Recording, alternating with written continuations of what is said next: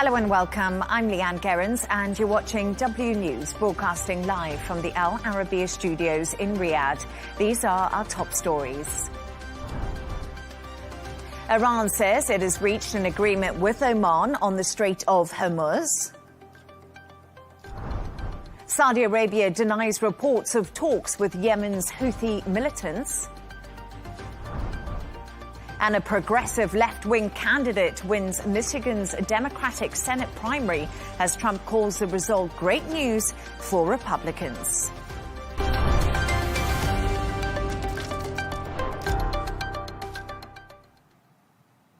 Iran says it has reached an agreement with Oman on a shipping route through the Strait of Hormuz.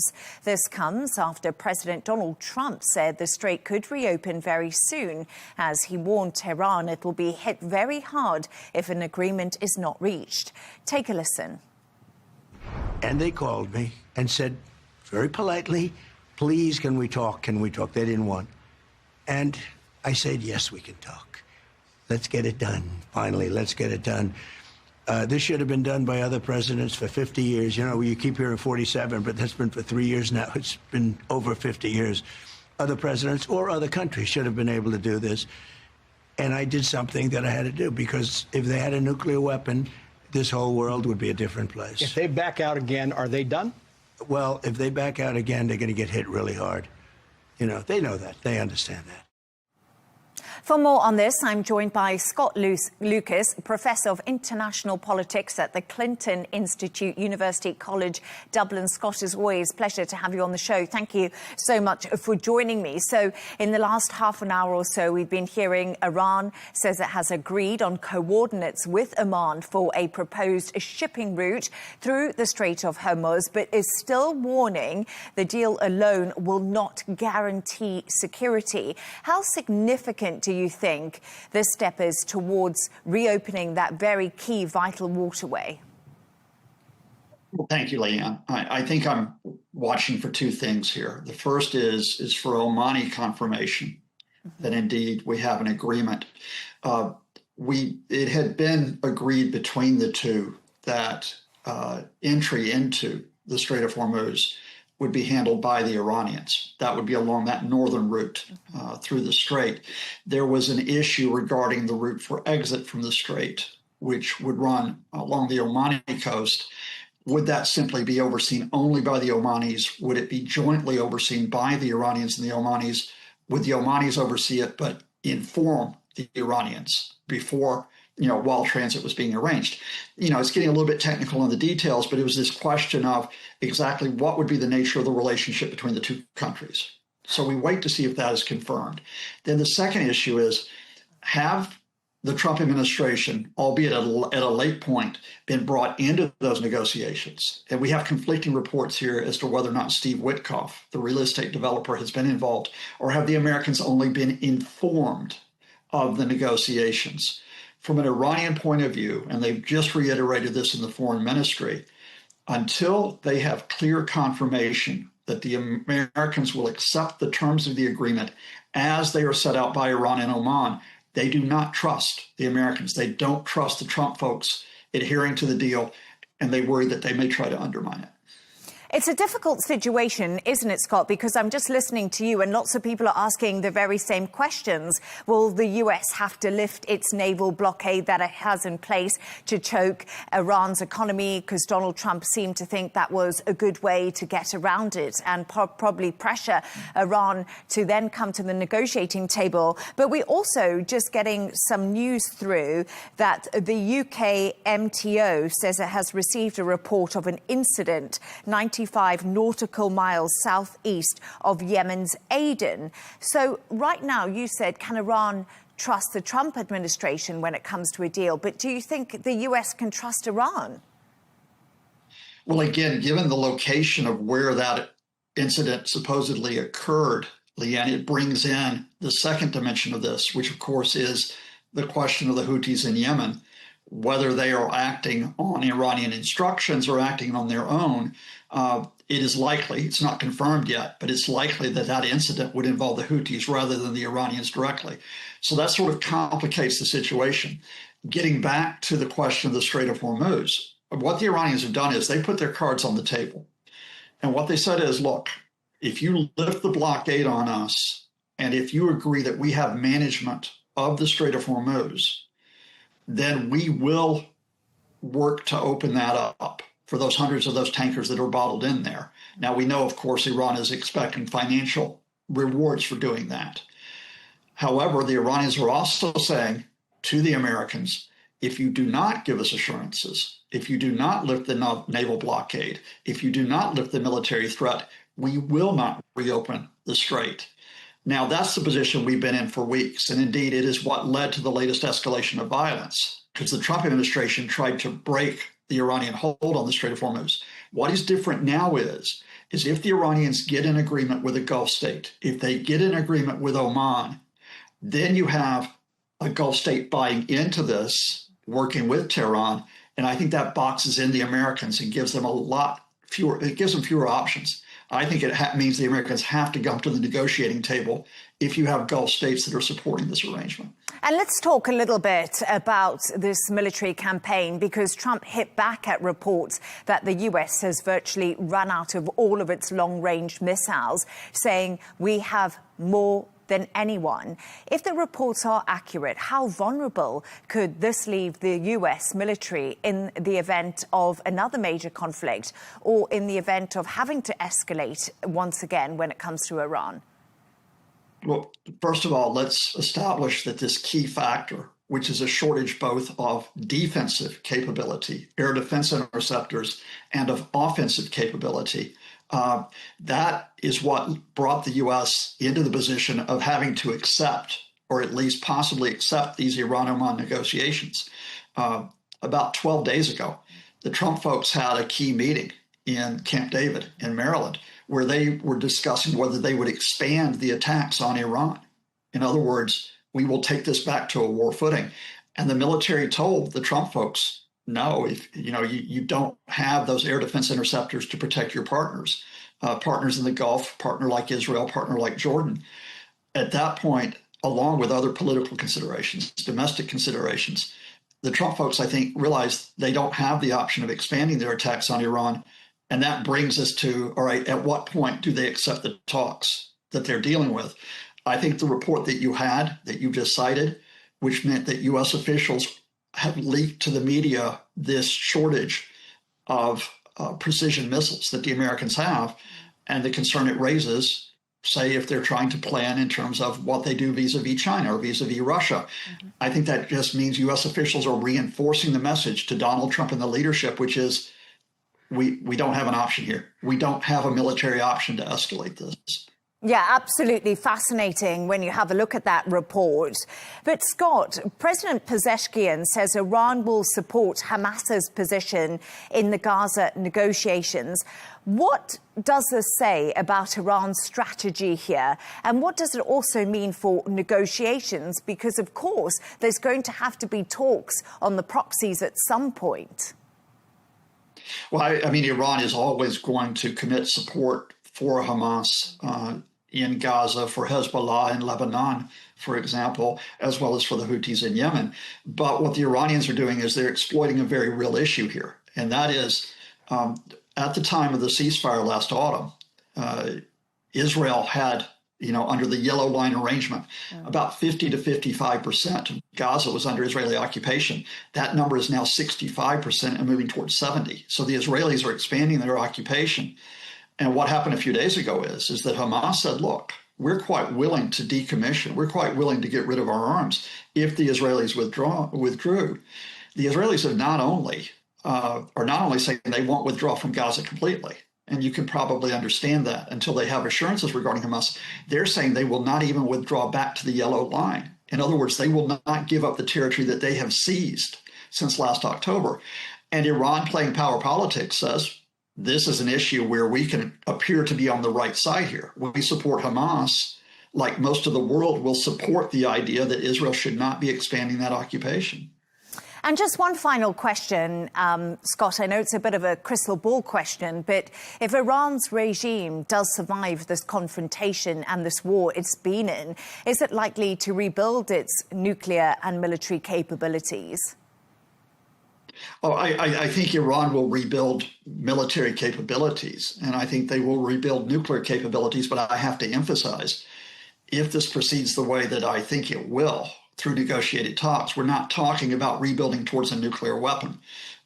Iran made clear to the United States 2 days before the war started that they were willing to reach an agreement where they had supervision, inspection of their uranium enrichment within defined limits, similar to the limits that were in the 2015 deal. And I think the Iranians have other priorities rather than pursuing a nuclear weapon. I don't think that's the route that they're going with. In other words, what I think the issue of Iran's nuclear program has always been the case of, could we get back to that 2015 limits on uranium enrichment?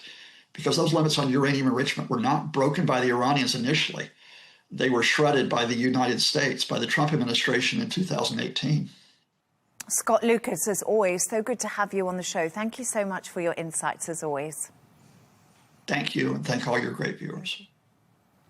Let's continue this conversation with Hanan Hussein, senior expert at Initiate Futures, joining us from Islamabad. Hanan, as always, great to have you on the show. Thank you so much. Let's begin with some of that breaking news that we're getting. Iran and Oman have agreed on a geographic coordinates for a shipping route through the Strait of Hormuz. How much has the US, do you think, been involved in this deal? Because Tehran has made it clear these talks have had nothing to do with the United States.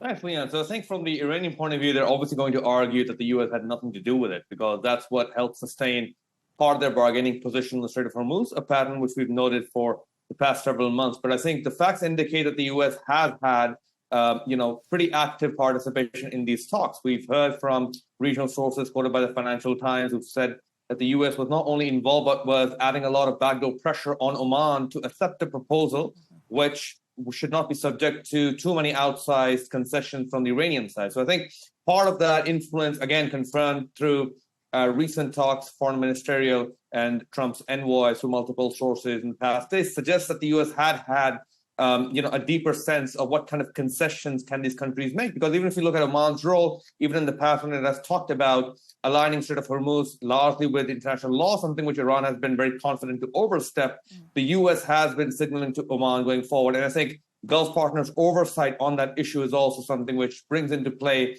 the US Gulf dynamic, something which the Iranians are keen to bifurcate, because they want the US to feel that they would have to cede much ground to Iranian concessions on the back of Hormuz. And that's why we see this consistent posture of denial from the Iranian side that the US has nothing to do with this, and that this is a Oman-Iranian binary.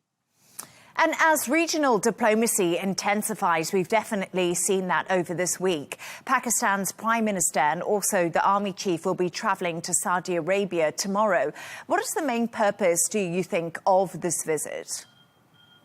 I think the purpose is pretty clear. It's to coordinate expectations on the next steps when it comes to bridging the division between the U.S. and Iran. We do know that the Saudi foreign minister, alongside that of Pakistan and other Gulf powers, recently convened in multiple parts of the region as well to get a better sense of what kind of regional expectations can come into play. Because it's important to note that even though we do see these talks as U.S.-Iranian consensus building, Iran's penchant to regionally escalate. For example, there have been threats as well that even if an agreement on the Strait of Hormuz is hammered out, on fees and Iranian de facto control, those are issues which Iran is keen to keep off limit. And the fact that their top leadership hasn't signed off on that raises the risks of miscalculation in a region which largely has to be secured through consultative diplomacy. So I think Pakistan has a time-tested relationship with Saudi Arabia. We've seen that in multiple tracks as well, including in certain formats held in Islamabad. So the key focus is to get a deeper sense of Saudi Arabia's expectations to advance peace going forward, and also to communicate recent exchanges of amended proposals from the Iranian side and the U.S. side to Saudi Arabia, and factor that into a further mediation control going forward with the Qatari side. And it's really interesting because, as I mentioned at the top of the show, we got this breaking news that Iran says it has agreed to a new deal on the Strait of Hormuz with Oman. So do you think that this could now see the revival of the MOU that was signed in Islamabad? Is that the direction this could possibly go in? Or do you think we'll get a whole new MOU or a whole new framework?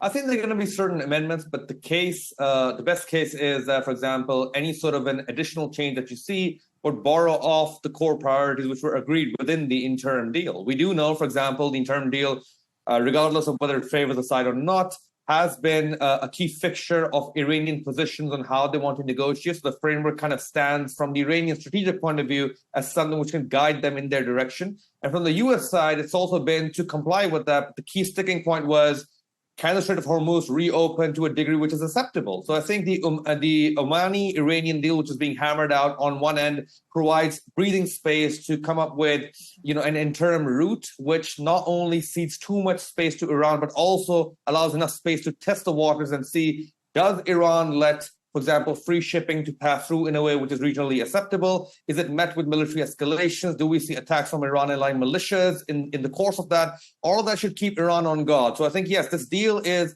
in some ways an endorsement of the MOU, but I don't see a 360 degrees happening on the MOU, which was hammered out, because as your viewers know as well, contentious issues such as the nuclear agreement and the pathway to doing that are something which cannot be done from a 360 point of view, given how sensitive it has become, partly due to Iranian actions in the Red Sea as well as in the Strait of Hormuz. And it's fascinating because in that statement that Iran released a little bit earlier, they did stress that an agreement with Oman alone would not guarantee security in the strategic waterway. So they're still trying to use their leverage when it comes to the different straits that we see, Bab el-Mandeb and, of course, the Strait of Hormuz. But do you think with the conflict now spreading across the Gulf, could the Pakistan-Saudi talks actually help produce a wider agreement beyond reopening the Strait of Hormuz? Do you think that they could get involved in the finer details and what was so vague in that MOU?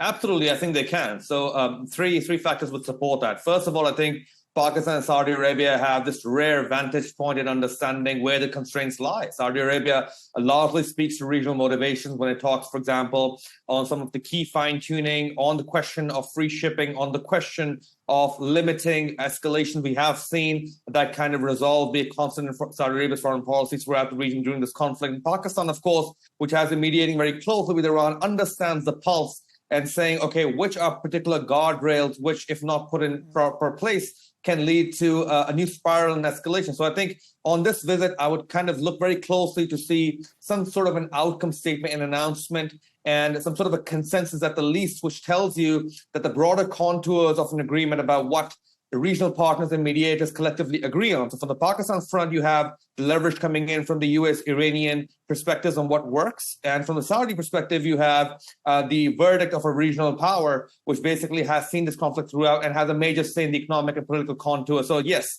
the key gaps within that MOU, which allowed, for example, in some ways, Iran to exercise outsized influence, or the US to have been subject to contentious negotiations, could be streamlined a bit further. And the timing of this talk reinforces those prospects even further. And also, now that we're talking about diplomacy between each other, just a week ago, Donald Trump was preparing these massive attacks on Iran. And he said that he was going to hit Iran very, very hard. And then all of a sudden, diplomacy came to the table.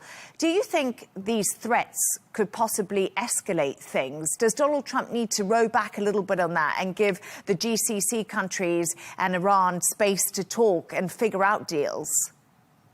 I think he does, because I think these threats do little to limit some of the threat perceptions, which regional powers and regional peace at large does not need. It risks handing the Iranians an excuse to say, okay, we're not serious about negotiations or conceding on ground because, look to this tweet which came out at this hour. So I think toning down a little bit on the rhetoric, serves U.S. interests in kind of bridging divisions and hitting consensus, which their aides have been trying to hit for a long time. And on the other hand, it gives GCC countries better space to coordinate expectations, because as we know, we've talked about this many times on the show, the energy costs, when you look at the economic constraints, when you look at, for example, the fact that you want enough conditions for regional peace, which set up guardrails and de-escalation. These are verdicts which cannot be negotiated in isolation from the GCC. And I think the fact that we've come to a point where their consensus building has an outside say in the future stability in the region, I think with this Oman-Iran talks also making ground, it's high time for the US to maintain strategic communication with the GCC, but give these countries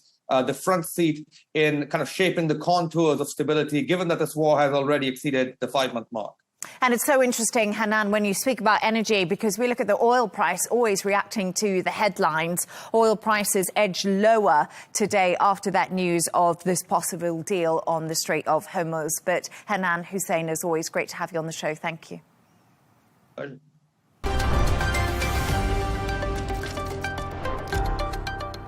Saudi Arabia has denied reports that is holding talks with Yemen's Houthi militants. A Saudi source told Al Arabiya English there are no negotiations taking place in Oman or through any other mediator. This comes after media reports claimed Riyadh was holding indirect talks through Oman to help contain the latest escalation in the Red Sea. For more on this, I'm joined by Dr. Hisham Al-Ghanam, scholar at the Malcolm H. Carnegie Middle East Center. As always, Doctor, great to have you on the show. Thank you so much for joining me. Just before we get into what's happening and what Saudi Arabia have said, I just want to get your reaction to Iran saying it has agreed on geographical coordinates with Oman for a proposed shipping route through the Strait of Hormuz, but is still warning a deal alone will not guarantee security. Does this suggest wider political and security issues do remain unresolved, even though they seem to have figured out a route? Definitely. Because, I mean, any delays in opening the Strait of Hormuz, plus the recent Red Sea attacks, when you hit the two key paths, this keeps prices high versus shipping to longer routes and raises risks for every country that buys or sells energy. So obviously regional security grows weaker with the news that keeps popping up every while and then without any follow-up.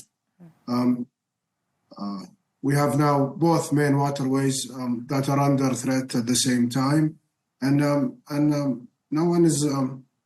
I mean, what's happening now with the Iranians that we keep hearing different news every once and then without any real action on the ground.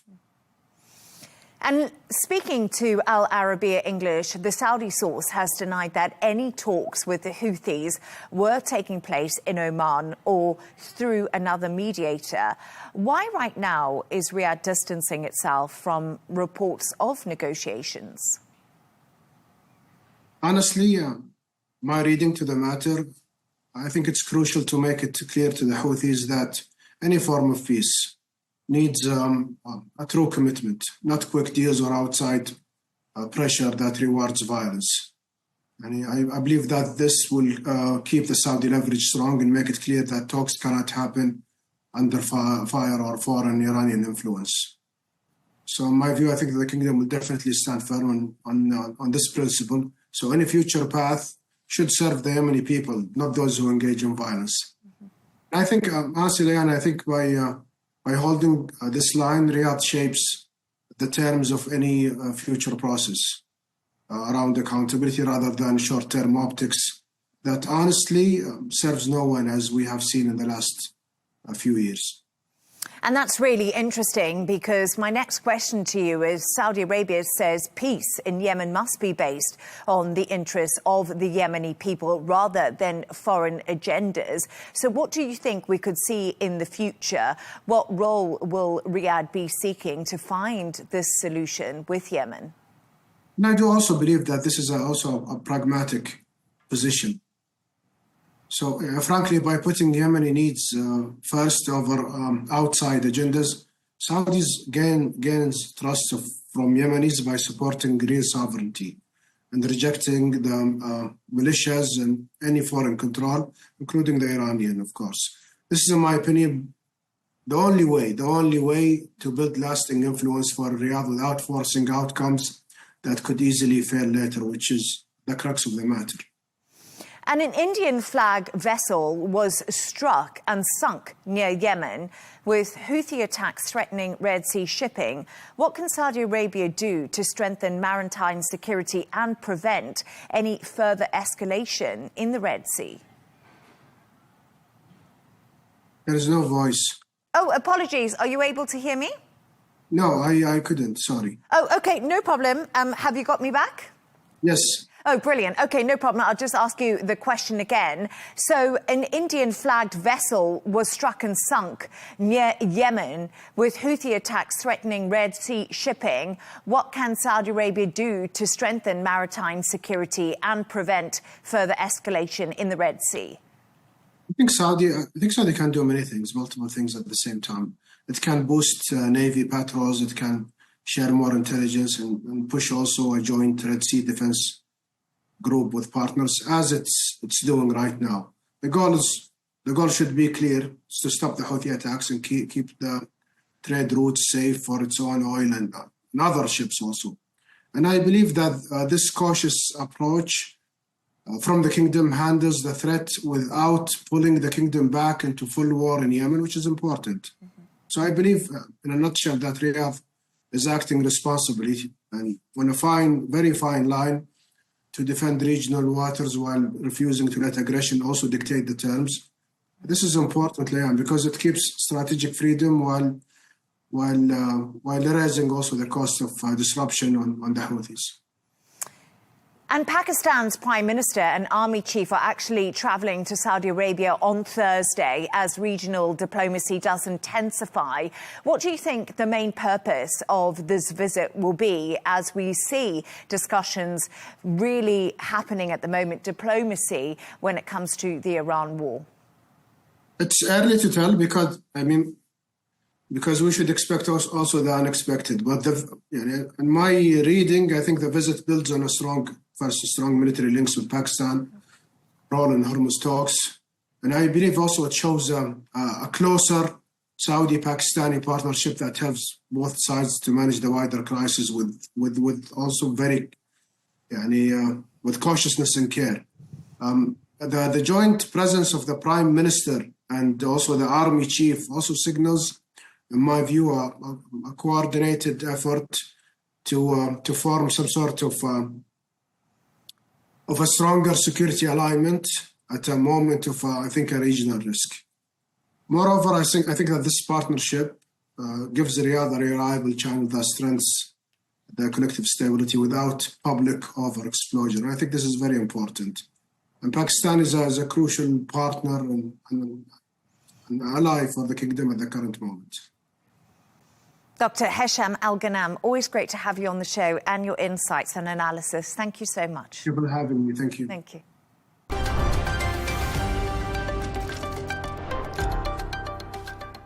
Progressive Democrat Abdul Al-Sayed has won Michigan's Democratic U.S. Senate primary, defeating centrist Haley Stevens in one of the party's most closely watched races.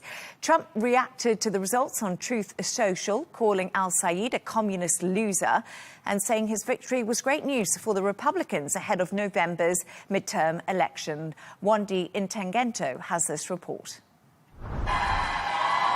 A fierce political battle took center stage in Michigan's Democratic Senate primary, and progressive candidate Abdul Al-Sayed has emerged victorious.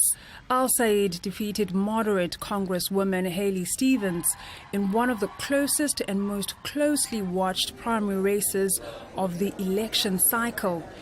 His win secures the Democratic nomination in the key swing state of Michigan, setting up a high-stakes showdown in November against Republican Mike Rogers, who's an ally of U.S. President Donald Trump. Then you better fight for an America that's Trump America for quickly all. reacted to the result on Truth Social, calling Al-Sayed a communist loser who hates Jews and Israel, and arguing his victory would help Republicans in November. He also claimed Democrats' crazy policies will only get worse. Michigan voters were divided by the candidates' sharply contrasting platforms. Al-Said, the son of Egyptian immigrants, campaigned on Medicare for all, higher taxes on billionaires, and abolishing U.S. immigration and customs enforcement. The 41-year-old has also criticized U.S. involvement in the Middle East, including military aid to Israel. Meanwhile, Stevens ran on a staunchly pro-Israel platform, supporting unconditional U.S. aid to Israel. She also focused her campaign on protecting manufacturing jobs and pledged to take on President Trump over what she described as corruption and abuse of power. As one of the nation's most competitive swing states, Michigan remains critical to both parties' hopes in the November midterm elections. The race became the most expensive Democratic Senate primary in U.S. history, with more than $80 million spent. Much of the outside spending came from AIPAC, which heavily backed Stevens. Wandi Swandengendo, Arabiya English. For more on this, I'm joined from Detroit by Errol Moorcouch, spokesman for Republicans overseas. Errol, as always, it's great to have you on the show with me. Thank you so much. So, President Donald Trump has posted that Abdul al-Said's win is great news for the Republicans. But how will the Democrats, do you think, be feeling about it? Well, the Democrat Party is quite split in how they're going to approach all of this, because they are sort of trapped by the far left wing in their party, and they can't renounce this candidate who's won their primary, despite the fact that he is, of course, the candidate myself, President Trump, and every Republican was hoping would win. I'm here in Detroit, Michigan, right where this election was. We were up all night watching it. Many Republicans were donating the comical amounts, 10 or 20 bucks, but just to al-Said, because, of course, with his comments that he's made about 9/11, with his comments that he's made across the board, it's a dream matchup. When Haley Stevens was, somebody who was actually a very competent person who probably could have, kept that 10-year advantage that the Democrats have had here. So when they have an opportunity, they seem to fumble their hand by going to the Democrat Socialist platform. And while that wins in these sort of city-heavy, metropolitan-skewed votes, or you have these champagne socialists in the suburbs, it doesn't win a general election, especially with, again, some of the comments he's made that are very anti-American and his alliance with people like Hassan Piker. So the Democrat Party is reeling right now. Barack Obama, the last great Democrat president, he came out hard for Haley Stevens, and the endorsement was worthless. And I think that's more than anything else to say here. This has become the party of AOC, Bernie Sanders, and al-Said. Absolutely fascinating. You, of course, you just said that. You are in Michigan, Detroit, Michigan. But Donald Trump said that al-Said was a communist loser. We just saw that in his Truth Post, Errol. Donald Trump never minces his words. Let's be honest with that. But where you are, do you think that's how a lot of Republicans look at this? Absolutely. We see him as somebody who speaks to a very niche demographic that doesn't represent the state of Michigan. They talk about the working class. Well, the UAW, for the first time in its history, went for Trump. The Teamsters, the famous labor union, went for Trump. Trump is the person who put the tariffs on the competition to Michigan's greatest industry, which is the auto industry. So you see Mary Barra, the CEO of GM. You see Farley, the CEO of Ford, bringing Trump in. The workers are grateful and thankful that a president actually showed up and put tariffs on the competition to protect their jobs. And so that's the kind of people who are going to be voting in this election. They're going to look at Abdul and wonder, how is this man the voice of the working party when he certainly doesn't have any really credentials to claim that, other than ascribing to far left beliefs, such as and including but not limited to abolishing ICE and bringing in a whole new discussion about lawlessness and open borders. So as much as we can get this guy on TV front and center, the farther and farther Mike Rogers is going to pull ahead in the general election. Errol, what I found fascinating is al-Said says Haley Stevens outspent him by 11-1 with record spending she got from AIPAC. How much of a blow is this for pro-Israel groups? I would say, you know, it is a blow because, but it's not the first blow. This is one of many blows to AIPAC's sort of perceived invincibility they might have had in the 90s. Certainly, an AIPAC endorsement doesn't guarantee victory. And I think one thing that we've learned in the last 10 years is you can't buy elections. I mean, Michael Bloomberg spent $2 billion to win American Samoa in a primary.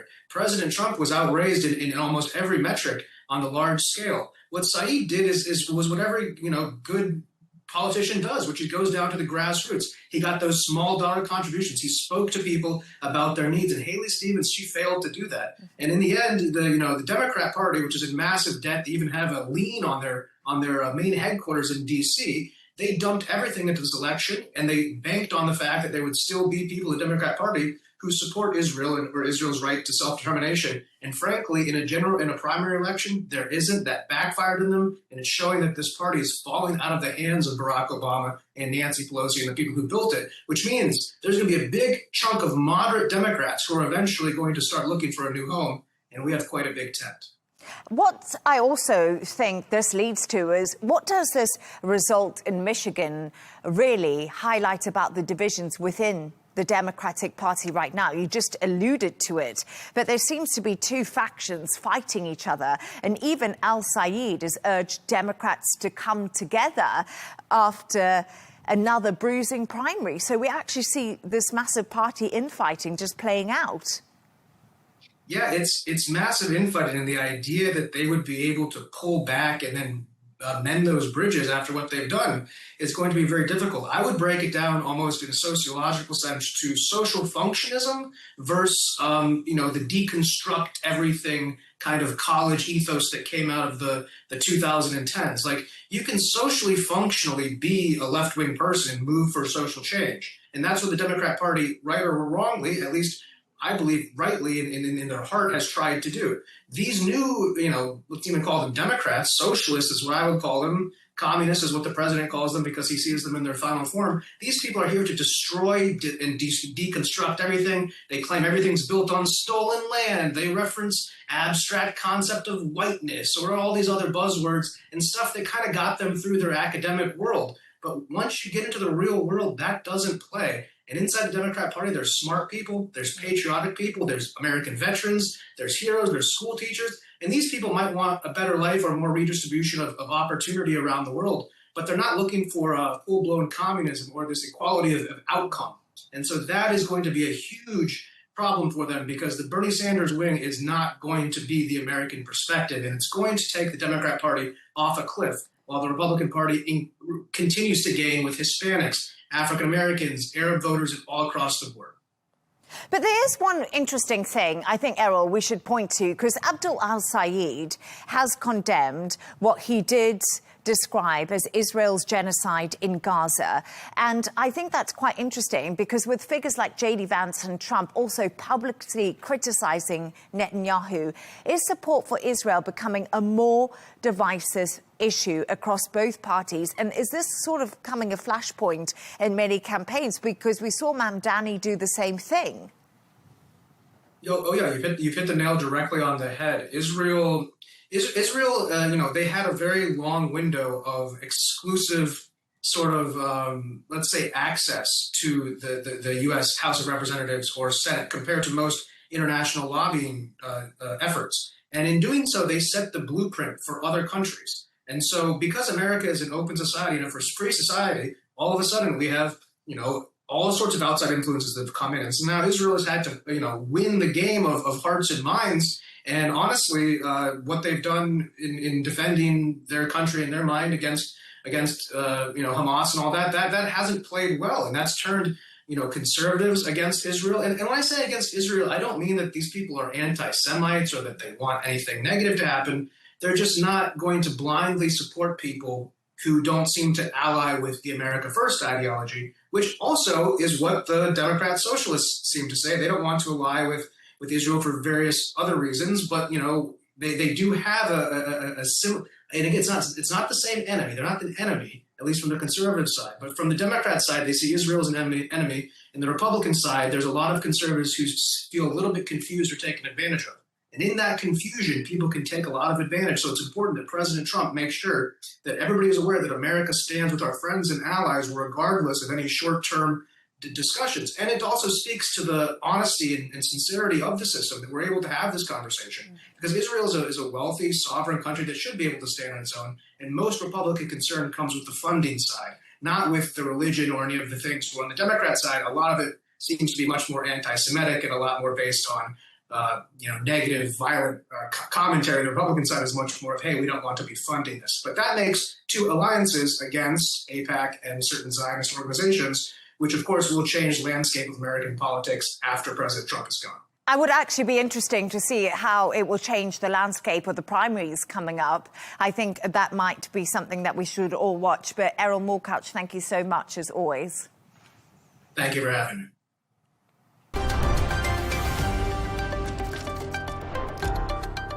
A reminder of our top stories.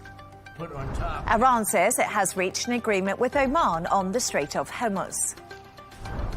Saudi Arabia denies reports of talks with Yemen's Houthi militants.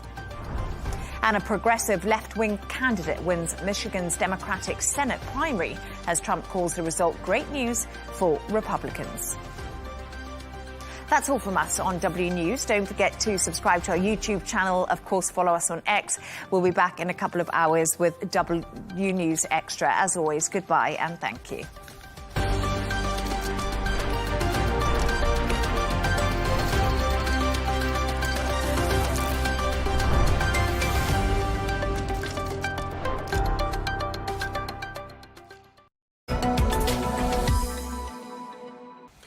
Now, the internationally renowned American Medical Center, the Mayo Clinic, has just opened a representative office here in Riyadh. Well, that office, which does not provide medical care itself, is designed to help patients to make appointments at the network of Mayo Clinics in the United States and also in the UK.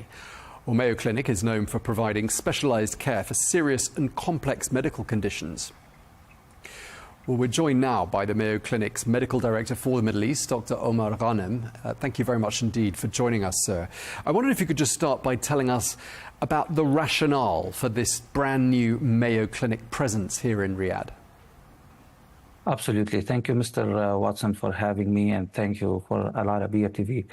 So while prioritizing the needs of the patient, Mayo Clinic is committed to caring for patients with the most complex medical pathology. Every year, we have more than 1.4 million patients who visit Mayo Clinic facilities in Rochester, Minnesota, in Arizona, in Jacksonville, in Florida, as well as in the UK, as you just mentioned. And these patients come from more than 140 different countries. This is not news to us. We've cared for Saudi patients for decades now, and there is a portion of the Saudi patients who seek highly specialized centers like Mayo Clinic for advanced and complex medical care. Our office in Riyadh does not provide medical care, but makes that journey to finding the right care smoother and easier.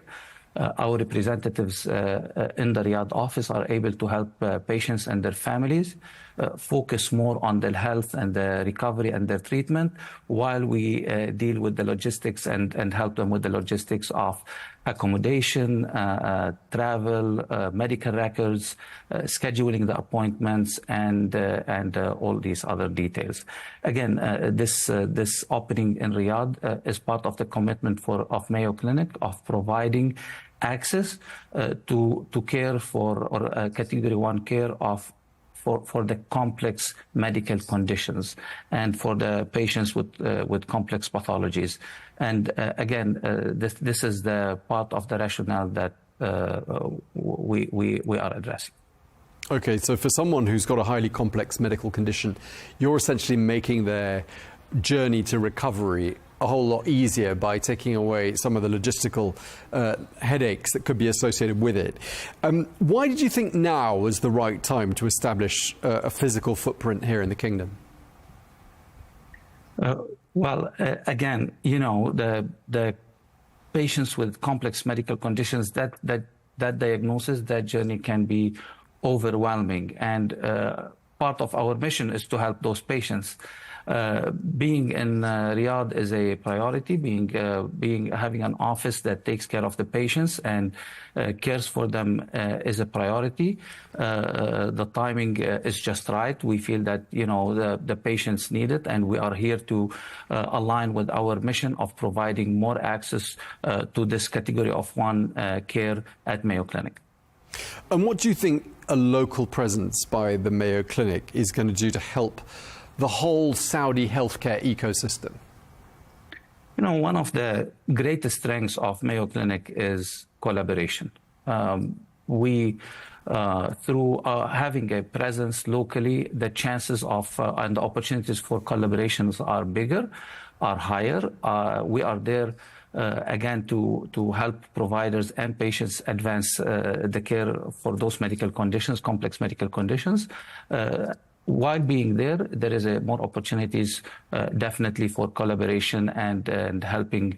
We're not there to replace. That's what I always repeat. We are there to complement the care. Many of and most of the Saudi patients have access to excellent care in Saudi Arabia. We are there for the patients who feel or believe, as well as the physicians who feel or believe that these patients need highly specialized centers like Mayo Clinic. Right, and you're going to be working with some local Saudi healthcare providers as well, aren't you? This is definitely the goal, is to get the referrals, and either patients can themselves refer themselves to the office, and then our representatives would meet them, get them information from them, help them navigate how they can schedule appointments. Also, physicians, if they are seeking that higher kind of care that we provide, would be able to reach to our office, and our representatives would be able to help them. I mean, the healthcare space here in Saudi Arabia is undergoing a massive transformation. I don't know if you've observed that yourself, but yes. Where do you see the Mayo Clinic sort of aligning and fitting into that transformation?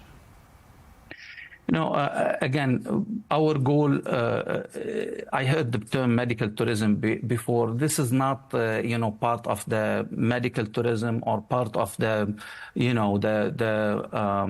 this is not the goal. The goal is to help patients, the patients that need that care. And we are part of that bigger ecosystem now. We have a local presence. We are there to help those patients and to help the providers that need to transfer those patients to a higher level specialized center. Moving forward, what opportunities are you spotting in the healthcare space here in Saudi Arabia?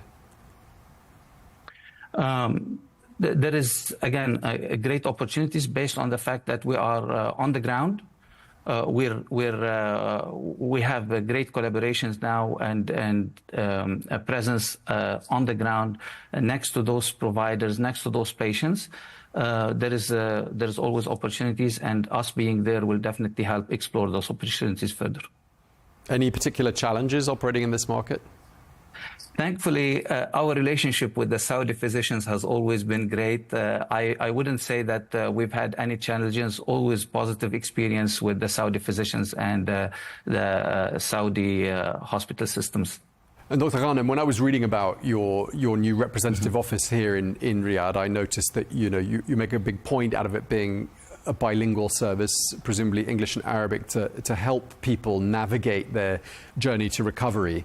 And we talk a lot about Saudization on this program, and I wondered whether you had made a conscious decision in your recruitment to tap into the local Saudi talent pool.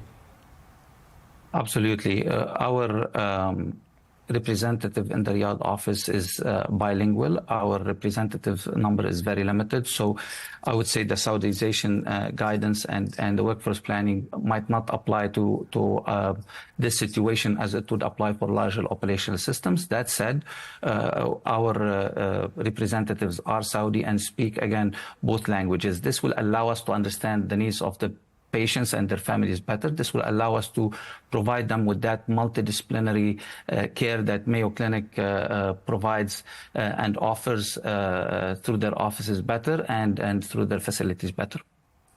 And just lastly, Dr. Ghanem, I know you're also a surgeon, an experienced surgeon, and I wondered how that shapes how you approach the healthcare needs of patients? Yeah. So this is a bit personal to me, and that's why it's very meaningful. I am Lebanese, and I came to the United States for advanced surgical training, and with the goal at some point to be able to give the patients and the providers and the physicians in the Middle East back.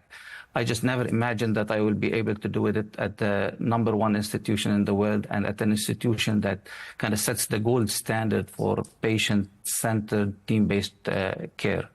As a surgeon, as a bariatric surgeon here located in Rochester, Minnesota, we get a lot of complex patients. I very rarely do kind of straightforward surgery. We do the rare cases, we do the complex cases. This is our day-to-day. We get referrals from all around the world and the Middle East, and we are able to approach this in a multidisciplinary way. Different physicians sit together and come up with a treatment plan. Too many different angles that we see the problem, and so that we can offer a solution. How does this help? This helps shorten the time to diagnosis. This helps us being more efficient and helps us answer a lot of the questions that were unable to be unanswered or answered somewhere else. This is, again, a big deal to me, being able to be available through my role to help patients from the Middle East region and to be able to help those patients in need. And again, align with Mayo Clinic's mission, which is helping patients and prioritizing their care. Yeah, and by the sounds of things, you bridge many worlds in your capacity as the Mayo Clinic's medical director for the Middle East. Thank you so much. We really appreciate you taking the time to speak to us. Dr. Omar Ghanem, thank you so much. Thank you.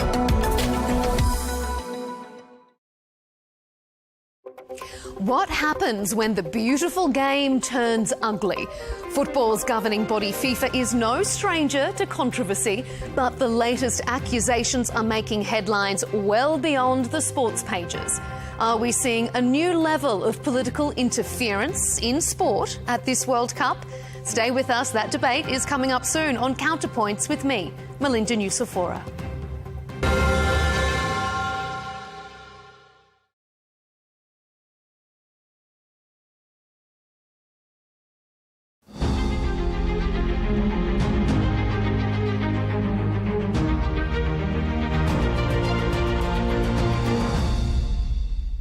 Sigrid Kaag, co-chair of the United Nations Foundation, former Deputy Prime Minister of the Netherlands and currently advisor to the Gaza Executive Board. Welcome to Al Arabiya. Thank you, Talal. Delighted to be here. After leaving the United Nations, you remain active in international geoeconomics and political affairs through different prestigious engagement. But can you explain to the tens of millions of our viewers in the region and around the world your role in the Gaza Executive Board that advises the Board of Peace presided over by President Donald Trump? Yes. It's an independent role. It's also unpaid, as it should be, as it serves a purpose to provide, hopefully, the building blocks of peace and security between Israelis and Palestinians. Now, the remit of Security Council Resolution 2803, which established a number of the institutions, including the Gaza Advisory Executive Board, obviously has its limitations. A practical one is, in the entire era and recent developments of recent months, the board has yet to meet, the Gaza Executive Board. So, in earnest, I can't tell you very much. Individual members, including myself, have spoken to one another. We're trying to support and shore up the political, policy and financial support to the National Committee of the Palestinians, which to my mind is the centerpiece from a viewpoint of legitimacy, political credibility, as well as the connect that is essential between Gaza and the West Bank. Ultimately, this is not only about the alleviation of immense human suffering by Palestinians in the Gaza Strip, but also about the future of a Palestinian state alongside a safe and secure Israel. So it remains a lot of work. If you look at the facts on the ground, I think nobody could suggest significant progress has been made. Fortunately, the living hostages and the bodies of the deceased have been returned in the first phase. The negotiations on the disarmament by Hamas, as well as the withdrawal by the IDF. I cannot speak to this in public. I'm not privy to that level of information. But ultimately, civilians in Gaza are kept prisoner time and again in an ever-shrinking physical space.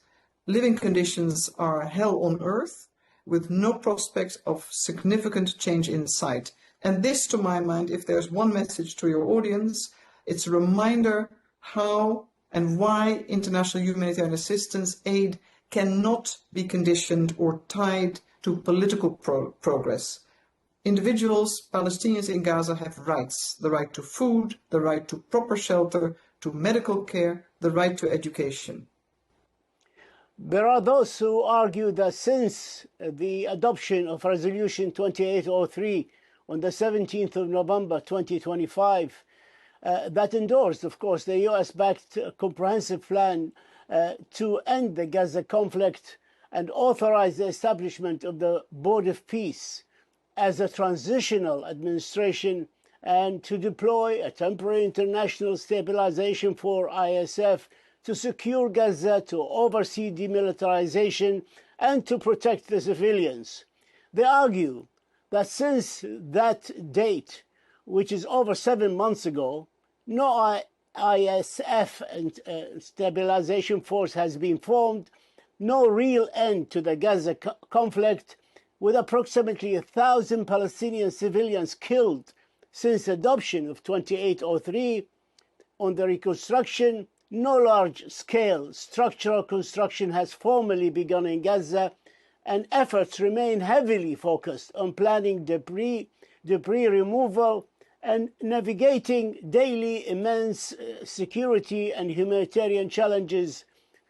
Do you agree with them? I think it's an accurate description, particularly based on first-hand reports by the United Nations, as well as other credible entities, international and national non-governmental organizations. You can see that the death, the types of injuries, the absence of significant volume that is relevant to people trying to survive, or actually some call themselves already the living dead.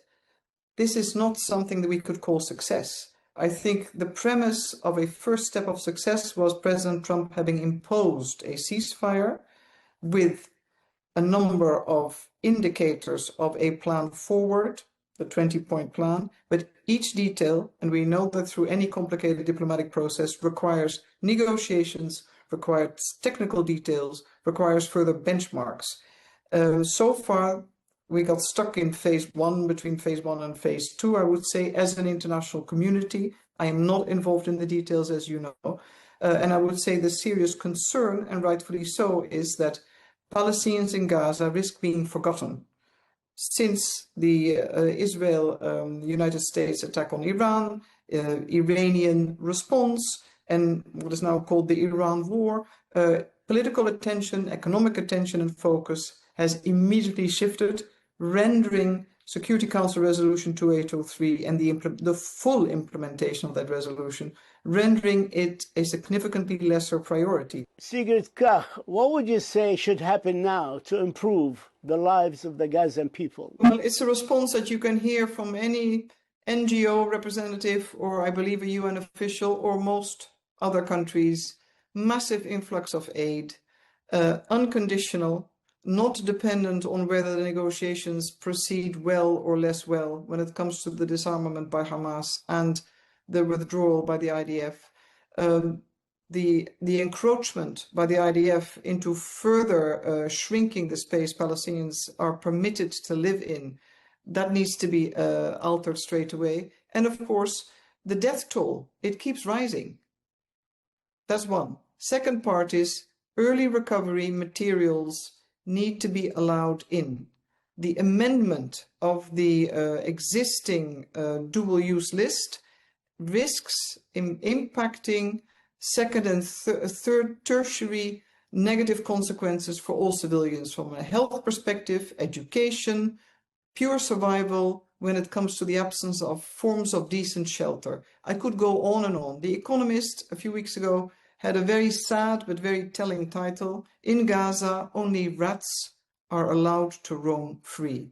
Just picture that for a second, and then you can imagine what it is like to be a Palestinian civilian trying to survive one day more in Gaza without any prospects of serious change, let alone improvement in sight. Last but not least, medical evacuation. Some countries in the region have performed miracles to allow patients in, to have them treated free of charge, to bring their relatives. The list of seriously injured Palestinians in Gaza, I believe, is now around 140,000, but correct me if it is less. It's a serious number. Each one has a name, a life, had hopes, and they need to be treated. We cannot look away. I'd like to move to Iran, which is a place you visited in February of 2018 as a Dutch foreign minister and met with President Rouhani in Tehran at the time. And at the time also you expressed the EU continued commitment to the JCPOA. What is your take on the latest development in the Gulf and on the Switzerland diplomacy, and where and when did we, or diplomacy, failed us in case of this conflict? Well, I think 2018, and since the withdrawal by the Trump administration, the first Trump administration of the JCPOA, we've seen, of course, a rapidly changed environment. But I think we also have to look at where we are now, or since the terror of 7th of October, the onslaught on Gaza, and the continued suffering, as well as all the reactions, counter-reactions, the military hegemony established by Israel versus an Iran and a regime that is fighting for its survival. All these are aspects to take into account. Where we are now, I believe that we have seen once again that a war without proper strategy and strategic objectives, let alone a political strategy, definitely runs into a serious set of issues. That's one. We've also seen that asymmetry is weaponized, be it geographically or otherwise, by use of proxies. The third part is that there is a return, and by necessity, to diplomacy, from coercive diplomacy to actually proper diplomacy, which means you need to sit down with your adversary. You need to figure out where compromise lies, how it can be legitimate, not only against international law or treaties, but also how it can be legitimate in the eyes of the different populations. So you have a chance to build a path forward. On Lebanon, you served from 2015-2017 as the UN Special Coordinator for Lebanon, during which, of course, a period of constitutional paralysis. Lebanon situation, of course, today is different, with the election of a new president, the formation of a new government headed by our previously judge and ambassador here to the UN, Nawaf Salam. Entirely different from the one you experienced. But how do you read the current developments in Lebanon and the way forward? First of all, I think the government of President Aoun and Prime Minister Nawaf Salam have made a few bold moves in the interest of the country, in the interest of the state, and reinforcing statehood, including the very difficult one, already covered under Security Council Resolution 1701, the need to have the monopoly of state established over all arms and armaments. That, of course, is domestically a tough one, given the fact that regional allies, Iran and Hezbollah, and domestic equations do not necessarily match up, certainly in the last 2 years. And this is a difficult one. So I don't think the question is how to read. The question is more what and how the international community could support and where they need to focus. And you need to be mindful of the complexities and the sensitivities and the history of Lebanon. I'd like to move to Syria. You know it very well. You led the OPCW United Nations Joint Mission in Syria in 2013 and 2014. with a team of 100 experts that successfully oversaw the removal of Syria's declared chemical weapons under active wartime conditions. That mission, of course, I remember interviewing you on the last day from Cyprus, on the last day of the removal of the last remnants of the chemical weapon, declared chemical weapons from Syria. And of course, we know what happened afterwards.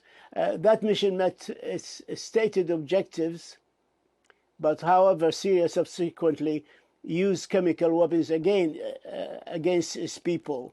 What does that history teaches us about the durability of internationally verified agreements when the political will to enforce them is non-existent?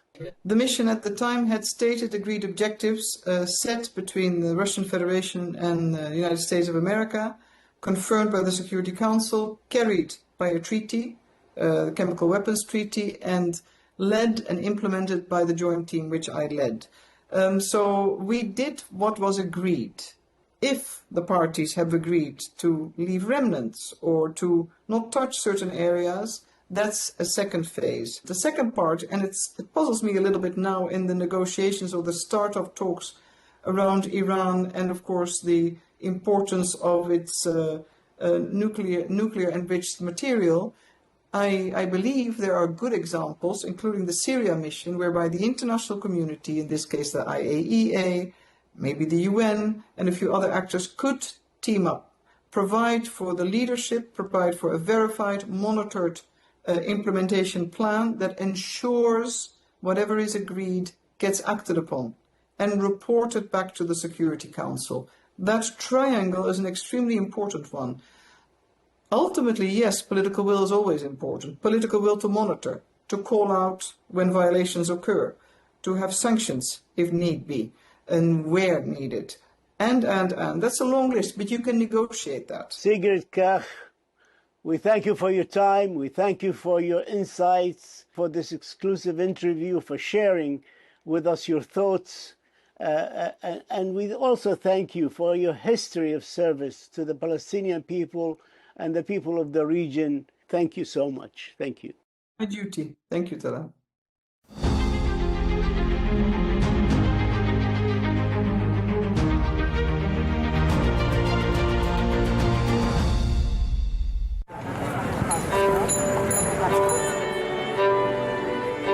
People think that we launder money, but actually we make money black. It's a weird law. They call it gedoogbeleid, like this. That is the law. So they say, okay, bye, but don't let us see you.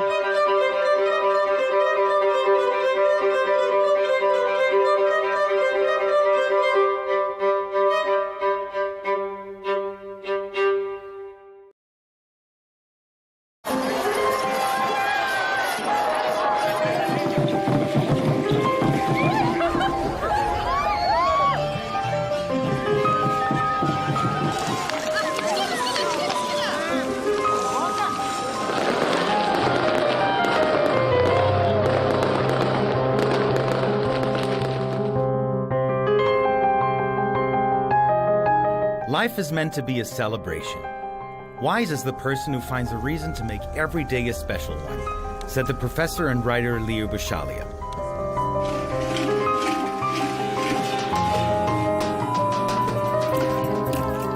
Why do we love to celebrate? To be perfectly dressed, surrounded by people, confetti, cake and fireworks. Does sharing a moment of happiness or sadness with others meet a human need to celebrate or to heal?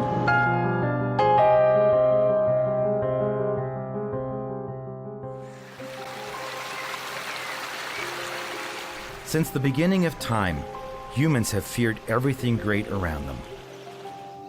The sun, the moon, the water, and the air.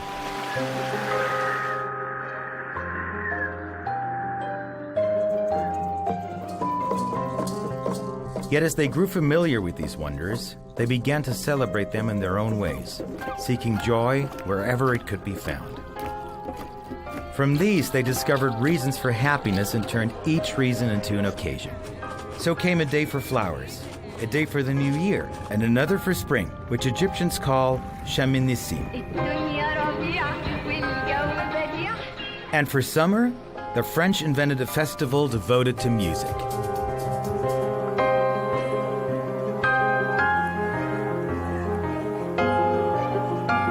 The 21st of June, when the day stretches longer than the night, and its warm sun, long awaited by the people of the Mediterranean, shines after months of rain and snow. But in France, the 21st of June is not just the first day of summer. On this French day, the streets become a theater without walls. Ticket windows disappear. The red velvet curtains rise, and music is set free, flowing into every corner, crossing the borders of France to more than 120 countries that now celebrate this day as their own. La fête de la musique.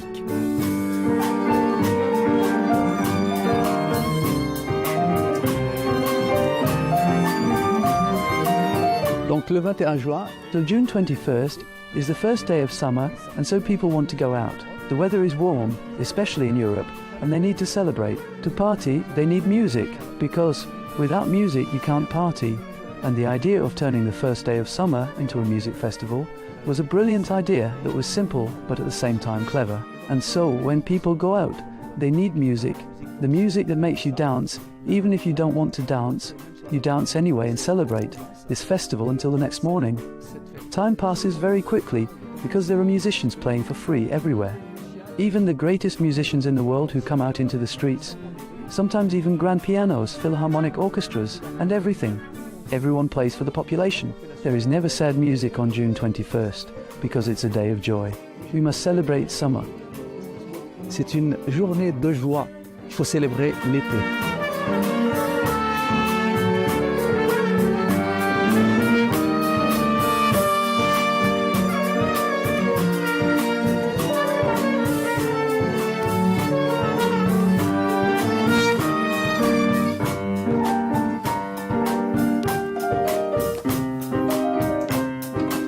This day was first announced in 1982 at the initiative of the then French Minister of Culture, Jacques Lang. Known for his saying, "Music will be everywhere, and the concert will be anywhere."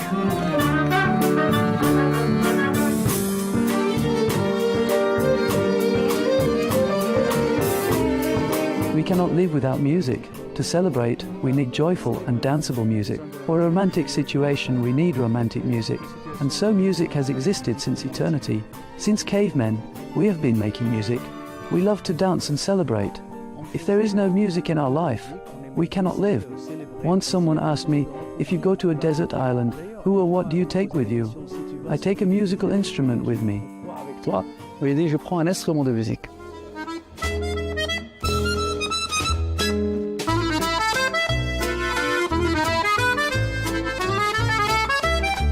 So we celebrate for many reasons. We don't only celebrate because we enjoy. Sometimes we think that celebration is only a kind of happiness we're enjoying or traditional or even a ritual, but it's much more than that.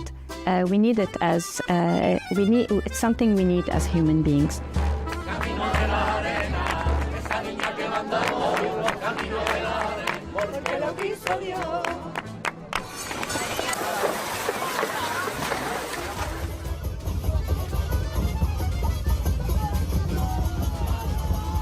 So humans are social beings that have gathered around since a very long time.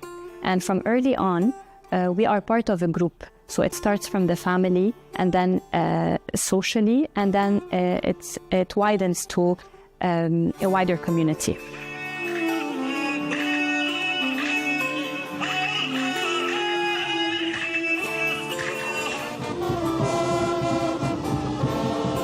Today it's music, but since the earliest years of known history, humankind has embraced many occasions to celebrate and to give symbolic expressions to the renewal of time and a lot more.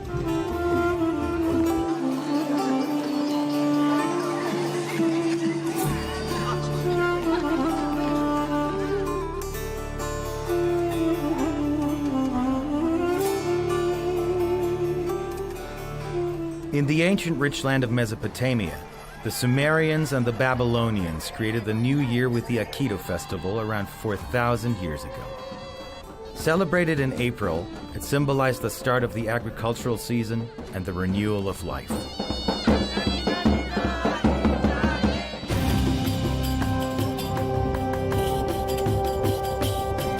And it was Wepet Renpet, the opening of the year in ancient Egypt around 5,000 years ago, marking the annual flooding of the Nile River.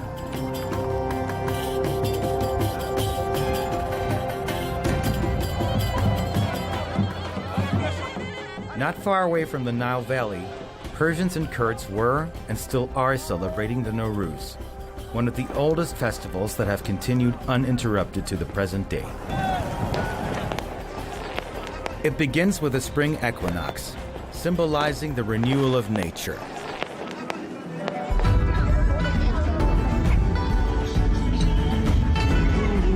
It is one of the oldest celebrations still observed today as well, and it follows the lunar calendar and falls between late January and mid-February.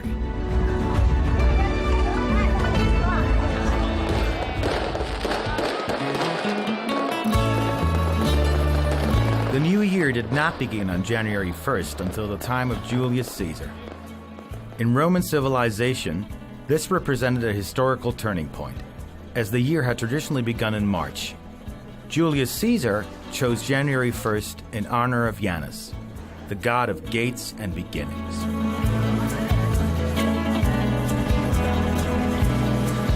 Throughout history, one joy has been shared by all, yet it blooms on different days and dances in so many ways.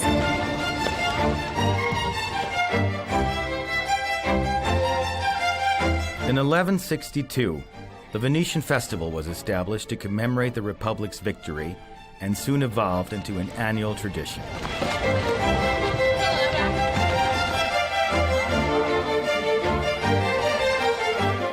Every year, on the 25th of April, a festival of iconic masks that dissolve social boundaries takes over Venice. It allows people to express themselves freely and transform the streets into a vibrant stage filled with history, culture, and celebration.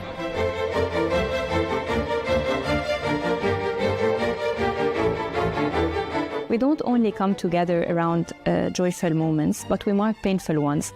We gather after loss, we create rituals around difficult experiences, not because we enjoy those feelings, but we have a space to feel more accepted.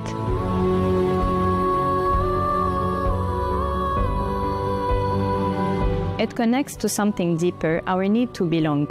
I'm part of this, so I can say that I share this with others. So celebration is not just about tradition or about a ritual, it's also a human way of creating a connection, of reinforcing our sense of belonging, and of turning what we go through into something meaningful together.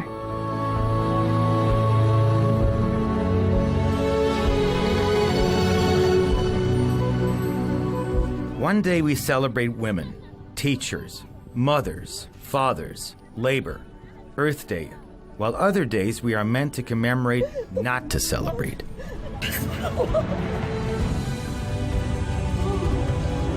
A day for refugees, for food and for peace? Do we highlight even what hurts?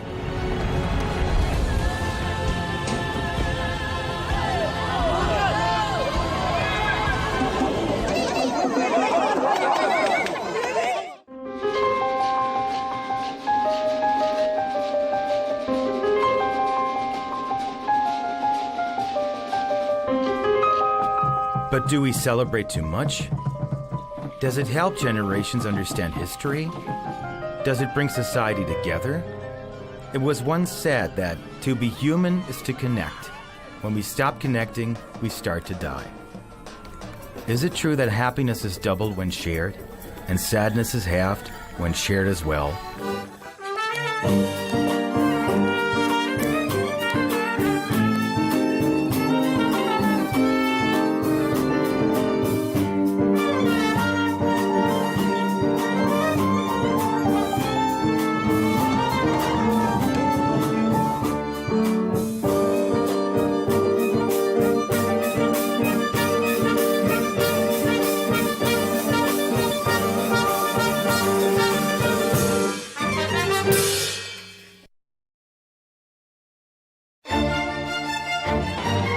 Do we celebrate too much? Does it help generations understand history?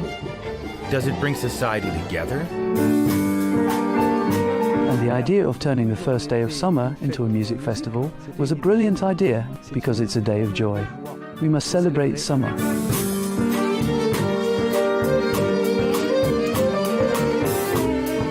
To be human is to connect. When we stop connecting, we start to die.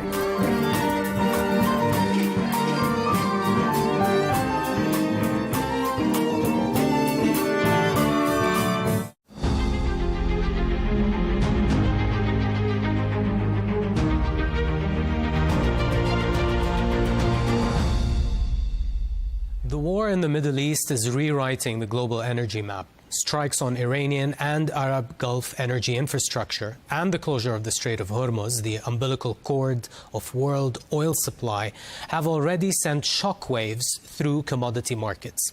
And the risks are far from over. Yemen's Houthis, largely on the sidelines since the conflict erupted a month ago, appear to be signaling a potential entry into the war, raising the spectre of a simultaneous closure of the Bab el-Mandeb Strait. If that happens, the consequences for global oil flows would be even more severe. Against that backdrop, Goldman Sachs has dramatically revised its oil price projections upward for this year and into 2027, warning that this war will permanently bake a security premium into long-term crude prices. In their latest report, the bank warns that in a worst-case scenario, the world could face a persistent loss of 2 million barrels of oil a day that cannot be quickly reversed.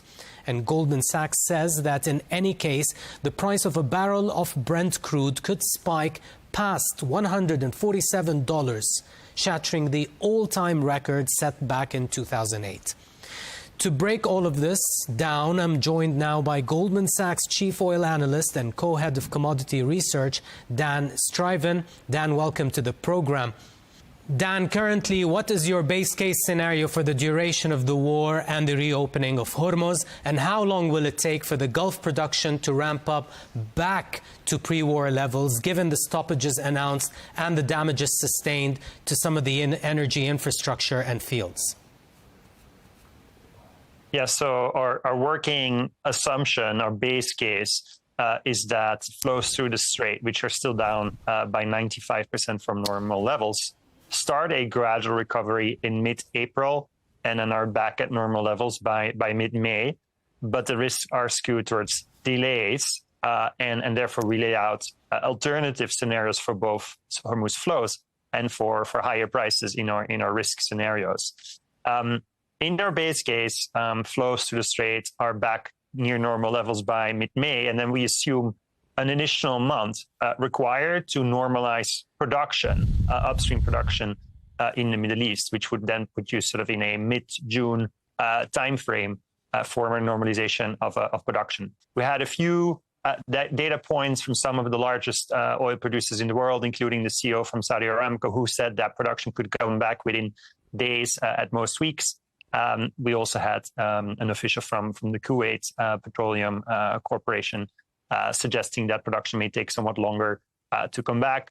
The risks to our base case timeline for recovering production by mid-June are skewed towards delays. But Dan, what's your most pessimistic scenario then? I think the most pessimistic scenario for oil supply is a scenario where flows to the strait take longer to recover, and where you could see persistent scarring to oil production potential in the region. We did review the 5 prior largest oil supply shocks in history, and it was quite remarkable that averaging across those 5 episodes, recognizing significant differences across episodes, on average, oil production 4 years after the start of the shock was still down by just over 40% in the affected country. And so the risk scenario where oil production potentially in the region, which accounts for 1/3 of global oil production, remains 2 million barrels per day lower, perhaps on the back of damage to oil infrastructure, such as, for instance, export terminals. That scenario is plausible, and it's informed by our review of historical large oil supply shocks. Dan, do we have a figure or a number on the current deficit in the oil market currently? Yeah, so at the moment, our estimate is that global oil markets are probably in a deficit in the tune of 13 million barrels per day or so. The math is that before this shock, the market was in a moderate surplus. We're losing about 19 million barrels per day of flows from the Strait. Talking about exports as opposed to production. Production itself is down less dramatically. But we have been impressed by the redirection through pipelines, both the East-West pipeline and also the Fujairah pipeline in the UAE. And so we're seeing flows through these pipelines being about 5 to 6 million barrels per day higher than normal. And so, if that sort of gives you 19 minus 6, call it, roughly a 13 million barrels per day loss in terms of oil exports available to the market. Actual production losses are somewhat more limited as producers are storing some of the production that they can't export. We will later come to the East-West pipeline and that Saudi turnaround over there. But first, in your recent report, Dan, you speak of a post-shock model. Will oil prices remain higher for longer? Take us through your oil price projections over the short and medium term first, and then I'll ask you about the structural changes driving those projections. Yeah, great. So in the base case that we discussed, where flows through the Strait normalized by mid-May and production in the region normalizes by mid-June, in that base case scenario, we see Brent averaging $85 in 2026, ending the year around $80 per barrel.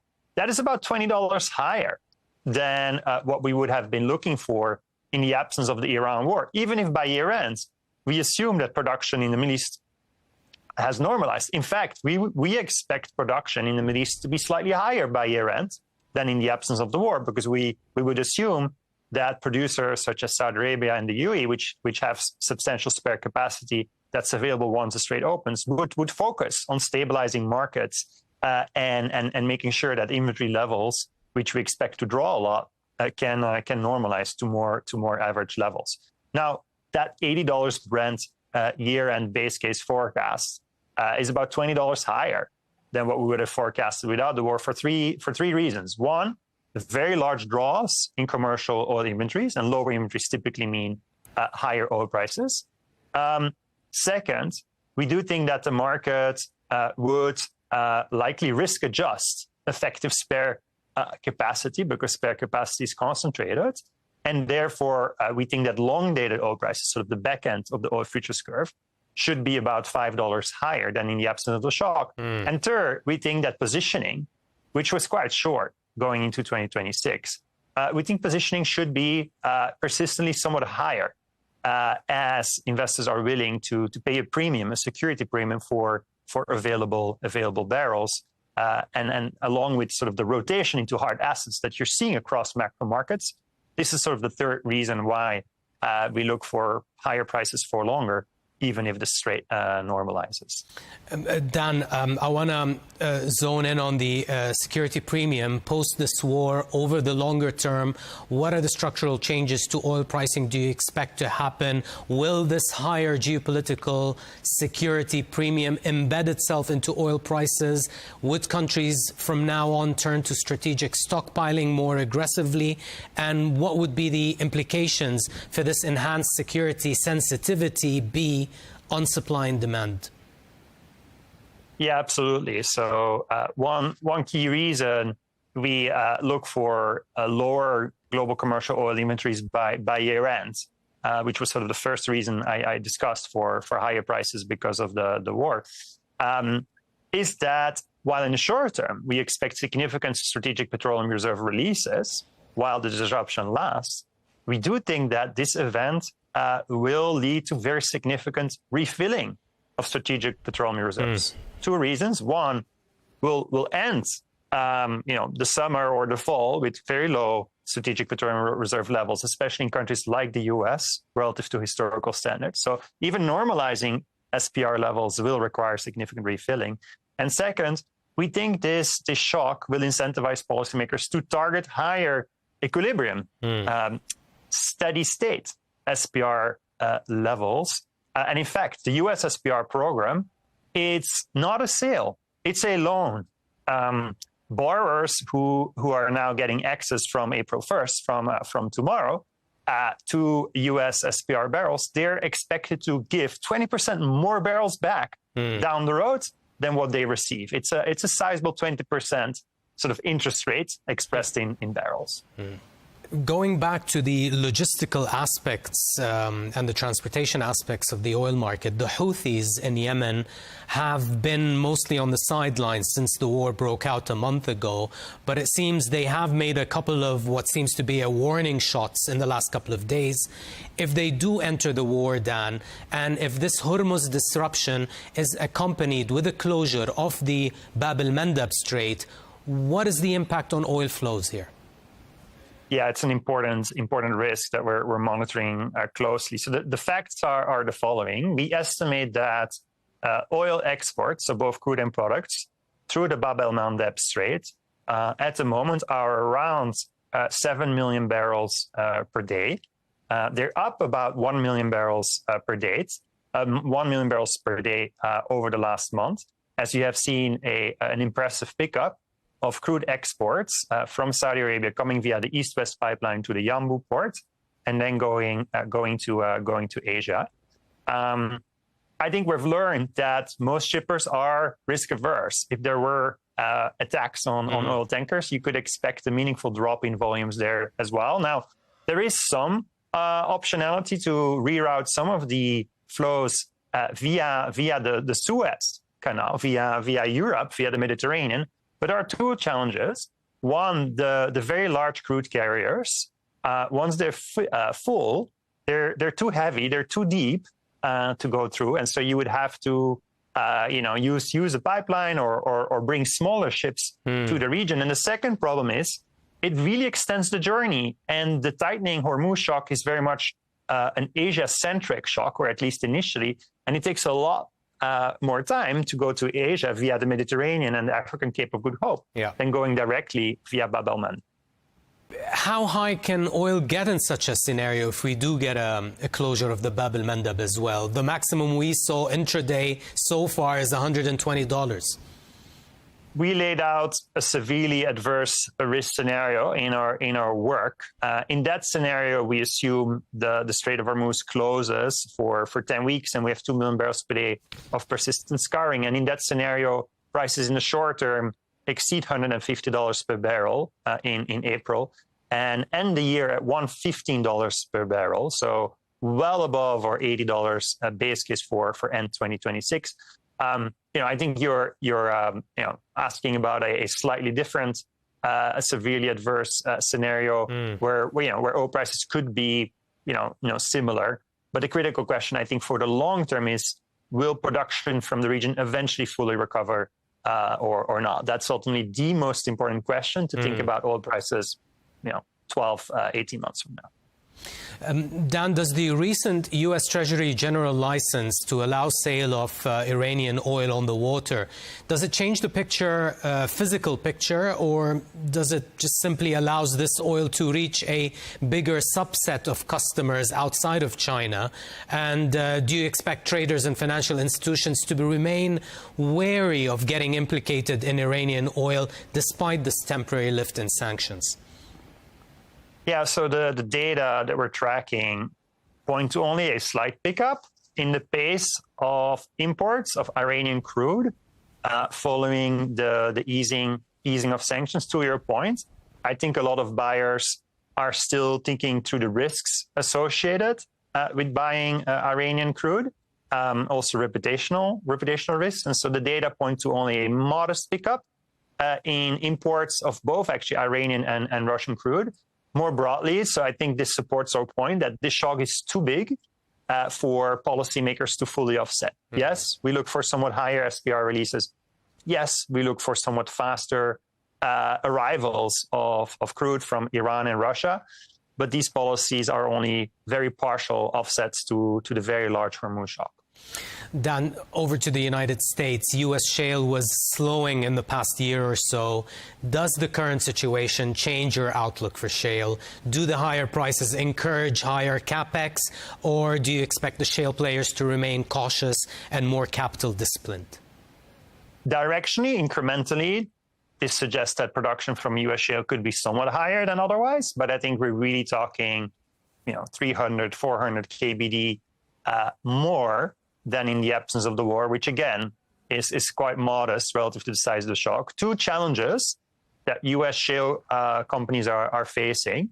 One, we do think that their inventory of high quality acreage is gradually depleting somewhat. And second, to your point, they have been capital disciplined.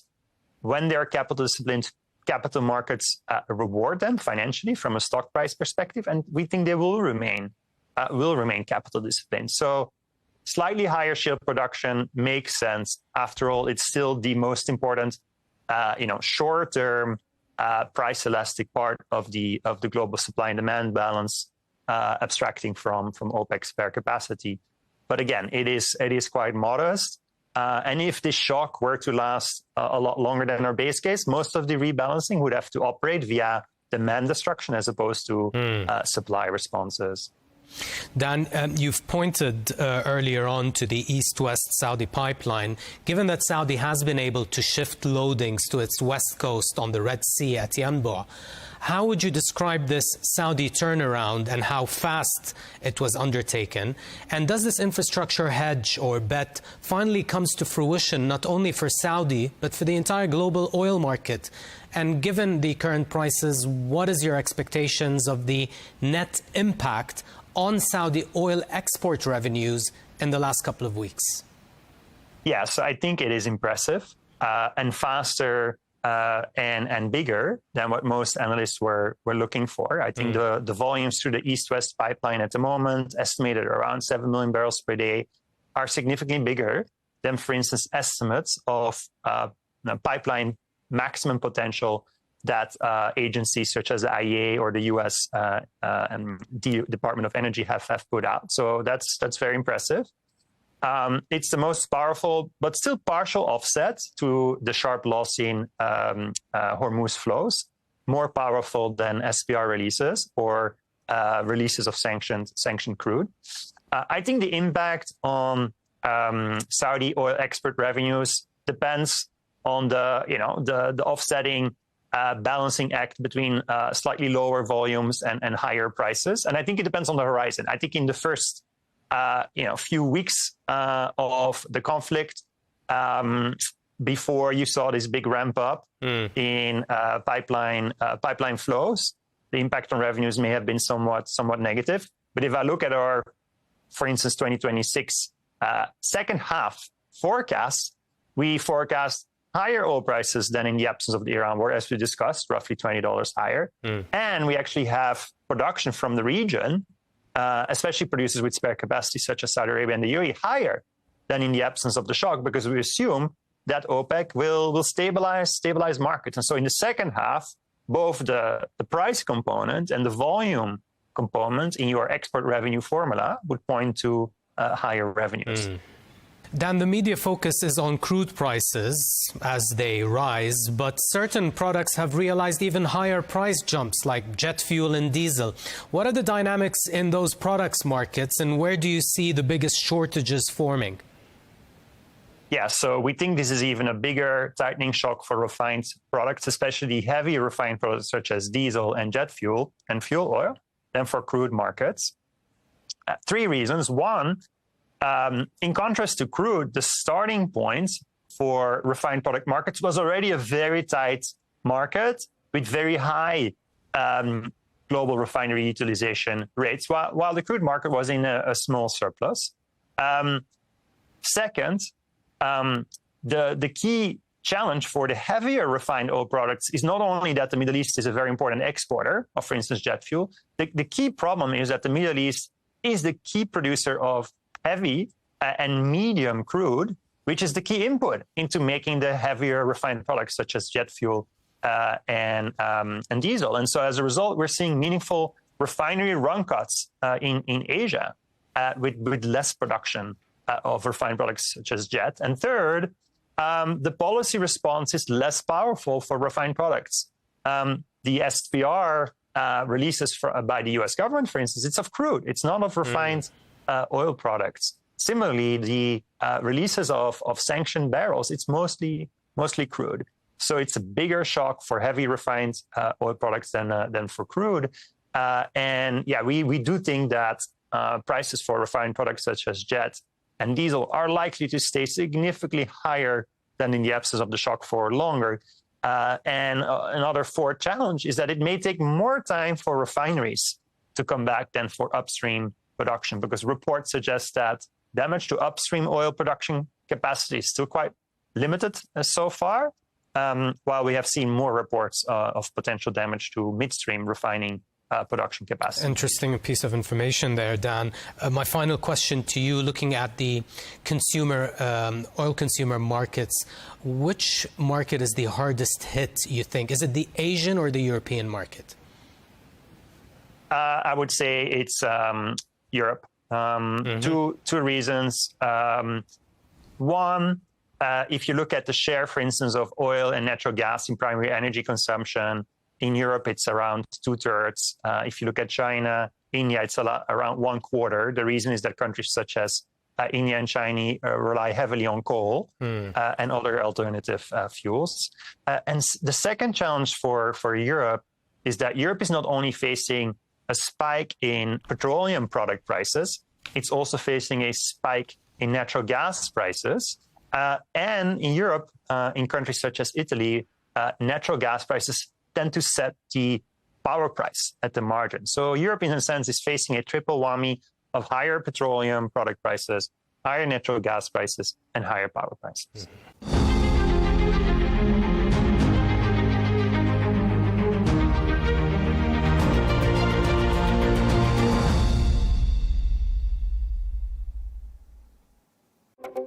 What happens when the beautiful game turns ugly? Football's governing body, FIFA, is no stranger to controversy, but the latest accusations are making headlines well beyond the sports pages. Are we seeing a new level of political interference in sport at this World Cup? It's up for debate here on Counterpoints with me, Melinda Nucifora.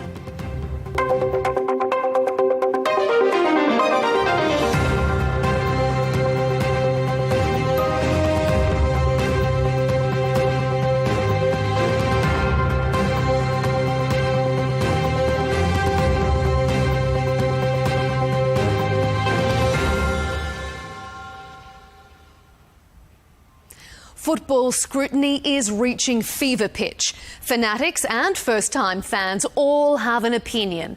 Was it interference or was it fair game?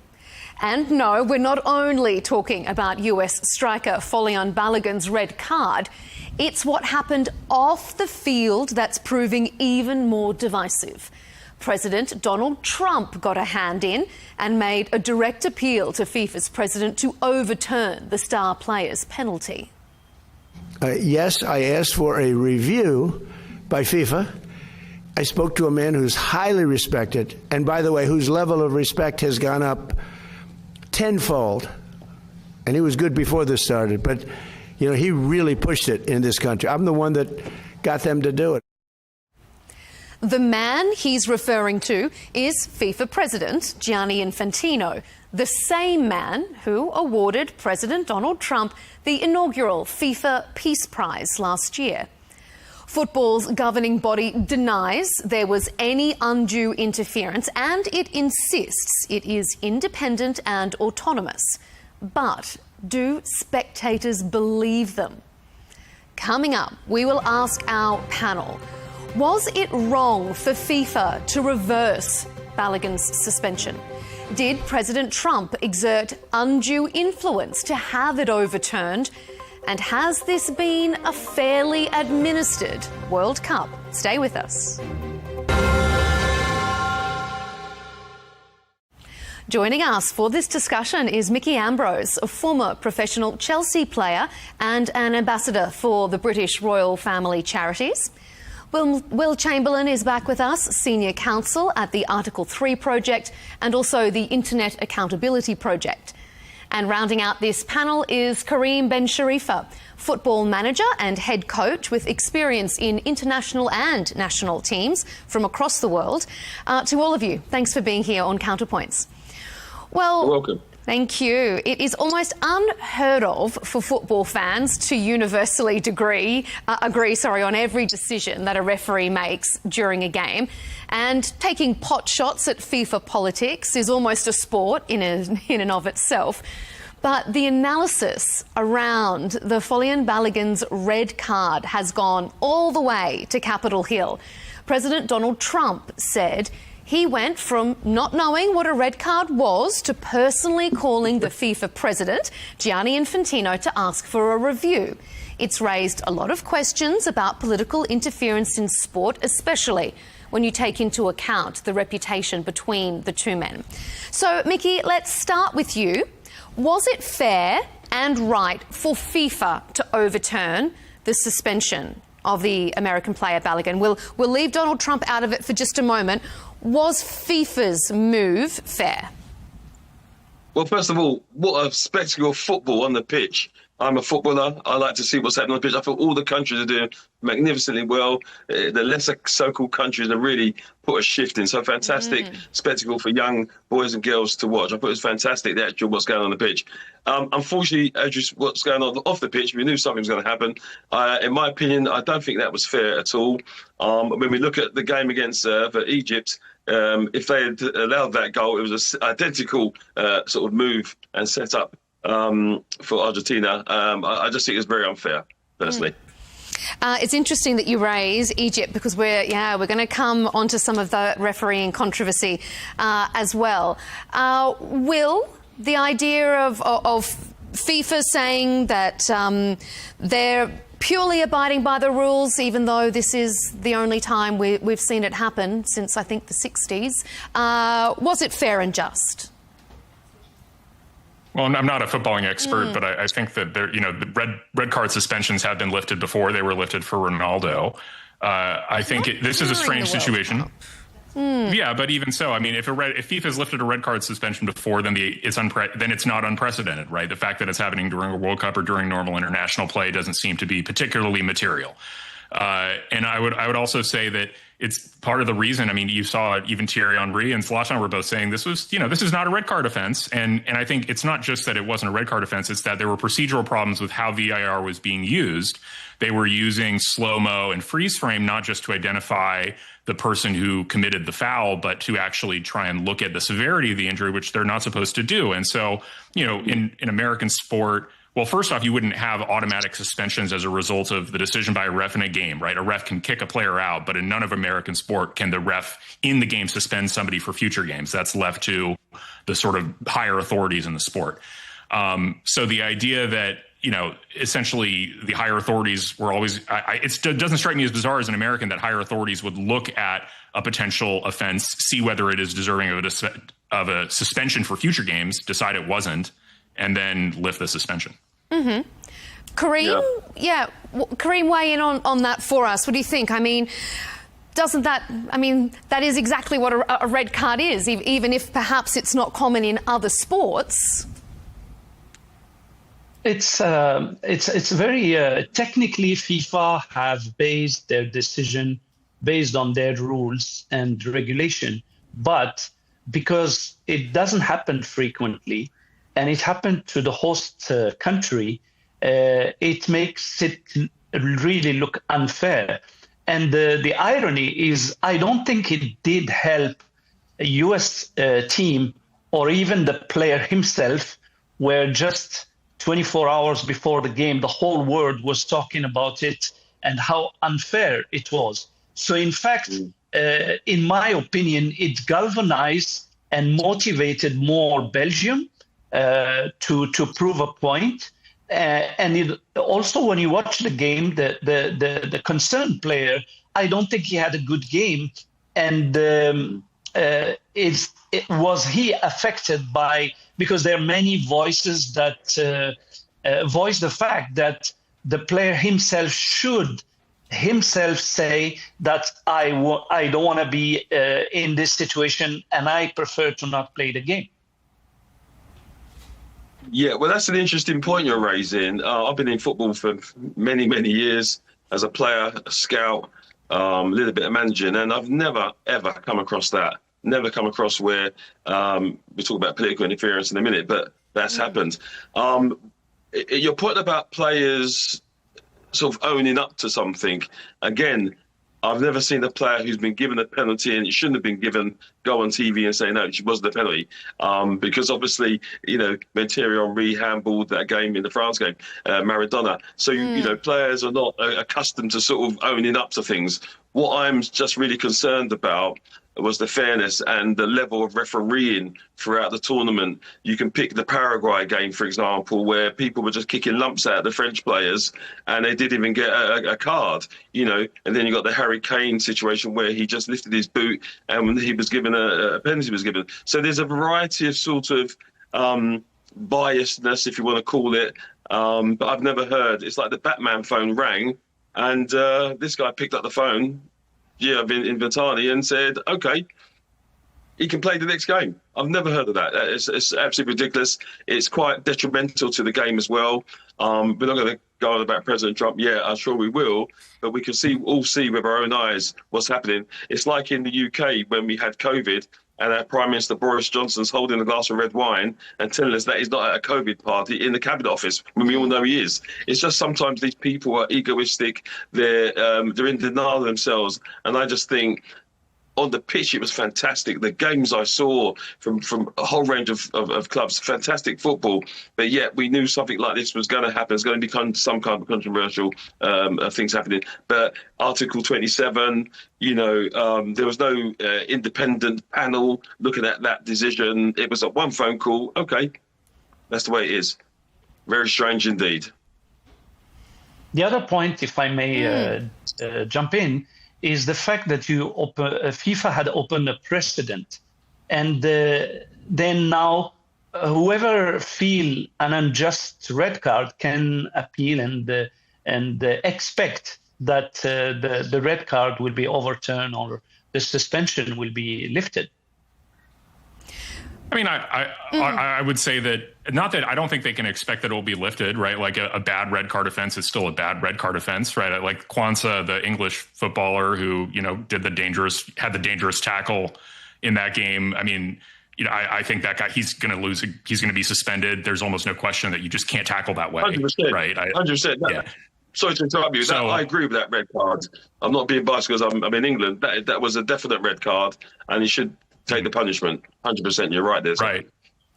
So I think that, but I think the general precedent of, I think the American way, not to be all chauvinistic about America, but I do think the American approach of, future suspensions are based on post-match review by higher authorities who have the time to look at an incident and think calmly, because otherwise you're giving the power to the ref in game who's under time pressure, right? He's got to make a decision right now with what he sees. But shouldn't the American team have to play to the rules of the game itself? And that's what the rules are. They did. And but also the rules say that the VAR refs should not be looking at slow-mo and freeze frame. And they did that, right? Like if the rules everybody needs to follow the rules. And if you don't have an appeal process in place for teams to appeal refereeing decisions that were based not just on like a improper subjective decision, but improper procedures, then I don't think, then from Americans' perspective, well, then it's like, even if you are correct that it's improper to appeal, well, then it's a two wrongs make a right situation. Like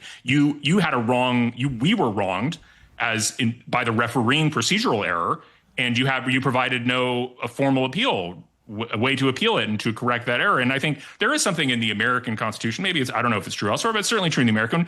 It's why we're so litigious, why we have so many lawsuits. Like we just don't, we don't take being wronged, and we're just not okay with it. Like the idea that we would be procedurally harmed and there would be no remedy, it just doesn't work in the American Constitution. No, we will sue you. And if we can't sue you, we will appeal to your higher authorities and we will bully you until we get what we want because we feel wronged. That's very much an American way of looking at things. So. But as you say, FIFA has been going for many years. We've got, I've never come across this type of thing that's happened. And You know, when you look at the VAR, when I played football, there was no grass on the pitch, by the way. You only had one bath, so I ran off the pitch quick because I wanted to get the clean water.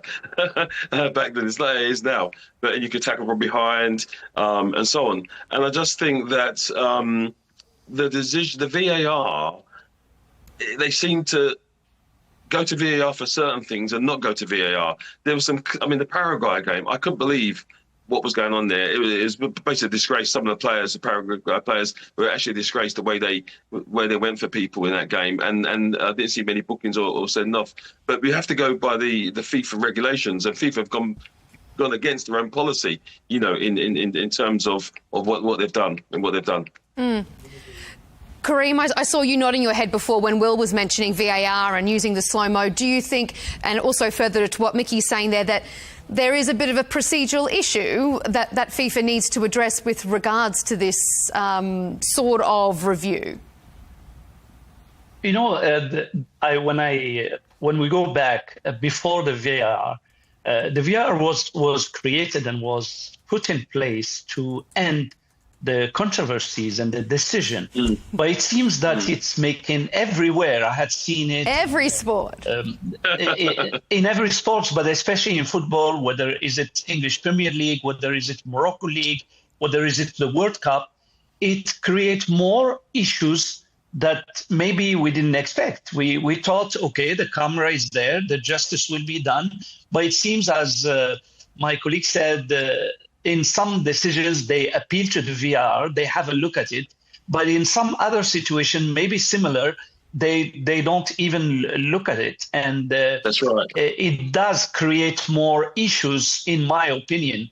Maybe it was better when there was no camera, no VAR. I definitely disagree with that. I think the VAR is good. I'll just quickly explain the core reason I think the VAR is good, because it limits flopping, right? It limits simulation of injury, because you can go back and check. Like I think in the U.S. Paraguay game early on, there was an incident where I think it was Almiron, the Paraguayan, he flopped in the box, and there was a penalty kick called on Ream, or I guess it might have been a free kick, not a penalty kick, but it was anyway like on the edge of the box. Yeah. And then VAR looked at it and was like, oh, he flopped. Well, okay, you get a yellow card instead. And that's a really good way to punish what I think, you know, if there's been one, speaking as American, if there's one uniform American objection to the way soccer is played and sort of the rule set, it is flopping. And I mean, there's some of it in American sports, obviously, but it's case by case, because I can also mention many situations. The last one is Argentina versus Egypt, where the without VAR was a goal, but they came back to a foul at the other end of the field, and many feel that foul, we had seen it so many times, and referees doesn't even notice that. Because if you notice the World Cup, and something I liked while watching the games of the World Cup is the flow of the game. Is the referees, they don't whistle for every contact or every pull of a shirt. But then why on some situation, not some other situation? That's the question. Yeah, I think that's bad refereeing to me more than anything. But go ahead. Yeah. I just wanted to add, I say back in the day when we had the old First Division, you know, it was the human eye. It was the human eye. The referee was the human eye, the linesman, and you had free flowing football. You know, I just find it stop start. I just find it very, maybe I'm too old school. I just find it very inconsistent. Even the VAR is inconsistent. The decision to go to the VAR, and then, as you say, you're going back to something that happened before. You know, in rugby, in fact, rugby is a more tougher sport, and rugby players actually respect the referee. They never see him arguing. I find football, strange enough, is not a tougher sport as rugby. I just find all this stop-starting, and I can understand it when Jeff Hurst hit that third goal, the second goal, when England won the World Cup in '66, and it bounced off the bar onto the line. Was the whole boy of the line? That was '66, and now we're in 2026. And we've got new technology, which is fair enough. You know, I just find it's sort of the decision making in this tournament, I think we'll all agree, has been a bit go to VAR, go back to VAR, or just let them play. Don't get me wrong, I tug the shirt now and again. You know, somebody should stand on my foot with a boot. You know, well, the ref wasn't looking, And we were told what to do. You look at players like Roy Keane, Mean Machine Roy Keane, and I was a centre midfield player. I got told off for running back. If I didn't run back, could get told if I didn't run forward.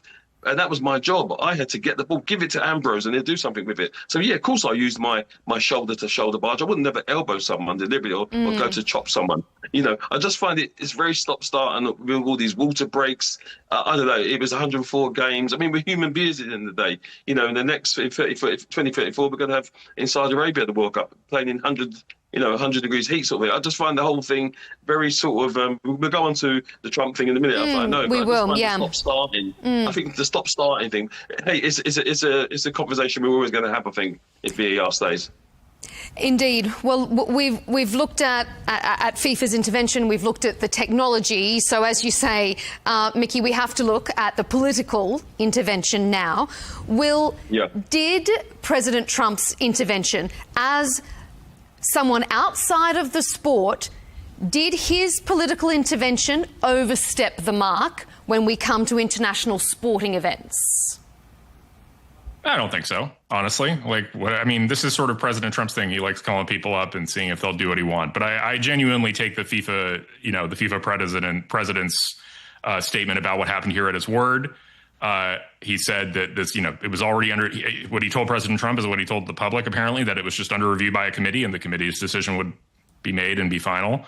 And no, I don't think so. I think that, the president can call who he wants to call. If he wants to call the head of FIFA soccer and be like, what happened here? He can do that. He can complain. Do you think it's a bad look, though, Will?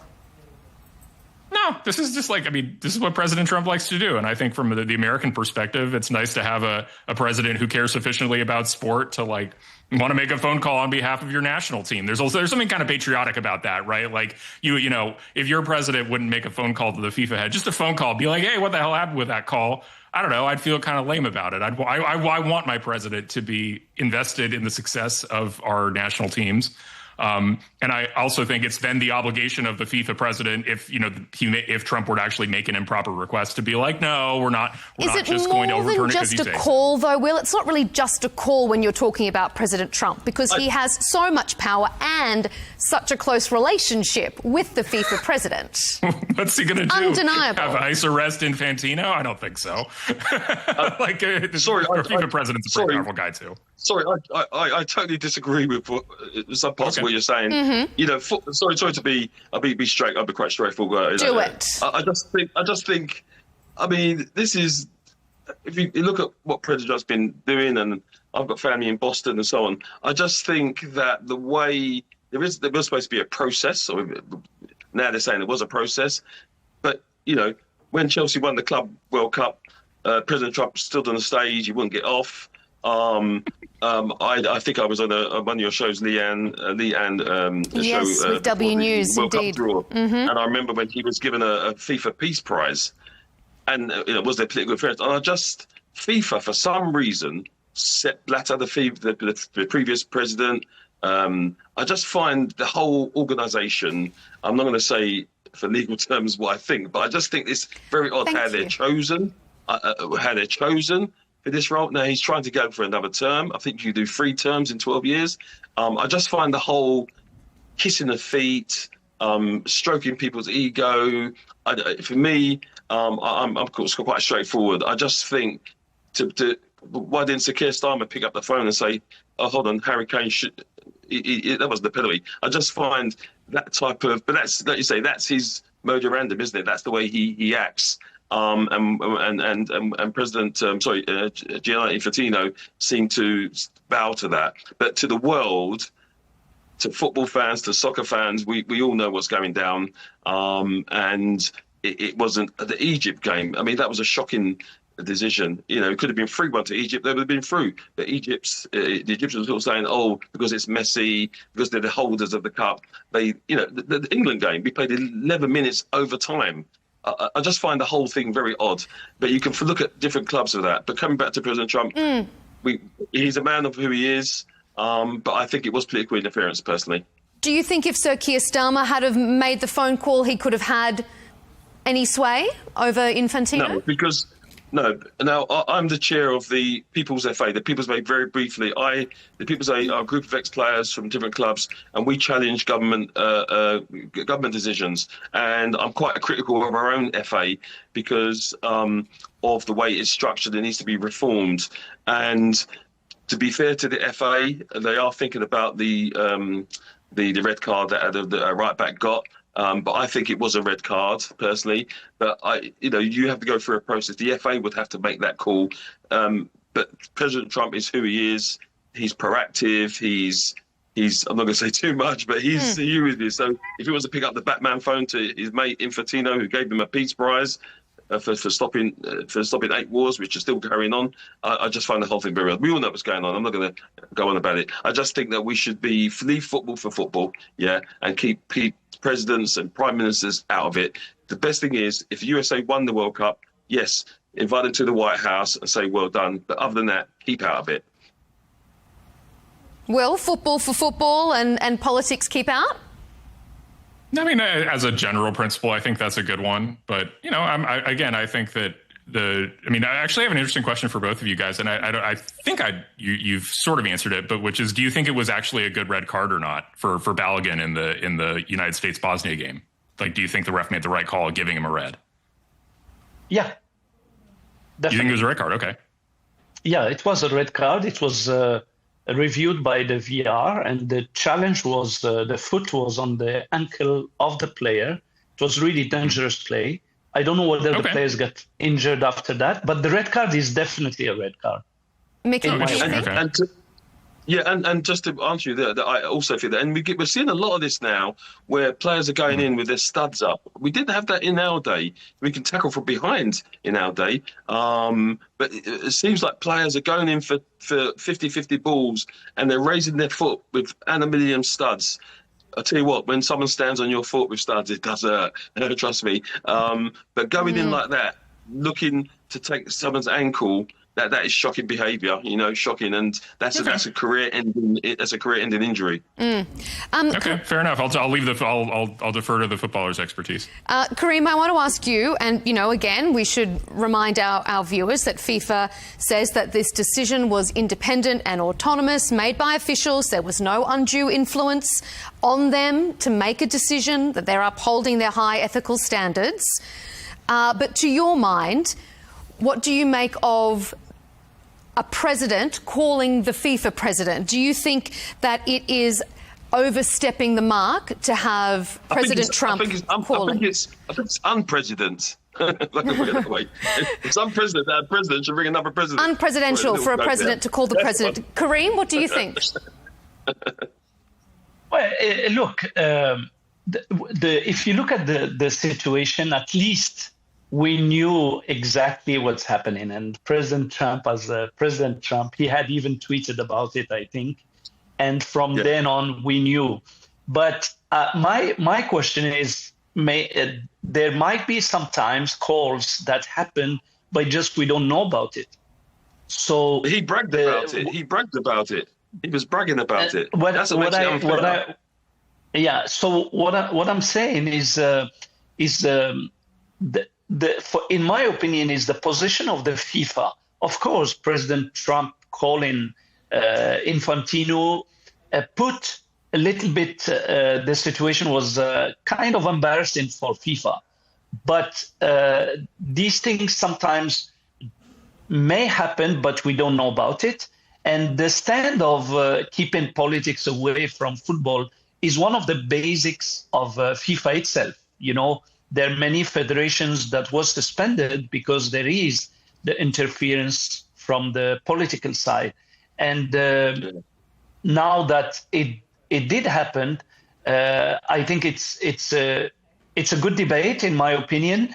But I will come back, being a coach, I would come back to highlight the fact that Belgium went on with it, because it could be more complicated if Belgium was very strict on it, and they insist that this player is suspended and they go on with tasks or with other things. But the most important thing is for the players and the coaching staff is to focus on the game and because they still have a chance. Now, we talk about the game of Egypt. Yes, there might be some decision that we feel unjust, but I would also blame a little bit the staff and the players of Egypt. For the last 15 minutes, there was no more instruction for the players. There was no more motivation for the players. It's very important for the coaches and the staff and the players, despite all this happening outside the field or inside the field, to keep focused on the performance or on the game. Because I think despite what happened in the game of Egypt, Egypt could have won the game. But they, in my opinion, they went out of the game 10 or 12 minutes before the end of it. And I think we have a proof that Belgium have won the game despite the unfair decision. Yeah, they won the game with the Americans at full strength. The Americans have nothing to complain about. We played the worst game of our tournament by far. I mean, you guys see that third goal? That was pretty embarrassing. The goal. Yeah. And Belgium, they played their best game of the tournament. Yeah, they looked great. That's the unfortunate side. You know, I'm sitting here. I got all excited as an American because we were playing this high pressing tempo attacking, which I've never seen from an American team in my entire life. Right? Like we've always been like low block, defensive, a really good goalkeeper like Tim Howard or something. And we just hope to squeeze out like a 0-0 draw in PKs. That's been the American way of winning international soccer for decades. And all of a sudden we're like pressing and attacking and it's cool. And then, so we're all getting excited like, hey, maybe we're actually good this year. No, we're not really that good still. We're a little better, a little more capable, but it was, and I think, and the funny thing is Balogun, I thought was, you said he played poorly. I thought he was the best American on the pitch. Pulisic gave the ball away like 11 times in 45 minutes, something crazy like that. He had the worst game I've ever seen him play. I think in the end, you guys don't have to hear about any American complaints anymore. I think that's the silver lining for you all. Like you would have heard endless American complaints about Balogun not getting to play. And now we just are sitting here being like, oh yeah, we got beat by a much better team. Okay, now moving on. Yeah. Yeah. Just really quickly, going back, I mean, by the process, when you mentioned about why didn't Keir Starmer bring President Trump, the process is you go through the federation. So the USA Football Federation, Mr. Trump should have rang them and said, I don't agree with what's happened. Can you contact the FIFA and see what we can make an appeal? But what he did, because he's got a close relationship, he just picked the phone up. He must be on speed dial or something. But normally you go through your federation to make your point. But obviously, because of the relationship they've got over the many years and the things we see in the UK, with the draw and everything else. But just coming back to the Americans, I thought that high pressing was quite impressive. You've got to be really fit to keep doing that for 90 minutes. When I organise celebrity charity matches and some of the celebrities in the UK, when they get their DVD, they say to me, Mickey, was I really running that slow? And I say to them, now you know what box to box means. It's all right looking at the telly. But I thought it was a very good tournament. I think everyone gave, all the countries gave what they gave. I think it's fantastic spectacle of football for our young children, boys and girls to follow. I want to pick up on something that Kareem, you said, and ask you about this. You were talking about you think that Egypt lost it in those last sort of 10 to 15 minutes because they just didn't keep it up. What about this chatter that's been ongoing since that game, that there was maybe a little bit of unfairness in the refereeing because it's in FIFA's interest to keep a team like Argentina with Lionel Messi in the competition so that they're going through? I mean, no one's accusing them of wrongdoing here, but there is that chatter and that speculation. How do you read that, Kareem? The beauty of the game of football is those discussions. After every game, we have a debate about, we scrutinize the decisions of the referees, of the coaches. And the advantage that we fans and we love this game is over the referee and over the coaches is we discuss the game that has passed while those individuals, they are in the thick of it. So I don't want to take credit from Messi and Argentina. It's very unfair as well to say that they are moving, they won the last World Cup, or now they are moving forward in the competition just by that. I have seen Messi walk for 18 minutes. But when he put the engine on, his magic made the difference. You had seen other Argentinian players, they had similar chances, but they could not make it. It just Messi have that magic left foot. And of course, things have to be fair, but we all would like to keep watching the best players going on. But I don't think to the extent, as I explained regarding the Argentina-Egypt game, I still feel Argentina was more composed, wanted more. And even if you see, beside the last 10 minutes, after the 2-0 of Egypt, they took this decision to sit back. And I had seen it game and game again in this World Cup. The team that doesn't take, for example, Morocco against Holland. Yes. Holland sit back. We had 70% possession, and we did attack. Basically, the justice of this World Cup is the team that have the intent to win the game, have the intent to play the attacking football, the high press football, is usually the team that is rewarded with the win. And that's what I see in the last game of Argentina-Egypt, without staying focused only on some mistakes. Mm-hmm. Yeah. I think also that you have to, it's been a long, long season, in the Premier League and all the other leagues around the world. Players are human beings at the end. And like you say, that last 10, 15 minutes, they were still going for it. When you're not in possession and you're running here because they passed it there and they passed it there, that's tiring to keep chasing the ball.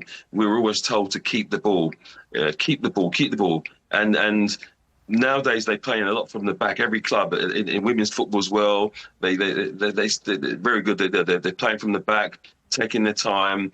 But at some point, you need to press a button. And you're very right. Messi, for his height, when I scouted for Tottenham and Chelsea, and if you were 5'5", they say, "Oh, you'd never be a footballer." But look at Messi. Messi's not muscly built. Look at Ronaldo and Messi. Messi's got that flair, that touch. He can drift past you, and he never gives up. He's a winner.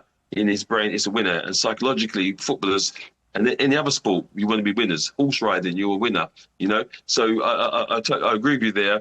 I just think if you're fit enough to keep that going, that's great. The American game, I thought that was the way they were pressing, but to sustain that, that's hard. And it's been a long season. And you've got to remember the distance between games is about what? You got four days rest, then you're going again. That's where you have to have a big squad of players who can come on and maybe rest some people. We're human beings at the end, we're not robots. Yeah, and the Americans really had a very thin bench. I think they had a good starting 11 or good-ish. Yeah. Maybe like the front seven were pretty good. I think the back line was pretty weak. But they had nobody really to come off the bench, maybe one or two players, and that was just not enough to keep doing what you say, the high pressing. Kareem, you want to jump in there? Yeah, just to add one thing is it will be very interesting to see the number of goals that was scored in the last 10 minutes or 5 minutes of the game. I saw stats a few games before that ironically against the African teams, many of them have conceded at the 86th minute by a number 9 of the opposition team. So the composure, the composure and focus and concentration is very important till the final whistle of the game. You always play to the final whistle. Look at Scotland, the mistakes they made in the defence. Too many touches, bad first touch. This is the World Cup. You're playing against. This is a learning curve for a lot of players. If it's their first World Cup, you got to be on your game and you play as a kid. You always play to the end of the whistle, and that's right. All right, I'm going to move us on to the second component of our debate, looking at FIFA, because, as I think some of you have mentioned, we've got a re-election year for the president coming up next year. So let's have a look at Infantino. The FIFA president, as all FIFA presidents do, during any World Cup, they're always coming under fire for something, but particularly for the Balogun decision. Separately, as we've also been discussing there, the Egyptian players and managers have accused FIFA of bias against their team during Tuesday's match against Argentina. They've suggested that that FIFA wanted Argentina and its star Lionel Messi to go through to ensure more viewers.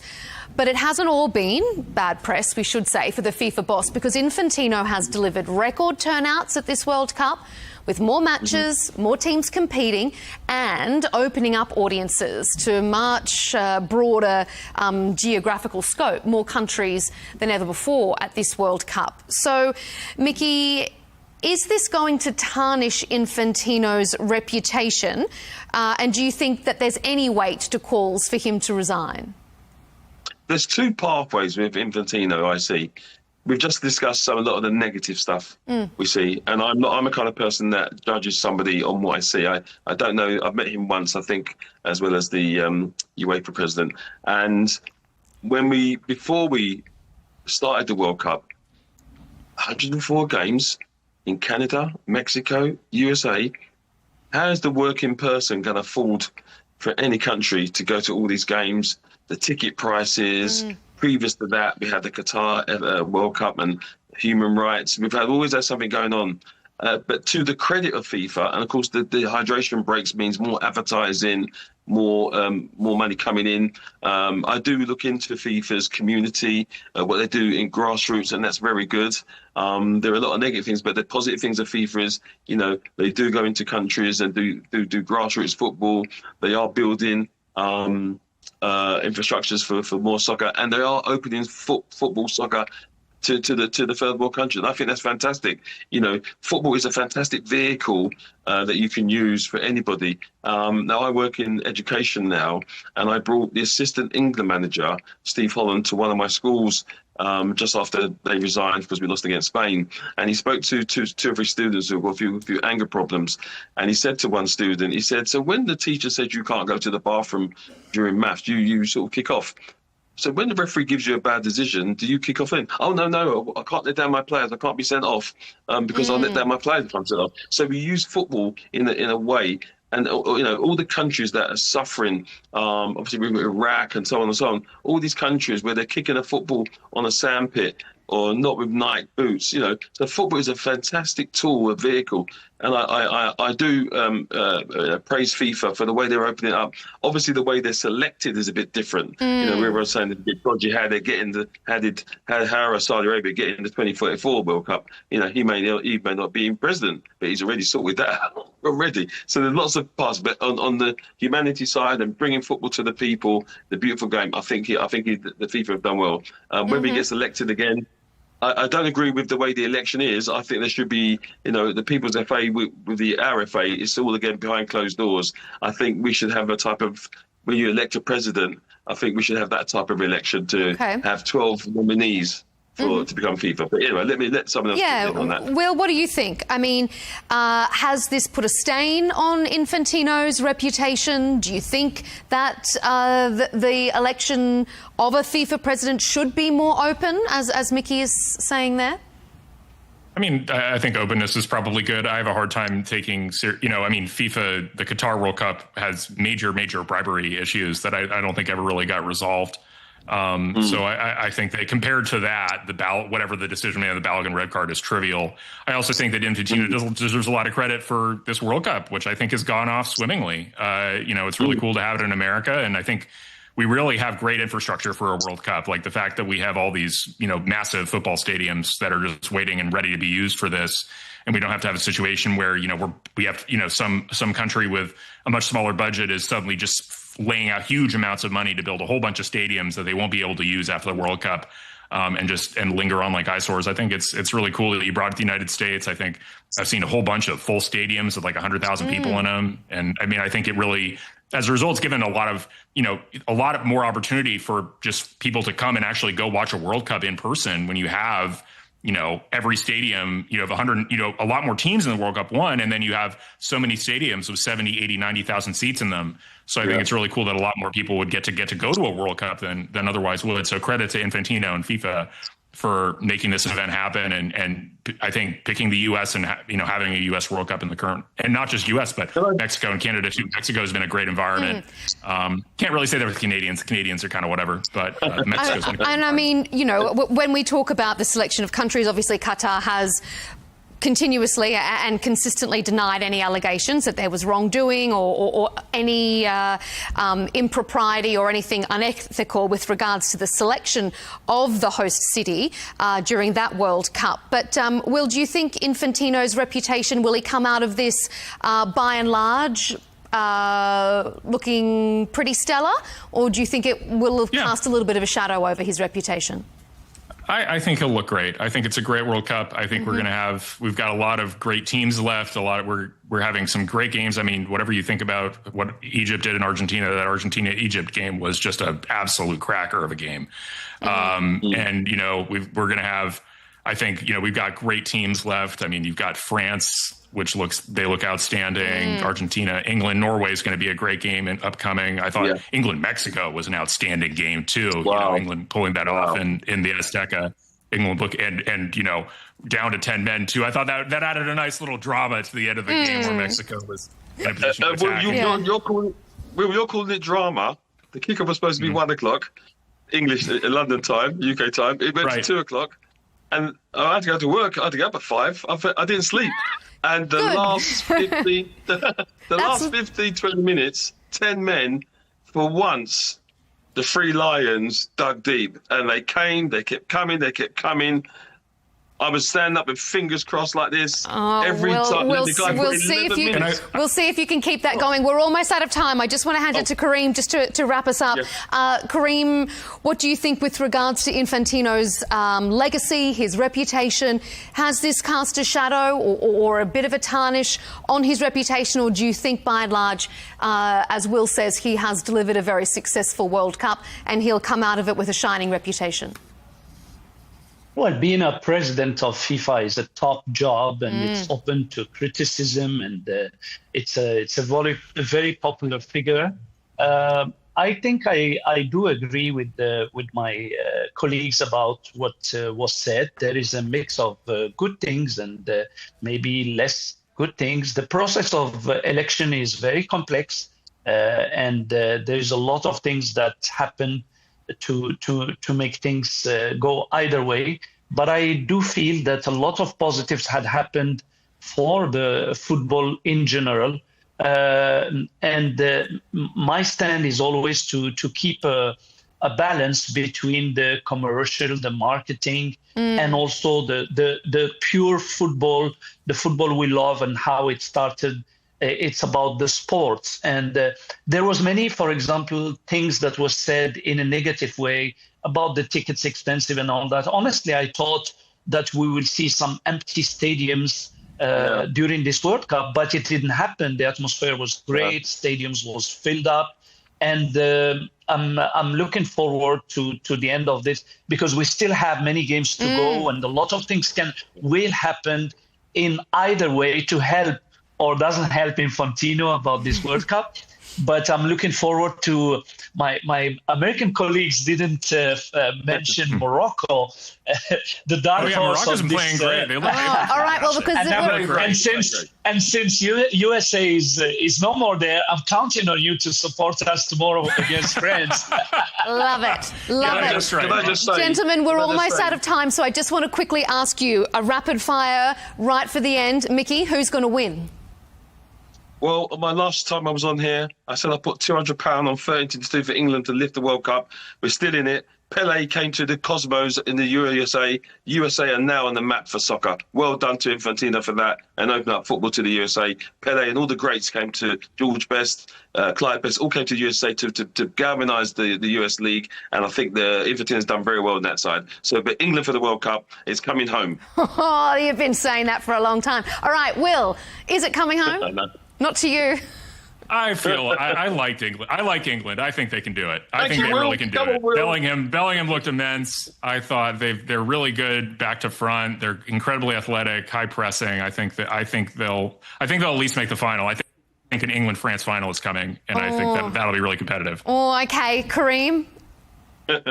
France, Argentina are up there logically based on what they show in this tournament. But how sweet it will be for Morocco to win this World Cup, you know. I think if we can get over tomorrow the hurdle of France, Morocco play fantastic football, attacking football. I think it's a young team, by the way. Wadi and other players are 18, 19 years old. And I feel that we have the whole world is with Morocco because we are the only African team still there with the giants. And I hope that Morocco will make it. It's good to see. It's good to see. England final.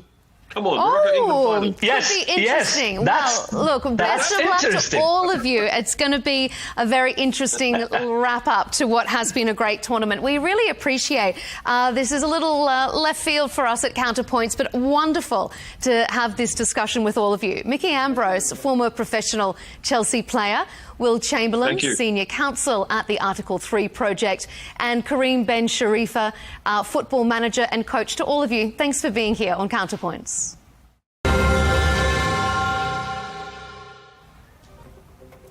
And as always, thanks to you for tuning in to this very sports-themed episode of Counterpoints. Nice for a change. Keep up to date with our latest debates and interviews, and subscribe to Al Arabiya English on YouTube and follow us on X and TikTok. We'll see you next time.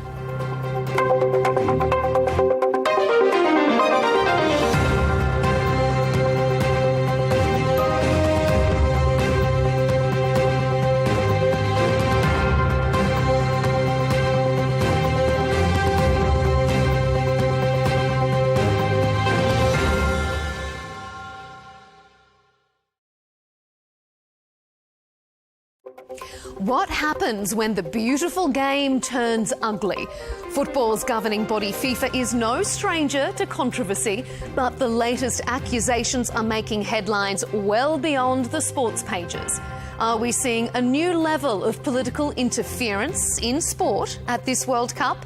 Stay with us. That debate is coming up soon on Counterpoints with me, Melinda Nucifora.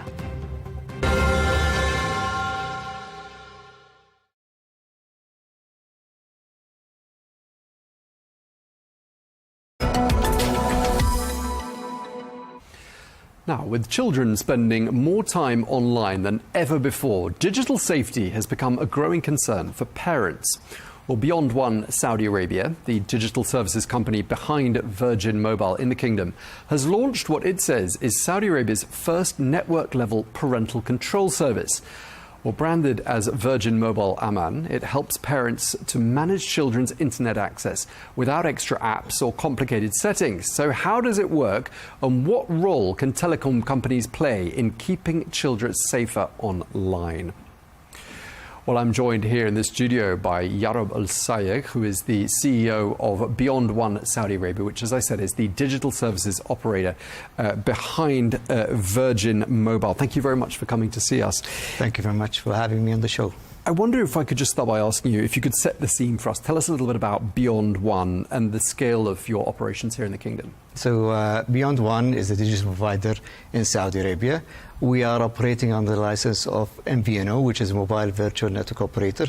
Basically, we sell telecom services to our customer base in the kingdom, while our network operation is with the host operator in KSA. So we focus a lot on developing products, services, and MVNO globally focuses on niche market segments where we develop specific packages, for that segments.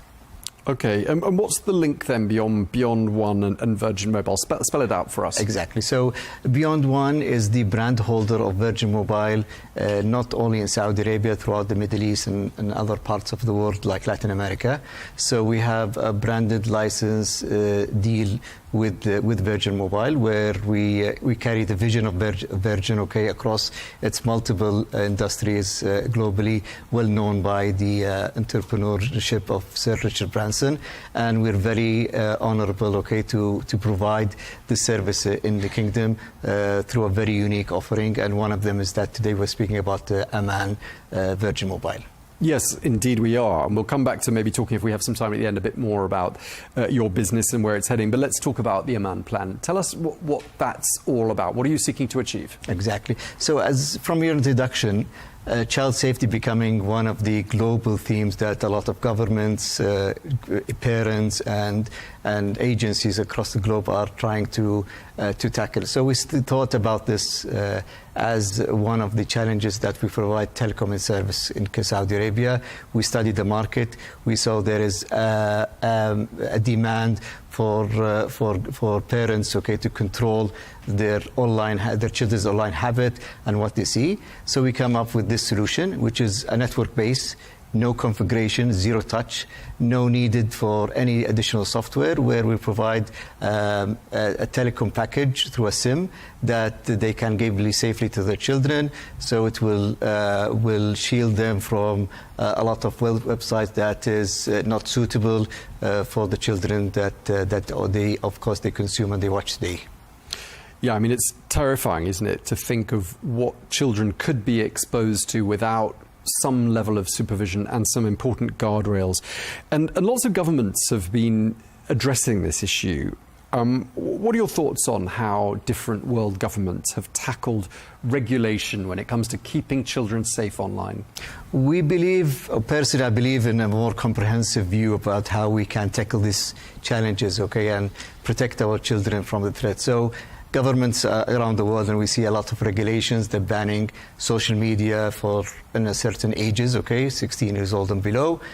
So this is one angle. The other angle will be, I think, education of parents themselves, where they take the responsibility, the guardianship of their beloved ones, and provide them with the necessary tools, technology that make it easy, no configuration, nothing, okay, that you have to do additional. Today we live in a very complicated world, and this is where we thought that there's a chance and opportunity for us to provide this safety in a very, very easy, zero-touch approach. What are the sorts of threats that the Aman plan seeks to address specifically? So basically we block the main social media platforms, which inherently also are not suitable for the target age that we have. We have also YouTube, which they have a specific safe version, okay, that we have through the Aman plan, not the public and general YouTube with its content out there. So it's very catered. It's very, we believe, okay, can provide the minimum protection, okay, for the young ones through this plan. Do you think, as wearing your telecoms hat, I mean, do you think there is a bit of a conflict of interest between what the governments want and what the telecom companies want? Because, of course, blocking social media and blocking content, doesn't that mean less revenue for you? Well, yes, absolutely. But I think this comes from our brand values and where Virgin can play, okay? So a lot of ventures that happen Virgin throughout the years is coming from to be safe, to be brave, and to challenge the status quo and provide the service.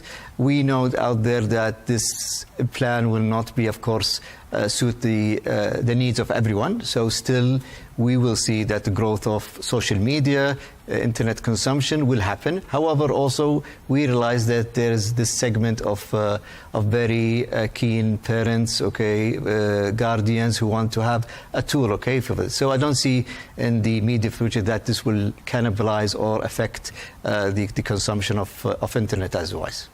I mean, there are calls all around the world from society for products to be made family safe, for online content to be safe for younger ages. I mean, do you feel like a lot of the demand is coming from society here in Saudi Arabia? Absolutely, yes. And I think societies across the globe, but for Saudi for sure. As you can imagine, and launching a new product, we do a lot of surveys. We interviewed a sample of our customers and potential customers to see, and we saw a common thread of parents who are very, very keen to provide safety tools for their children. They want to provide them with a SIM that goes into their tablets, okay, and then they can, when they go out an evening out it, but they want it in a very safe way. So this is one of the things that gave us confirmation that there's a local KSA demand for such products and such a plan, okay, and this is where Aman came live. With almost all the business models we talk about and all the innovations we talk about in the kingdom, we always find a link back to Vision 2030. Is there a link here? Of course, okay. So we're very lucky to operate under under the local authorities, okay, with the sponsorship of the Ministry of ICT and the Commission of Space and Technology.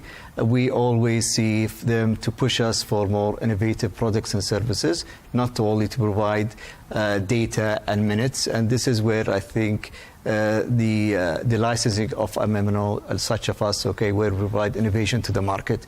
So all of this being sponsored and being encouraged, okay, by the local governments, okay, and where we operate, and this is where we're very blessed, okay, to be supported by the Vision 2030 in general and by the Ministry and the Commission.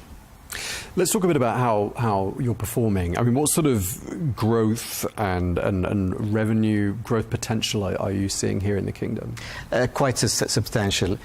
So MVNOs, a mobile virtual network operator, is a business model. It's across the globe in many countries. In Saudi, the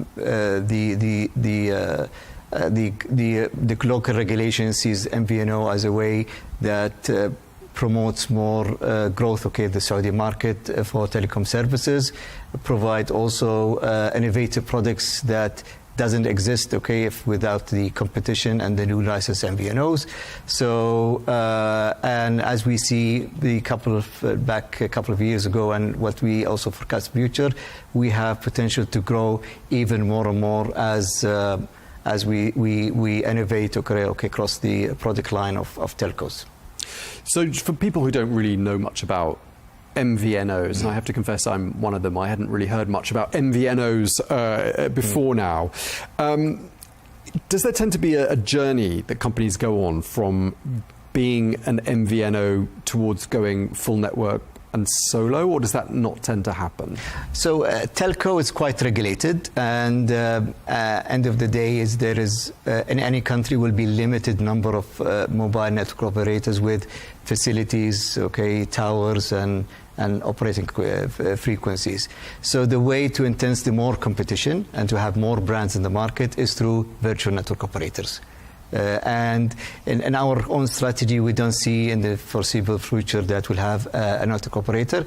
Our focus really on the marketing, sales, and innovative part of the side of the value chain of the telco, where we innovate like Oman, and we provide other services, okay, in KSA. And when it comes to that model, and you mentioned at the beginning of this conversation that you're active in markets right across the GCC, across the region. Any lessons learned from Virgin Mobile's successes, or perhaps lessons learned from setbacks in any markets in the region? So actually, it's quite a benefit for us in Virgin Mobile Saudi that we have exposure and market experiences across GCC. So Virgin Mobile is active in Kuwait, UAE, and we have a sister company in Oman under another brand name, Friendly Mobile. So we have a shared experience across the GCC. What we see is that there is demand for MVNOs or for new products and services where it doesn't come from the main players. And we're very delighted and very happy, okay, to grab this opportunity and get global brands like Virgin Mobile with its extensive experiences, brand philosophy and understanding, and again, challenging the status quo, okay, and providing, like Oman, something that is not typical from a service provider, okay, globally.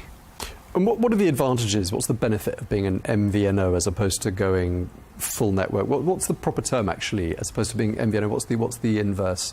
So MNO. MNO, which is yes, okay. And what's the advantage of being MVNO as opposed to MNO? Well, I think it's MNOs and MVNOs are quite different, okay. And actually, in the telco, we work all together as all service providers, okay, and we work. But if I want to give you an example of what the advantage of MVNOs is, that the focus on customer experience, the focus on providing new things to the market, probably the cost structure of an MVNO will be much lighter, which means that we can provide very cost-effective and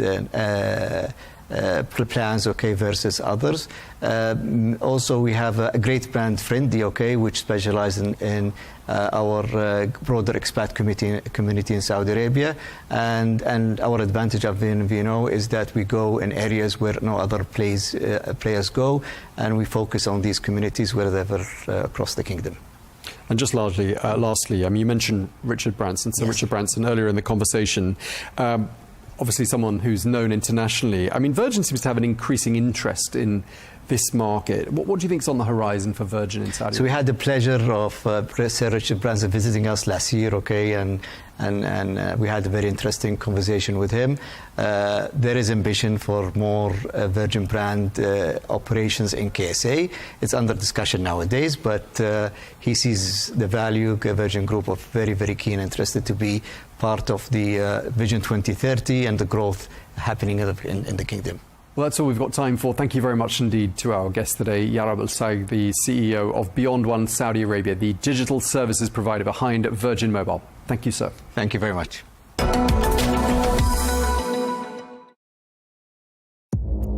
Our allies, in many cases, are worse than our enemies. Stay informed and connected with the latest international headlines.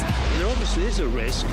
From breaking news to in-depth analysis, it would appear that this war is coming to an end. Who buys this stuff? Investors, pension funds. we deliver the most important developments straight to your screen. Iran always wanted to deal with militia. Join us for compelling, expert-driven conversations. A curfew order has been established. And an insightful look at the issues shaping our world today. There are a lot of proposals about European architecture for security. I'm Leigh Ann Gerrans, and this is W News. We dealt with this when I was Chief of Staff in the first term. Where you don't just hear the headlines, you get the full story.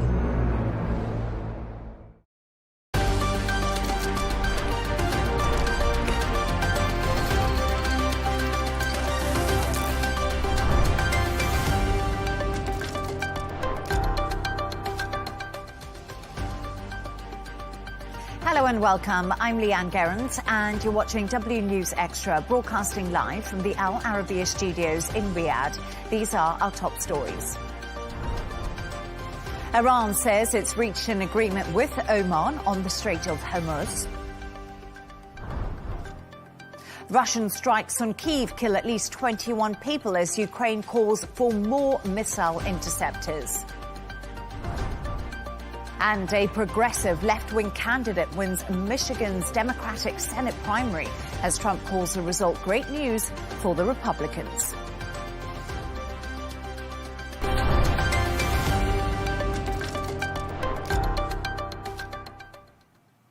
Iran says it has reached an agreement with Oman on a shipping route through the Strait of Hormuz. This comes after President Donald Trump said the strait could reopen very soon, as he warned Tehran it'll be hit very hard if an agreement is not reached. Take a listen to what Trump had to say. And they called me and said, very politely, please, can we talk? Can we talk? They didn't want. And I said, yes, we can talk. Let's get it done. Finally, let's get it done. This should have been done by other presidents for 50 years. You know, you keep hearing 47, but that's been for 3 years now. It's been over 50 years. Other presidents or other countries should have been able to do this. And I did something that I had to do, because if they had a nuclear weapon, this whole world would be a different place. If they back out again, are they done? Well, if they back out again, they're going to get hit really hard. You know, they know that. They understand that. To discuss this and all of today's stories, I'm joined by broadcaster and journalist Isabel Webster and Professor on International Relations, Dr. Ellie Al-Hindi. Dr. Ellie and Isabel, great to have you on the show. Isabel, let's start with you. So some progress has been made, but Iran is warning the deal alone will not guarantee security. How significant is this step towards reopening that key vital waterway? Well, good evening to you, Leigh Ann, and to everybody at home. Look, just listening to that clip of Trump, I'm reminded just how far the sides are on this, even though we have this progress in theory of these coordinates of safe passage being agreed between Iran and Oman. Remember, America were not party to these talks. They haven't agreed it. And Iran has made clear as part of all of this that absolutely this is conditional on a third party, and I quote, not interfering. It is also ceding quite a lot of control to Iran in terms of who will be allowed to pass inbound into the Strait of Hormuz, which is, frankly, the biggest concession that Iran will have been given in all of this. And it's hard to see where Trump will stand on that. I mean, he's unlikely to like it, and he certainly will not be able to sell it as a win because it is so far from where we were 158 days ago. Remember, of course, that boats were flowing through the Strait of Hormuz, and indeed so was oil and therefore cash. The knock-on effect of all of this has been absolutely catastrophic, not just for the American economy. We've heard recently, haven't we, the cost of this war in Iran. But they are keen to get things up and running. At the moment, I think it's something like 36% of the pre-war levels of oil are passing through the Strait of Hormuz. Could this see an increase in that? Let's hope so. But as I say, this is a fragile agreement. You could copy and paste it many times since this war broke out. We've been here before, haven't we? We thought we had a ceasefire and a memorandum of understanding, and it is messy. So I'm hopeful, but I wouldn't be at all surprised if this was not the end of the story, and we will not necessarily see the Strait of Hormuz exactly as we would like it anytime soon. And that's a good point. I think a lot of people, including you, Dr. Ellie, will be cautiously optimistic when it comes to this deal. But I just want to bring you some breaking news that we're getting, Dr. Ellie. Obviously, we heard that a deal is possible and should be released in the coming hours on the coordinates that have been agreed between Iran and Oman on the Strait of Hormuz. But Iran's president has been speaking, Masoud Pezeshkian, and he says interaction with the supreme leader is currently very difficult. I don't know what you make of those statements, because we haven't heard much about Mujtaba Khamenei or, of course, seen him since those Israeli and US strikes in February. Well, definitely, I think we have a problem in the leadership in Iran. We don't know who is in real control. And those who have the power not necessarily have the constitutional legitimacy to proceed with things. And moreover, without the approval of the supreme leader, none of these could have the actual religious and popular legitimacy. So there's always been this step where whoever is taking the decision is trying to say, okay, this has the approval of the supreme leader, while we haven't, as you said, we haven't seen him, we haven't heard him. There's serious doubts that he has his capabilities of functioning, and even more doubts that he is alive, which makes a deal a feasible deal, a deal that is implemented, very difficult to reach, even more difficult than it is by definition, due to the difference in the situations. And I hear President Trump again speaking about the deal, while in reality we are speaking about a very specific agreement about Hormuz strictly between Iran and Oman. We're not speaking about the Iranian-American deal. We're not speaking about the nuclear things. We're not speaking about all the other files that have that should have been on the agenda, be it the missiles, the drones, the damage in the region, the terrorist cells. All of this is far from being included in any significant deal. I am potentially optimistic on finding an arrangement for the Hormuz, but I am definitely as pessimistic as I was 3 months ago from the possibility of reaching a comprehensive agreement between Iran and the US to actually end this conflict. And Isabel, it's such a tricky situation right now because obviously regional allies have struggled during this war that we've seen, the US regional allies. But as well as that, there's been lots of reports that the US is rapidly running out of military artillery in the region, and they've burned through a lot in the last 5 months. So where does this leave the US if the Strait of Hormuz doesn't reopen? Because can they go back to military escalation? I mean, there are so many questions, and I'm sure, long after this ends and long after Trump leaves office, this will be talked about. We talk about various points in history. This has to be one of them, that, the biggest act of self-flagellation that President Trump could have thought up, frankly. The cost not only of the war, the cost to, as you talk about, that relationship with valued allies, countries like Jordan. There was talk earlier today about whether or not Europeans were going to have to pay a fee, foot the bill essentially, for ships passing through. Is that punishment for not having supported Trump during his stated mission at the beginning? The failure to achieve any of Operation Fury's stated aims. You could call it Operation Fast now, quite frankly. It is a huge mess, and far from being cleared up, we're in a worse situation than we were before. And I think, one thing that has been to the benefit of President Trump in all of this has been the seasons. It might sound like a small thing, but actually, the use of oil, the use of fuel by America, by Europe, increases dramatically come the fall, come autumn, which is around, by the way, the time of the midterms. So the pressure to resolve this issue is enormous for Trump, because once people start to feel a lot worse off, I'm afraid there's, people will start to assess whether or not this has been an absolute disaster or not. And Dr. Ellie, can I balance this a little bit, you Leigh can Ann, before indeed. we move on? Yes. Just completing what Isabella is saying, or the other side of the coin. And as President Trump was saying, this is the fault of previous American presidents and previous American foreign policies. The fact that since 2003, Iran has been allowed to be such a disruptive force in the region, the fact that nobody has actually had the courage to deal with it, does not say that Trump is doing all the right things. Definitely mistakes are serious, and the situation of a bottleneck that we find ourselves in is really problematic. But definitely the Iranian issue has not been dealt with and should have been dealt with much earlier. And analysts have always said any delay in dealing with the Iranian problem would be more costly, and this is what we are seeing today. And Dr. Ellie, just one quick final thought from you, if I can. Pakistan's Prime Minister and Army Chief are travelling to Saudi Arabia on Thursday. And this is obviously, as we've seen this regional diplomacy really intensify over the last few weeks. What do you think the reason for this visit is? Well, this could have so many reasons, or actually so many aspects of it. We know about the strategic defense deal between Iran and Pakistan and Saudi Arabia. So continuous coordination on that front, especially that Saudi Arabia now is more under attack from a different kind of attacks than before.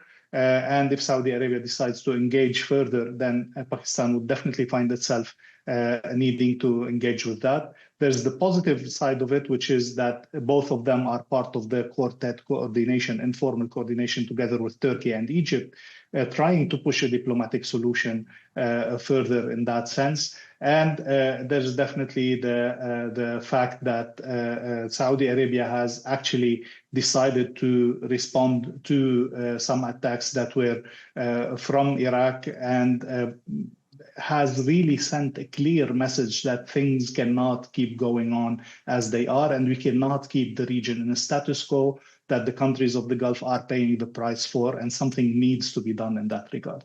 Dr. Ellie and Isabel, thank you so much. Let's move on to another story now. Russia has launched one of its deadliest attacks on Kyiv, killing at least 21 people. Ukraine says a critical shortage of Patriot missile interceptors means it was unable to stop the ballistic missiles. It's prompted President Volodymyr Zelensky to urge allies to speed up their air defense deliveries. Dr. Ellie, let's start with you, because Ukraine says more Patriot missile interceptors could have saved lives. Are Western allies actually doing enough right now to sustain Ukraine's air defenses? Because this is something we've heard from Zelensky time and time again. Well, before the early, and we called it a bottomless pit. Unfortunately, this conflict doesn't seem to have any end in sight. And the conflict that can actually take in any weapons that you throw at it, any efforts that you throw at it, any money that you throw at it, and it's continuous. Definitely on one side, we are seeing the Russian leadership, specifically Putin, have been able to transform all of the Russian economy and resources to serve this war and to ensure the continuity of this war, tapping into allies, tapping into resources, all kind of stuff, even tapping into prisons to get fighters to the front and so on. But this is there is no risk of seeing this collapse anytime soon. Putin seems to be comfortable in continuing and actually to reflect an image of power. On the other hand, the Ukrainians are in constant demand, as you said, of more and more support, while the Europeans are really feeling that the Russian threat is a direct threat to them directly, not only to Ukraine, and thus they are trying to keep the conflict in Ukraine, because if Ukraine fails, it will actually reach Europe, and this is something they could not afford. Any place for negotiation in all of this? We do have some general framework of understanding of what an agreement could be. But unfortunately, both parties don't feel the need and don't feel enough pressure to come to the negotiation table and agree to compromise to reach a decision. And that's why we don't see any diplomatic solution in sight, unfortunately. We have heard from NATO's chief, Mark Rutte. He's been in a phone conversation with Ukraine's Volodymyr Zelensky, and he said, I am discussing with allies how we can continue to get Ukraine the air defences they urgently need. And they have had a phone call later on this evening. But Isabel, there's been another incident which has been really fascinating. Over in Germany, there's been this incident involving an explosive drone with a Ukrainian plane. What more do we know about this? Yes, concerns not just for Germany but for the NATO allies across the board is this increase in what we understand to be hybrid warfare. Now, German authorities haven't yet formally accused Russia of this incident last night, but there have been previous incidents that Russia have been behind at this specific airport. So last night at Leipzig airport, two separate incidents were reported. One, a quadcopter, it's a type of drone with an explosive device on board and a detonator, was spotted near a Ukrainian cargo aircraft, as I say, at Leipzig airport. And then separately, an object in the sky collided with an aircraft which had just taken off from Leipzig airport and was forced to conduct an emergency landing safely, but at Hanover airport. Now, what we are seeing, not necessarily in this incident, but in proven incidents in the past by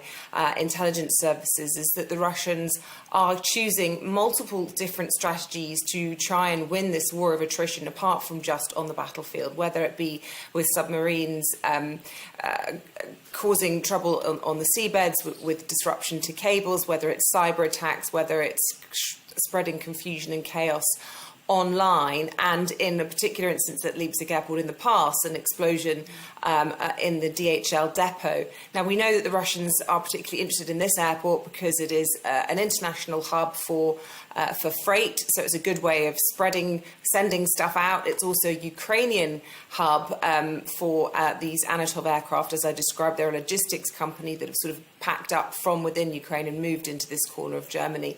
And it's also used by NATO for their military supplies. You could understand why the Russians would be interested in it, but I think it poses lots of questions about the increasing actions that are being taken part in this hybrid war, whether they are being allowed to act with impunity. And, a moment ago, Dr.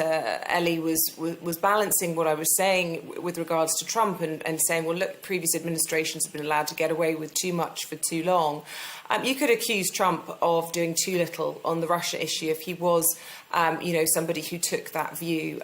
Certainly, he has pulled back support for Ukraine. In fact, the only solution that he seemed to support wasn't a ceasefire; it was surrender by the Ukrainians, effectively. So, I don't think Trump's necessarily, and I'm not suggesting Dr. Ellie was trying to claim he was an arbiter of peace, but I think it's very hard to balance criticism of him when you have a situation like we're facing with Russia and the threat that it poses, and his lack of support for the European allies in this moment of need.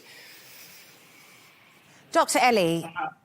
No, I fully agree, definitely, and definitely I'm not promoting Trump as a peacemaker around the world for sure. But again, we need to see what is European lessons out of that. Unfortunately, they are in a catch-22. They cannot do anything without the US, militarily at least. And the US is still trying to play a mediator role and trying to, get financial and economic benefits from both sides at the expense of Ukrainian sovereignty, between brackets, if we may call it, or at the end of whatever deal might come out of this. So they are not putting their pressure into the game. And without this American pressure, the heavyweight into pressure, as I said, both parties don't feel compelled, don't feel the need to come to a negotiation table, unfortunately.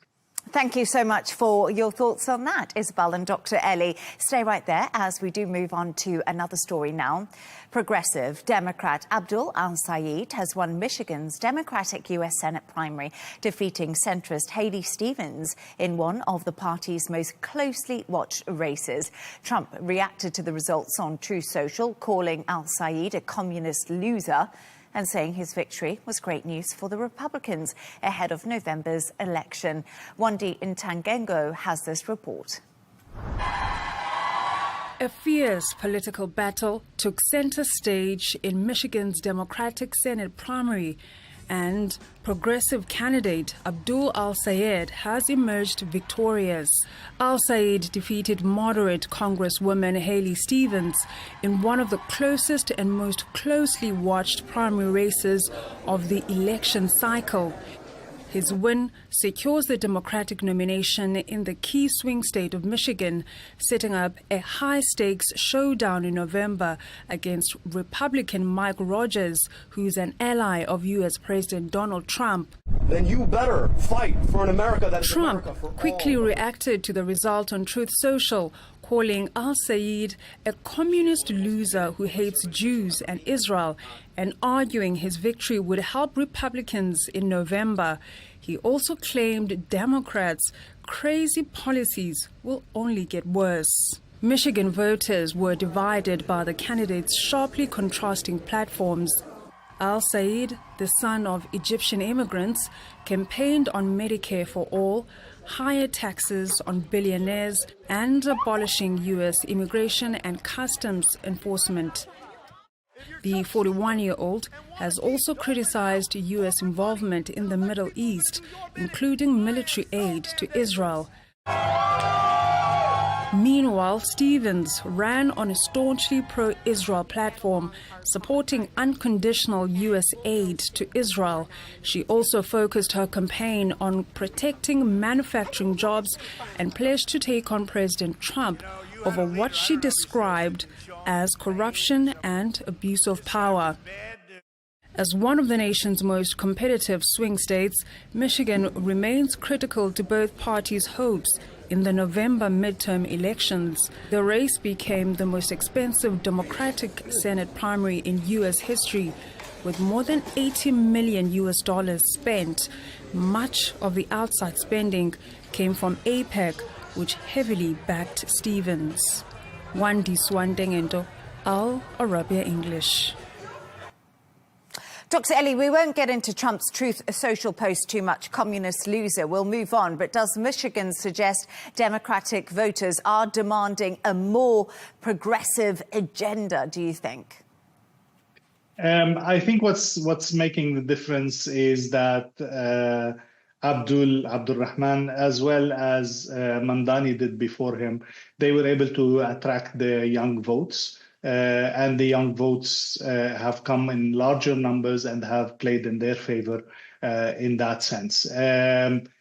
So far as I've heard, he doesn't have quite aggressive socialist/communist ideas like we saw in Mamdani and his surrounding that were really shocking for the American public.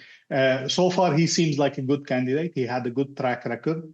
But also his opponent has been in the House since 2018, has had a very good track record, and has been an integral part of the Democratic Party. Both of them have. So what it came down to actually was who was able to reach the youth, and specifically on the topic that we saw in the report about supporting Israel or supporting Palestine. Now, seeing him among the other, let me say, extremists in the Democratic Party, it means that he feels comfortable putting himself in that position, and it means he feels that he is part of that trend in the Democratic Party that is going to the far left, unfortunately. And this might be helpful in, again, gaining the young voters, especially in a primary, but this might not necessarily play in favor of the Democratic Party in the general election. Yes. Because once again, the biggest number of voters are undecided voters that would sway and that would be scared from the extreme leftist policies that these people in the Democratic Party are presenting. And I guess one thing this primary has done is really shown the splits in the Democratic Party. But Isabel, Michigan remains one of America's most important battleground states as a swing state. How crucial will it be as we head into those all-important midterm elections in November, especially for the Republicans and Donald Trump? Donald Trump said this is good news for the Republicans. Yeah, he might be right. He might find it easier to defeat, and in his eyes, somebody on the left of the party than perhaps a more establishment figure. But you know what? These midterms are going to be fascinating, and particularly, as you say, in Michigan. To give you a sense of the situation there, and you touched on it in your report as well there, Trump took Michigan in 2024 with 1.4% of the vote. It was such a tiny margin that they are just about clinging on to it. Now, in this Senate election, it's actually held by Democrats. They want to make sure they hold it. But overall, the Democrats are desperate to try and claw back control of one of the houses in Congress, whether that be in the Senate. Only a third of seats are up for election. They want to net gain 4 more, but they can't afford to lose any. Only one of the 2 seats in Michigan is up for election in November. This is one of them. And, it's really important for the Democrats to try and get control of one of those houses as an extra check and balance on President Trump. It's more likely, I think, that they might have success, the Democrats in the House of Representatives, where all the seats are up for grabs. But the Senate is where the majority of those really key powers are held, whether that is the appointment of judges, the appointment of ambassadors, involvement and oversight of cabinet members. So the Democrats are keen to do that, particularly with President Trump. And it will be really interesting to see, because I think Michigan is the only state, apart from Georgia, that has a split ticket, if you like. So you have got Trump winning in the last election, and then you've got Democrats trying not to lose their seats in the Senate come the midterms. It is going to be really, really interesting, and there's so many threads to this, not least, the financial situation with Russia, not least the situation with Strait of Hormuz, which has been deeply unpopular with American voters, even those on the right. So whether you're into politics or not, it's going to be a fascinating few months.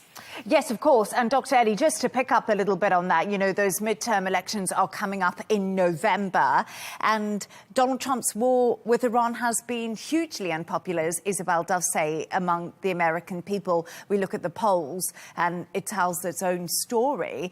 But, coming into those midterms, how do you think Donald Trump's going to spin things? Because in many respects right now, I think one thing that this primary does highlight, even though it's Democrats against Democrats, is that there is a movement now inside of the US which is aware of these pro-Israel lobby groups. And we've heard J.D. Vance speak out about them himself and President Donald Trump. Do you think this is going to become a bigger theme? Let me just say a small note about as you mentioned, the Israeli lobbies. I think they are really facing a serious challenge, maybe unique in the history of the presence of Israeli lobbies in the U.S., because if the Democratic Party leans anti-Israeli, the Republican has been traditionally not so popular with Jewish voters. And now with people like J.D. Vance taking such clear positions that the U.S. first means even the U.S. before any Israeli interests. So where would they choose to support, and where would they votes seriously go to? I think they will choose singular battles where I think they can make a difference, and they will try to get, singular champions in each of the regions to continue to carry their positions. But definitely the Israel specifically and the Jewish lobby in the US need to rethink where they have found themselves before this election and due to all the policies of Netanyahu in the past years. This is on one side. Concerning Trump, definitely, if you remember on your show, we discussed after the MOU that at least he would get out with the 3 basic points. Stopping the war, promising that Iran will not have, or the Iranian promise that they will not get a nuclear weapon, and Hormuz open. This by itself would have been sufficient as a win to twist in politics, to spin and to present to the public as a victory, regardless of everything else in the MOU. However, we're seeing in the past 2 months that even these 3 points are failing to materialize. The war did not stop. The Iranian promise is not so clear on not having a nuclear weapon, and Hormuz is in the situation that we have discussed. So definitely Trump needs to do something before the coming elections. I doubt that it will be a military escalation because a military escalation clearly cannot reach clear, tangible results in such a quick period. And I doubt a diplomatic achievement would be also achievable between now and November. So definitely this will play against him. Probably lower oil prices, if he managed to do that, will calm a little bit the public in that sense and make them focus back on the issues that brought him to the White House, migration, economy, inflation, all this stuff, or the woke agenda, America Great Again, and hopefully he will attract the voters back to the Republican Party's favor. Yeah, that's a really good point. And also, we must remember, we were talking about Ukraine earlier. Donald Trump said he could end that war in, I think it was 24 hours or after coming into... In a day. In a day. And clearly that hasn't happened either. So he's got a hill to climb ahead of those midterms. But thank you so much for your thoughts on that. Let's go to the next story now. And 2 of the world's most powerful AI tools have managed to create fake human identities to try and trick people in attempted cyber attacks. The UK's AI Security Institute discovered the artificial intelligence even tried to hide the evidence during testing. It comes shortly after the 2 companies involved, Anthropic and OpenAI, revealed their tech has also managed to hack into other companies. Isabel, let's start with you.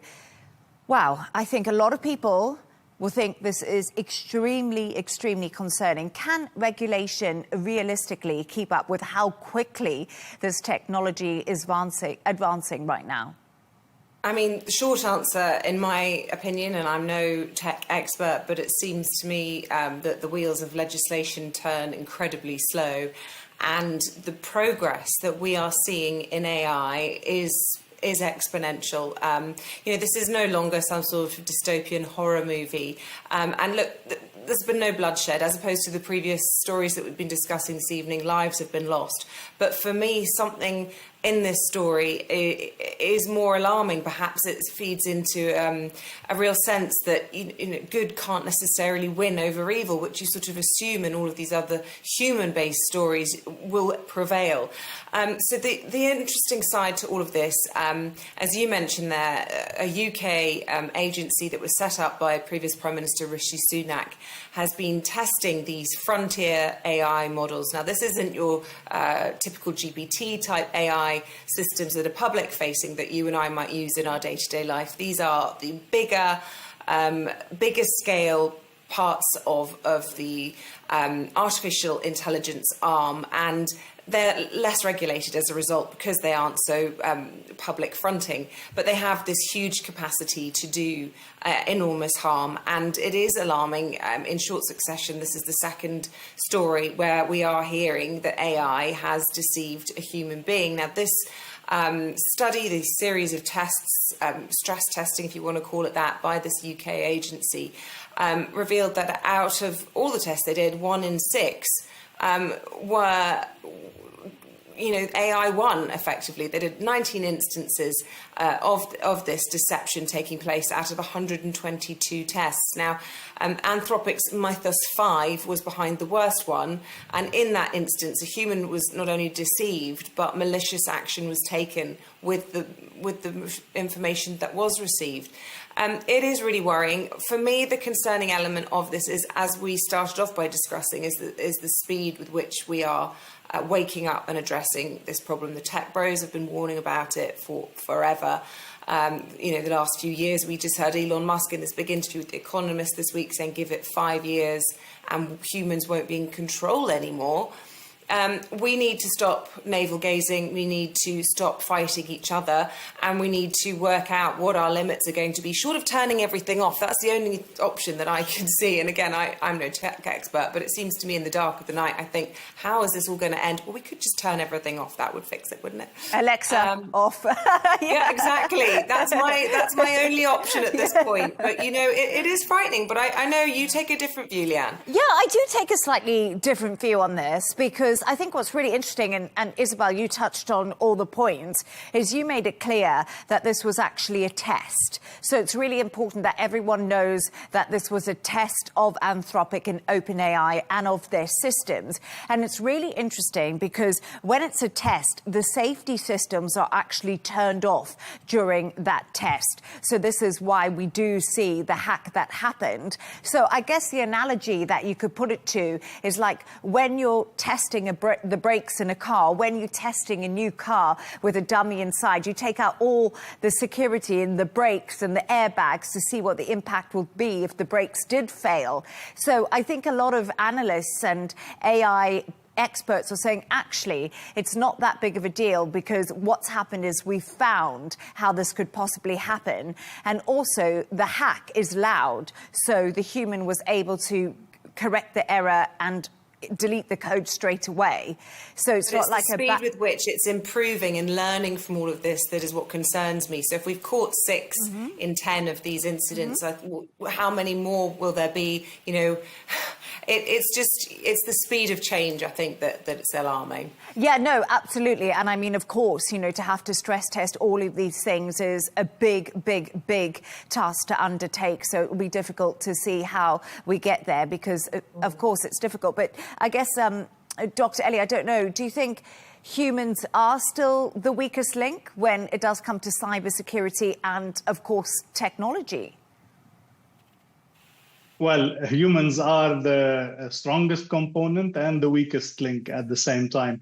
I guess, again, as we've discussed throughout the decades, the value of, let's say, smartphones, before that the internet, before that even computers. And we know for a fact that these are tools that will change our life, and that could be used for the good, but also could be used for the bad. Same as AI, we should approach it in the same way. However, again, the concern, as Isabel was saying, is how fast it is growing, but also how poorly we are responding and how slowly we are putting the legal measures. Two things make this much more problematic is the size of a potential problem, because, again, everything is connected today. And an AI going rogue, in simple terms, could cause huge damage to huge amounts of people or companies or financial problems or things like that. This is the first one, so the scale that we are speaking about. And second, I think the very serious issue is that in all the previous products that I mentioned, you needed an evil human being to do this. Now it is potentially doing the evil on its own. It doesn't need the human intervention to potentially go wild once this AI is now active on its own and does not need the human input. Altogether, I think it's good that we are doing a testing. We should do more testing to find out where are the loopholes, but we should also be very fast in creating the safeguards, legal, technical, political safeguards, and we should be altogether, like internationally, creating the format to regularize and formalize this in ways that are suitable to make the positives of the AI more than the negatives that could potentially be used for. And I think it's also just important to point out one thing that we have to remember. Right now, AI is keeping the US stock markets at the highest. They've been record highs in many respects when we have a look at the NASDAQ. And that's, of course, where all the big tech stocks are traded. So AI is actually really keeping people in business at the moment. If you've got stocks invested, the reason we don't see the markets crashing because of the war in Iran and the war in Ukraine is because AI has become so elevated and is keeping people in a lot of money. So right now, I think that a lot of investors will be looking at this and hoping that any gremlins are ironed out, because so much hope is being put on AI. And I think if that bubble bursts, there could be serious ramifications for the global economy. But thank you so much for your thoughts on that. Now, it's that time of the show where Dr. Ellie and Isabel have chosen two of their quirkiest stories of the day. And Isabel, I love your story. It's about a tiny kitten who's won the hearts around the world. What's the story? Well, I chose this story, Leigh Ann, because I know that you are a doggy person, but I actually recently saw a picture of you with a little kitten that you keep seeing out and about in your travels that you've become quite attached to. And I have to say, I'm a crazy cat lady, and this little kitten looks just like my cat, literally identical, a tabby cat. And the only difference is, of course, as you can see from the footage there, this little kitten was found with a spinal injury. This is in Cincinnati in the States. And a photograph of this little kitten in this little homemade contraption has gone viral. Now, the kitten was taken into an animal shelter, and the lady there found some ambulances from Hot Wheels, which is a children's cartoon. Hot Wheels ambulance to put the little paws on, 2 rulers, sticky tape and some cardboard to create a little carriage for this little kitten that they've called Gelato in order to haul itself around. Now, as you would imagine, it has captured hearts and minds all around the world, not least people like me who identify their own cat in that sweet little tabby's face. And somebody's come forward and they've printed through a 3D printer a proper support for the back legs of this lovely little kitten that will grow as the kitten grows. And word is that Gelato is doing really well and growing and thriving, and it's just a lovely little story. Oh, I feel almost emotional watching that. It's so lovely. Like, I feel like I could just, when humans are so kind to animals, I swear to God, it just always brings tears to my eyes because, you know, they deserve such a good life too. And yes, you are right that there's a little cat that I've fallen in love with, a stray cat, Dr. Ellie and Isabel, right near my house. And every day I feed it and it now follows me all around. And I'm so in love with it. It's so cute. Dr. Ellie, I don't know what your thoughts on that, but it's emotional. In case your cat have an accident, there's easier ways of doing, you know, the support. You could 3D print it or you could get something. This seemed more complex. I don't know why they complicated their life so much and created all these complex setups. It could have been a much easier way. But it doesn't function properly also. It seems to be dragging, but I mean, the intentions are in the right place and it definitely brought the attention. And I'm glad that the kitten is all right. I know. I think it's just a lovely story. It's so wonderful when humans do that. It's faith in humanity, for sure. But Dr. Ellie, yours is about a woman's remarkable prosthetic nose and how she's actually using it to raise awareness about prosthetics. Can you tell us a bit more about this story? Sure. Well, the good side of the story is that a woman that had an accident and that her nose completely was damaged and collapsed. So the medical procedure was able to give her, you know, implants that are at the same time magnetic, and she could now simply put a nose, a magnetic nose that would attach to her face and make her look completely normal in a good face and a good picture. The problem, or the funny part of the story, is that now she has more than 10 different noses to choose from based on how she's feeling or based on how tanned she is or different situations. So that made it really funny, or an exceptional story, that she has one nose that is tanned, one nose that is, a bit when you have the flu, it is a bit more reddish. She has a different nose for every occasion, and she would simply put one on based on how she is feeling. She's definitely using this to promote this kind of medical procedure. She's become active on social media. It brings hope to a lot of people that are suffering from this, but it was simply funny for me to see how you can exchange parts of your body. I don't know if in the future we could see other parts being simply exchangeable based on our mood. But yeah, it's something that I found unique in a way, and thought to share with you. And I definitely wouldn't be putting on a nose with a cold. Would you be putting a red one on? I'm not sure, the Rudolph nose. But I can see the appeal, and certainly, if she's had an accident, then what a wonderful way to stop her feeling self-conscious. And for those people, because lots of people go through painful, surgery procedures for aesthetic reasons, perhaps this would be a less painful way of doing that. But also, I just have a look at the pictures of her, and how brave is she to come out and admit what she's gone through. It's always difficult when you've had an accident, and of course with the facial deformity, to admit it, to show it, and then to be brave enough to be able to say to people, actually, there is a way out of this, there is a happy ending. It's actually, once again, quite a nice story. And I think it's also fascinating. It looks like she has a nose for winter, summer, and as you did say, Isabel, for cold. So who knows what could come next with technology. But thank you so much for that, Dr. Ellie and Isabel. And that's all from us on W News Extra. Thanks to our guest, broadcaster and journalist Isabel Webster, and Professor on International Relations, Dr. Ellie Al-Hindi. And that's all from us on W News Extra. Don't forget to subscribe to our YouTube channel. Of course, follow us on X. G&T, that's coming up next. Goodbye and thank you.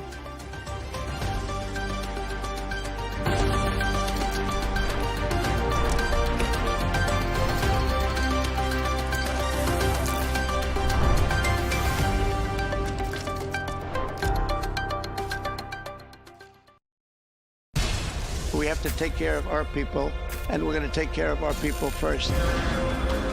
For in-depth analysis and all the latest developments across the globe, make sure you join us every weekday.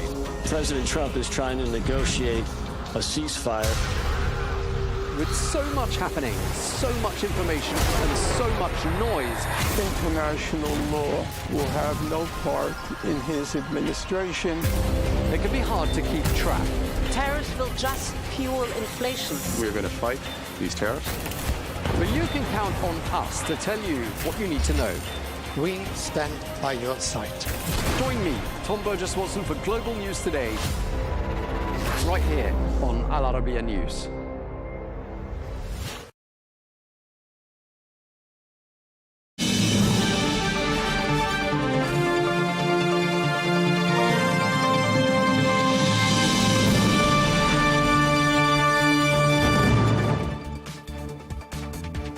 Hello and welcome to Global News Today, bringing you exclusive interviews with leading experts every weekday here on Al Arabiya English.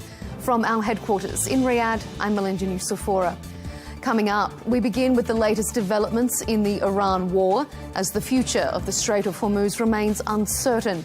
President Donald Trump has been saying the key waterway would reopen very soon, but will it?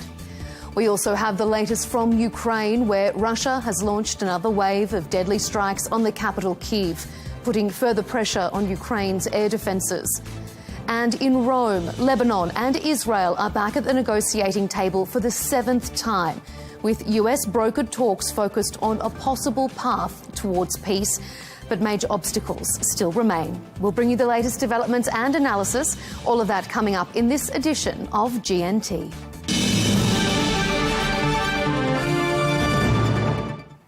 Hello and welcome to the program. We begin with the latest developments in the Iran war. The Strait of Hormuz remains at the centre of the crisis, with questions still swirling over whether or not it will reopen. Earlier on Wednesday, President Donald Trump said he expects the strait to reopen very soon, warning that if it doesn't, Iran would be hit very hard. Those comments came as talks between Iran and Oman continue over the future of the crucial waterway. Shipping in the broader region is also at risk. An Indian-flagged vessel was struck by a projectile and sank off the coast of Yemen near the Bab al-Mandeb Strait, another strategic choke point in the southern entrance to the Red Sea. For more analysis, let's bring in Mick Mulroy, former US Deputy Assistant Secretary of Defence for the Middle East under President Trump, who joins from Montana. Mick, thanks for being on the program. Good to be with you, Melinda. We're hearing again that an agreement regarding the Strait of Hormuz may be close. How high should expectations be that this deal, one, will happen, and two, that it will be comprehensive and lasting?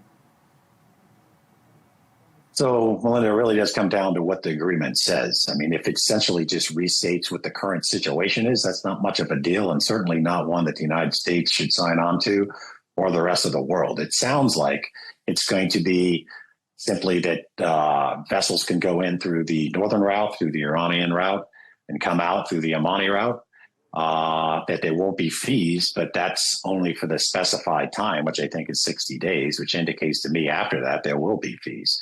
So if that's the case and Iran's going to collect fees, that means Iran controls the Strait of Hormuz. And that should be, again, unacceptable. So we'll have to see what the agreement actually says, but that just solidifies the Iranian position on it. Iran's state broadcaster has been reporting on Wednesday that the Iran-Oman talks, and I quote, have nothing to do with the United States. Will the US have to simply accept whatever deal is struck, or can it refuse the deal and we go back to square one? Well, it can refuse the deal. I mean, ultimately, the U.S. is willing to use military force. So what the agreement is between Oman and Iran, to that extent, is somewhat irrelevant. And I'm sure the United States is going to put a lot of pressure on Oman not to accept something that essentially turns the Strait of Hormuz over to Iran. But we'll have to see if they're willing to do that. But ultimately, that doesn't bind the United States, nor the rest of the world, who might just not want to see every vessel that goes through the strait be charged a 5 or 7% charge. That would drive everything up around the world that comes from this region 5 or 7%. So we'll have to see what comes from this, but there's no obligation just because Oman signs on to it. The idea, though, that we can never return to the pre-war status quo of the Strait of Hormuz, is that something that the US accepts, or does the US, do you think, believe that the strait can be fully reopened the way it was before February?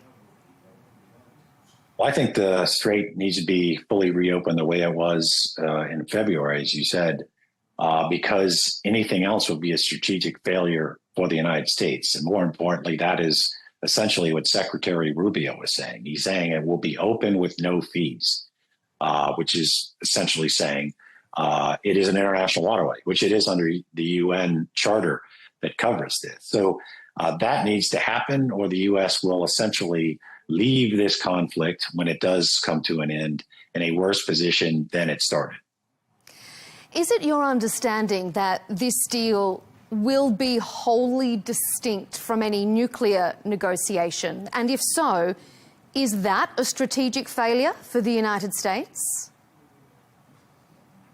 So the first part, that is the understanding, because the United States is essentially messaging that. They're saying there's going to be an agreement on the Strait of Hormuz, that it will be open, no fees, and then there'll be what they're calling the denuclearization plan for Iran. If that doesn't happen, if the latter doesn't actually happen, then that would be a failure. But that, of course, is to be determined. If the United States gets an agreement, and by saying denuclearization, at least for me, that indicates not just no enrichment in the future and no, going toward weaponizing any kind of enriched uranium. It means turning over the highly enriched uranium. So it's denuclearizing the situation right now.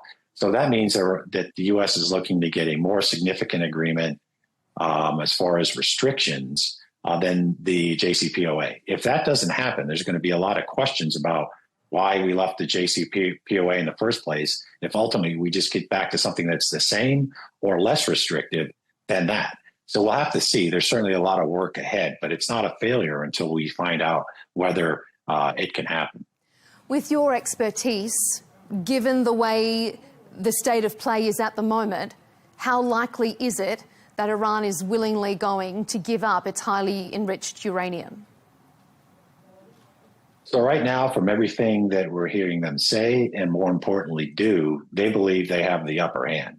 So that's why President Trump continuously threatens this escalation, because the current situation, it does not look like Iran's going to either turn over its highly enriched uranium nor give up their perceived right of enrichment. And now, of course, they're talking about Saudis having the right.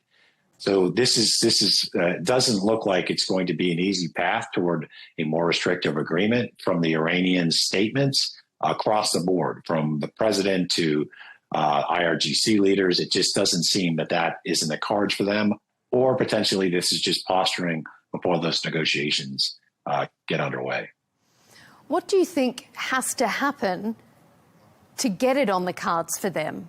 What's the tipping point for Iran?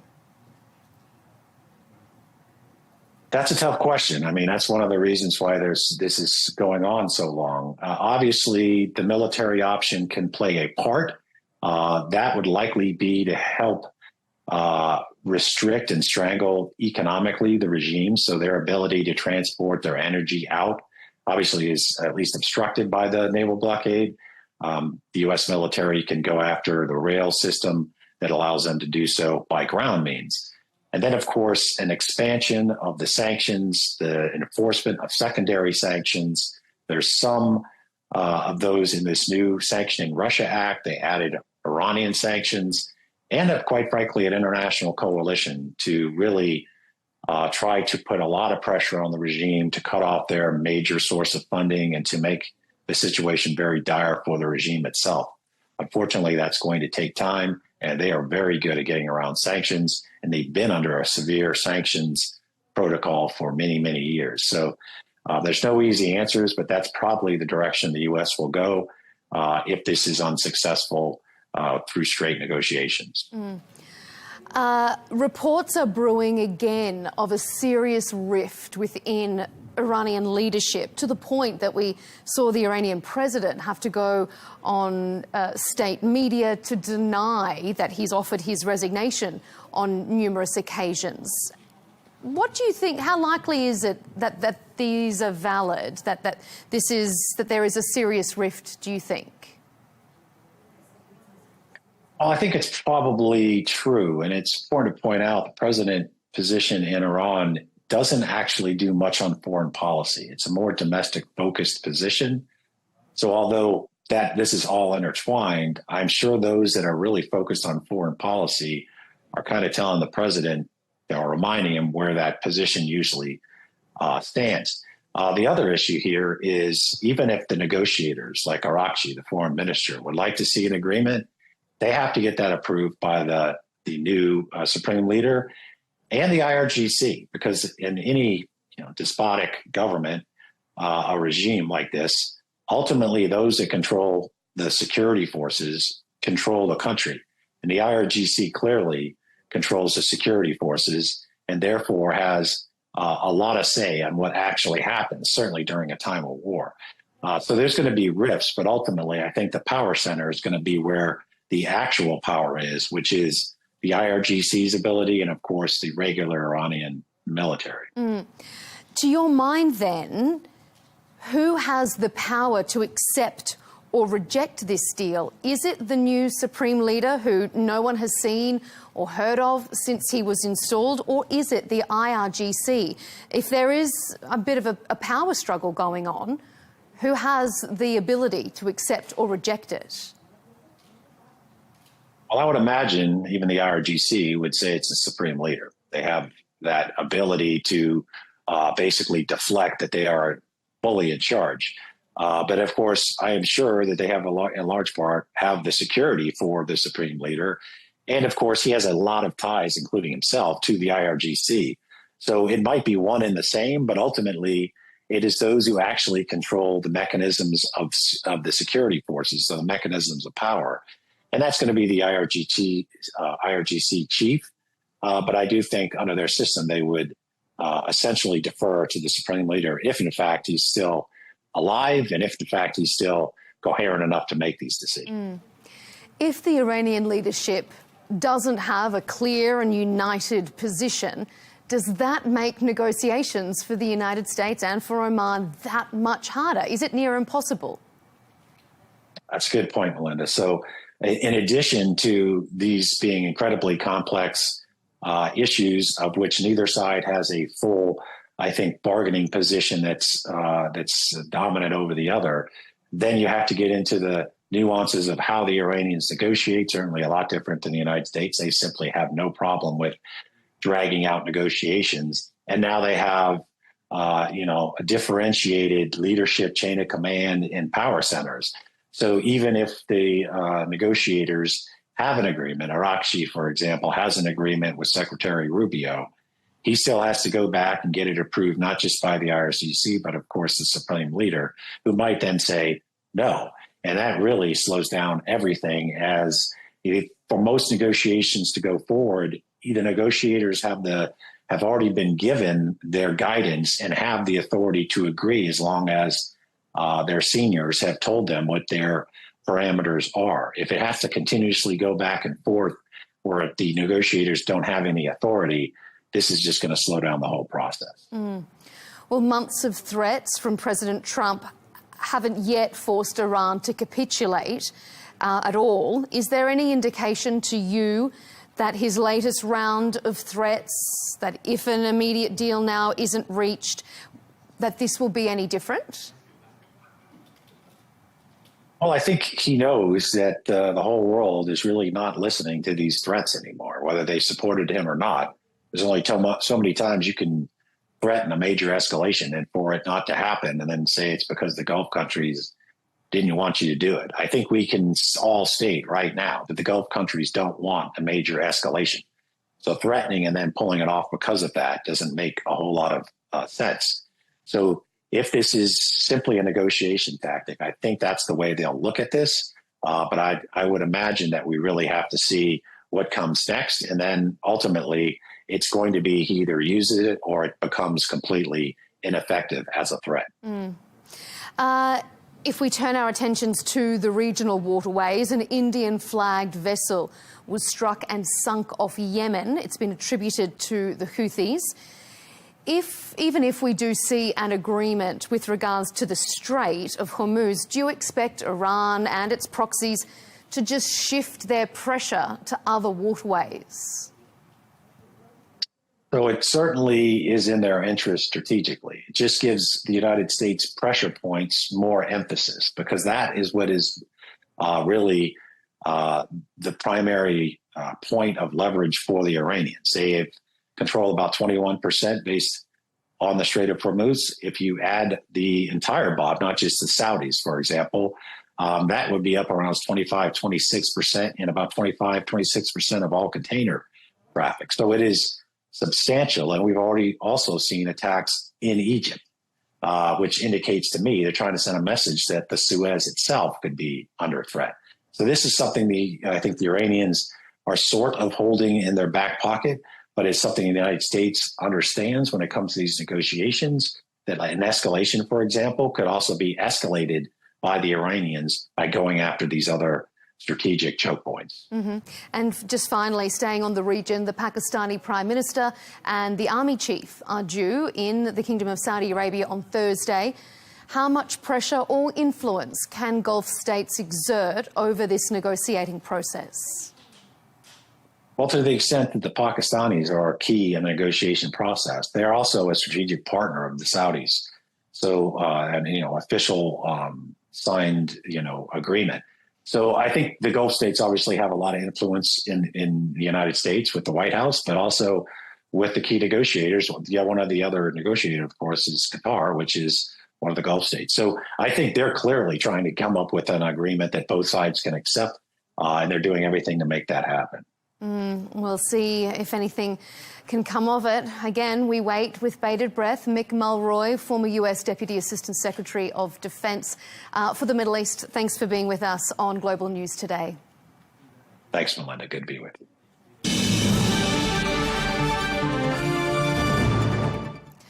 To Ukraine, and Russia has once again targeted the Ukrainian capital. Overnight, Moscow launched a fresh wave of missile and drone strikes on Kyiv and the surrounding region, killing at least 17 people, according to Ukrainian officials. Authorities say they were unable to intercept any of the ballistic missiles, highlighting the growing strain on Ukraine's air defences. The latest attack has renewed Kyiv's calls for more air defences, including the US-made Patriot interceptors, which officials say are critical to protecting the capital's skies. For more, I'm joined by Kurt Volker, former US ambassador to NATO and former United States Special Representative for Ukraine negotiations under President Trump, joining us from Virginia. Ambassador, thanks for being with us. Well, following the deadly strikes on Kyiv, Ukrainian President Volodymyr Zelensky has blamed allies for not delivering air defences. Do you think the president has a point? Well, yes and no. The allies, the United States, European allies, have done so much to help Ukraine. They've done everything that is really can be imagined, from aircraft to air defenses to armor to artillery, you name it. There's been a tremendous amount of support. That being said, so I wouldn't use the word blame, but that being said, there is a critical shortage of air defense in Ukraine, in Kyiv and in other cities as well. And this is truly important at this stage in the war and for protecting Ukrainian people. As I understand, 17 people were killed in Kyiv overnight. That's horrific. And the allies do have more air defense capability that they have not yet provided to Ukraine. Same with the United States. So it's possible to provide more. We should also remember that Russia is capable of attacking NATO or others as well. And we are in the midst of a war against Iran. So there's a lot of demand for air defense. But it is important that we try to do more to help Ukraine get the air defense that it needs. It's interesting. I was going to ask you, why not provide more if the allies have more that they can assist Ukraine with? Why do you think they're holding back? Yeah, well, we should try to do more. I agree with that. The reason they're not is because they're also trying to calculate what they may need for their own defense in case there are attacks against their own countries. And we've seen a Russian missile crash into Poland. We've seen multiple occasions when Russian drones have gone into NATO territory, including Latvia, Poland, Lithuania, Romania. And so allies are also trying to keep some air defense for themselves. President Zelensky has said that supplies of air defense missiles to Ukraine are 3 times less than they were in 2025. Can Ukraine maintain its defense much longer? Absolutely. Air defense is just one component. And it is very sad, very difficult for the people of Ukraine that Russian missiles are getting through. Ukraine is able to take down most of the Russian drones. So they have a very high ratio that are destroyed or redirected. But the missiles are so fast, you really need a specialized system like a Patriot to take down the missiles. And those are getting through. That is unfortunate. But Ukraine is actually doing quite well in this war. They have been able to develop their own long-range capability. They've had long-range strikes inside Russia that are having a real impact. They're taking out Russia's oil refining and oil export capacity. That's drying up funds available to the Kremlin. It's also creating fuel shortages. They've been able to disrupt Russian logistics that supply their forces in the field. And Russian forces have not been able to advance on the ground in any meaningful way for 3 years now. So Ukraine is certainly able to maintain its defenses. With no path to a resolution in sight, though, why should or can the allies continue to prop up Ukraine's military indefinitely? Well, first off, it's a vital interest for Europe and the United States that Ukraine survive as a sovereign, independent democracy. to see it folded back into the Russian Empire under Moscow would be a major threat to Europe in the future. Russia has designs over lots of territory in Europe, not just Ukraine. And so that's one thing, is our own interest. Second, if we want to establish security in Europe again, we had from the end of World War II really until 2022, a period of relative peace in Europe, broken up only by the Balkans wars and Russia's attack in Ukraine in 2014. But now I don't see that we have a strong deterrence in Europe again, like we used to have. And to reestablish that, we need to be in partnership with a strong Ukraine to deter future Russian attacks. President Trump has appeared to backtrack on his promise to allow Ukraine to domestically manufacture those vital Patriot interceptors that you mentioned. Could this incident overnight in Kyiv change his mind? It could, yes. In fact, I wouldn't say that he's changed his mind. I think he has now been briefed that it's complicated. When he originally brought this up in Ankara, he just said it. And he hadn't consulted with the Pentagon. He hadn't consulted with the companies that make these systems. And so it was just thrown out there. No one did anything for a couple of weeks, and President Zelensky asked him about it in the Oval Office at the time of Lindsey Graham's funeral. It was about a week ago. And then I think he finally got briefed that it is complicated. If you build a factory in Ukraine, it might become a target for the Russians to attack. We have tech transfer concerns, not about Ukraine, but whether it could be stolen from Ukraine that we might have a concern about. So these things have to be dealt with. I think we will get there. I think we will come back to this idea of production under license. It's just a question of how and where we get this done. President Zelensky also said that Ukraine's partners should impose new sanctions on Russia.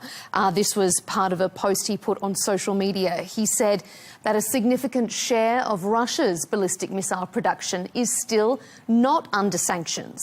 Is that something the G7 or the EU or the US could be looking at right now? Excuse me for sneezing. Bless you. Thank you. Bless you again. Thank you. To take your question, yes, it is something we should be looking at. In the U.S., there's legislation that is moving forward in the Senate that will apply additional sanctions on Russia. It is more focused on oil and gas, which is the source of Russia's revenue, rather than missiles. But we should be looking at components and tightening enforcement on against the export of components to Russia for missiles. And yes, it's something G7 countries should do as well. Now, all of these are insufficient because Russia produces some on its own. Russia can also buy from others, such as China. But it's important that we take these steps to do what we're able to do. Do you think that sanctions to this point have had a meaningful impact on Russia? Absolutely. I mean, the economy is suffering, but not to the point that it's forcing President Putin to return to the negotiating table. Right. And I think that it's only going to be a combination of things that puts so much pressure on Putin that he needs to have a ceasefire. We haven't ever had that thus far in the war. Sanctions are part of it. We have pushed the Kremlin's budget into the negative, so they've drawn down a lot of their national reserves. They've weakened their military. The Russians have weakened their military considerably. The Russian people now know that this is not some antiseptic special military operation. It's an actual war that Russia's waging, and that war has come back inside Russia. So I think all of these effects of sanctions, as well as the military effects, are important, and they do eventually pile up, and they put pressure on Putin to stop it. If we turn to the front lines now, as you say, intractable, not a lot of movement for so long. Russia says in the past 24 hours it's taken 2 more villages, one in the Sumy region and one in Zaporizhia. These might be small moves forward, but do you expect to see much movement along the front lines before that winter freeze hits? No, I don't think we'll see much movement at all. First off, when Russia says that they take villages or they advance, they're not usually telling the truth. There was a very famous incident a few months ago where they claimed to have taken a town in eastern Ukraine, and President Zelensky went there, did some social media from there, and invited Putin to come and join him, because there's no reason for Putin to be afraid if it's held by Russian forces, which of course it wasn't. So those Russian claims are often exaggerated. Also, when they claim to take a village, usually what that means is the people have already left. The Russians have flattened the buildings. It's not really significant that they do that. And the basic front line has not moved for years. Moreover, the Ukrainians have established a very effective drone patrolling over a swathe of territory along the front line. So when Russian military forces advance into that, they are immediately attacked by drones, often with AI, and they're not able to advance at all. So I don't see this front line moving before the winter. I don't see it moving at all, actually. And what I think we will be hoping for is that Ukraine's attacks on Russia's energy infrastructure leave Russia with no choice but to have a ceasefire. And that, I think, would be the best thing for Ukraine. Well, Russia, while Ukraine has been targeting energy infrastructure, Russian strikes recently have been targeting Ukrainian businesses, hitting things like supermarket warehouses and retail distribution centres, transport logistics. The Ukrainian public have so far been very supportive of their country's strong defence. Do you think we will get to a point soon where that changes and the public demand that the president make a deal? No, I don't think so. Remember, the big difference here between the Russian people and the Ukrainian people is the Ukrainian people are fighting to protect themselves. These are their homes, their families, their territory, their villages, where they grew up. They are not just going to walk away from their own country. So, no, I don't see the Ukrainian people demanding that there be some concession or negotiation or handing things over to Russia. By contrast, the Russian people, for the first few years of this war, felt very little impact from it. Now they are feeling impact from it, and they really don't care if Russia takes over Ukraine or not. It's not something that the Russian people are motivated by. It is President Putin and his quest for some czarist legacy of reestablishing the empire. That's something that Putin is motivated by. But the Russian people really don't want to be in a war. So I think the motivation levels on both sides are very different. And just finally, beyond the war's official borders, so to speak, NATO has confirmed that a drone was sighted near a Ukrainian plane at a German airport. Leipzig Airport is a hub for deliveries for Ukraine, and we do understand that that drone was carrying an unexploded explosive device. What do you read into that? There's been no connection to Russia at this point, but what does that lead you to infer? Well, it's very interesting. There are several things that immediately come to mind from this. First off, there does need to be an investigation to figure out what's the drone, how was it operated, who was operating the drone, did it fly into Germany from somewhere else, was it brought into Germany and then flown there near the airport? Why did it not detonate? Was that intentional as just a warning, or was it deliberate, or was it accidental, that there was actually intent to blow up the plane? It also tells you that not only does Russia attack Ukraine directly, but Russia has lots of hybrid capabilities that it is already using in NATO countries. They have already carried out arson, they've carried out targeted assassinations, they have worked through the media to sow disinformation about what's actually happening. They've bribed politicians and political parties, they have spies. So there are so many things Russia is doing, cyber attacks I should mention as well, that are already hybrid attacks on NATO countries. It's interesting if this falls into that category, if they got a local group to do it. And then finally, as we've seen up until now, it's not only this drone incident in Leipzig. We've seen a Russian missile crash in Polish territory.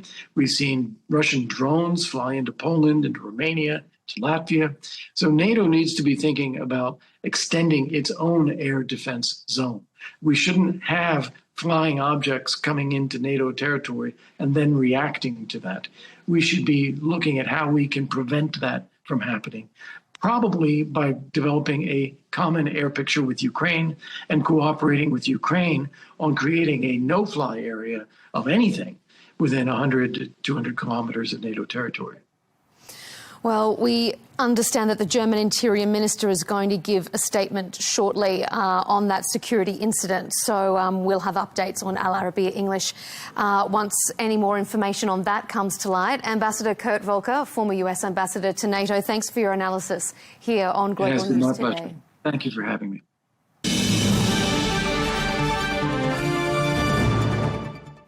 We turn to Rome now, where Lebanon and Israel are sitting down for another round of direct talks, with the United States acting as mediator.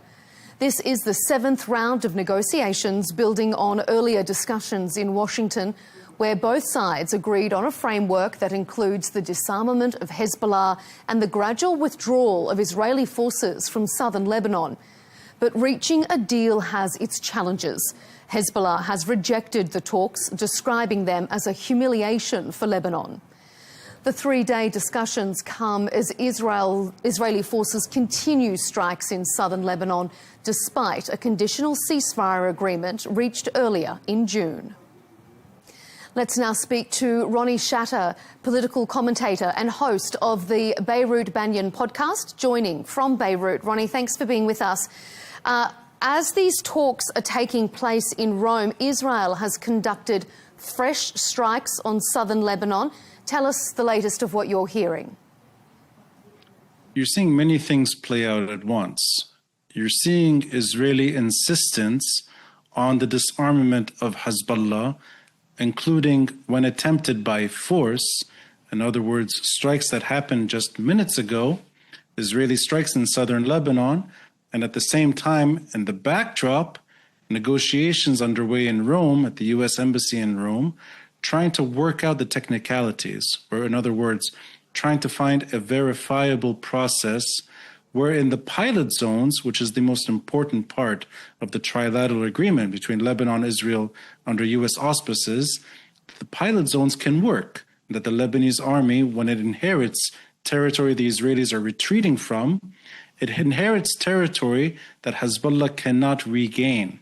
The verified aspect of that, the technicalities are being discussed, and at the same time, the Israelis are bombing southern Lebanon. This looks like a status quo that's emerging, where southern Lebanon is two things at once, under negotiations and a permanent battlefield. So long as two things remain, which is Hezbollah's effective military presence and Israeli soldiers in southern Lebanon. It's a bad status quo, and the attempted negotiations in Rome are meant to end this once and for all, but clearly we're not there.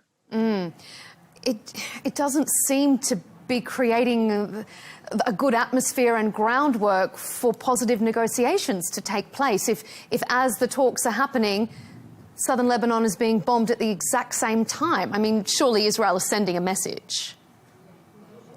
I think the Israelis have been sending a message for quite some time. And unfortunately, that message is through force. In other words, there is no patience on the Israeli side to see how this can even work to begin with. In other words, the U.S. ambassador to Lebanon, Michel Issa, spoke I believe 24 hours ago, actually, just yesterday, saying that this process cannot be rushed. There has to be some time, some breathing space for the pilot zones to work. But that said, on the Israeli side, at least up until now, there's been no indication of any reluctance to use force so long as there is a Hezbollah presence in southern Lebanon, and the way the Israelis see it as a threat from Iranian regime ambitions from Lebanon against Israel. But I will say something. It is a big accomplishment that the Lebanese government was able to pull this off. In other words, even under bombardment, and the way you described it is true, even under Israeli bombardment, the Lebanese government took upon itself to negotiate directly with the Israelis, something that hasn't been done in over 4 decades, And it's also doing something which no Lebanese government has ever made it its own primary mission, which is to effectively disarm Hezbollah. How that process happens, what it takes exactly, we're not there. That has not even been discussed yet. This includes the Lebanese army's reluctance to confront Hezbollah.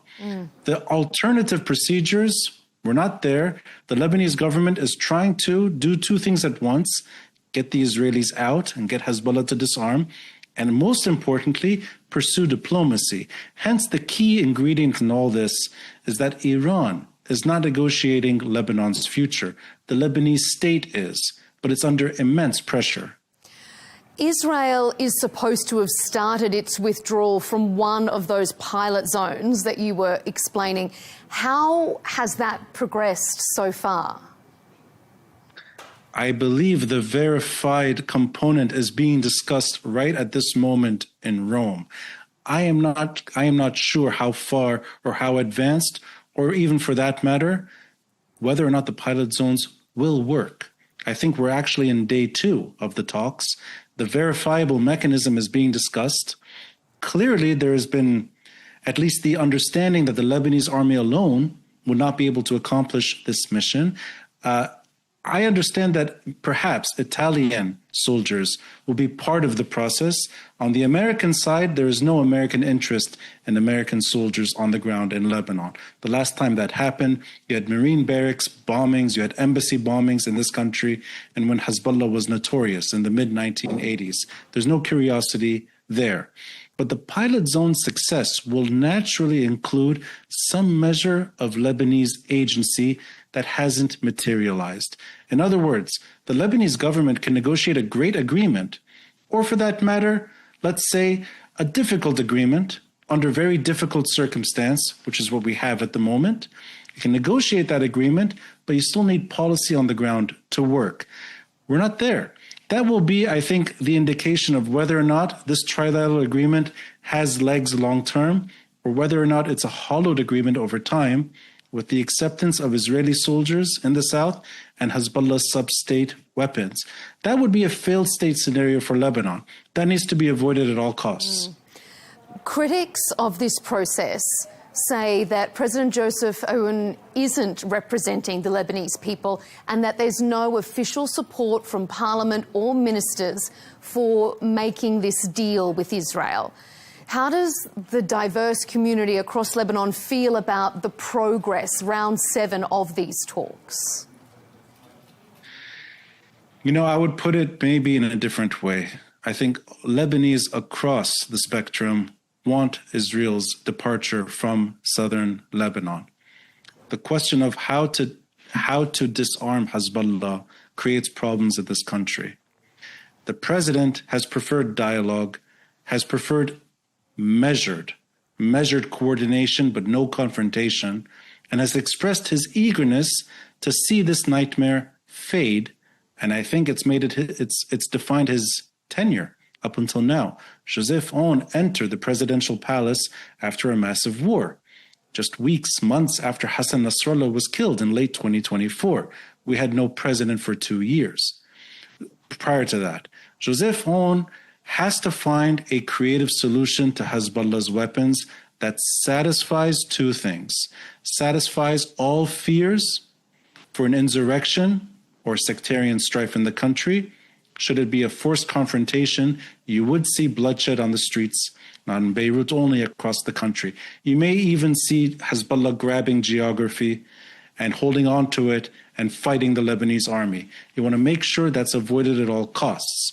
You also want the president and the government at large to make this not just its primary goal as it's stated in words.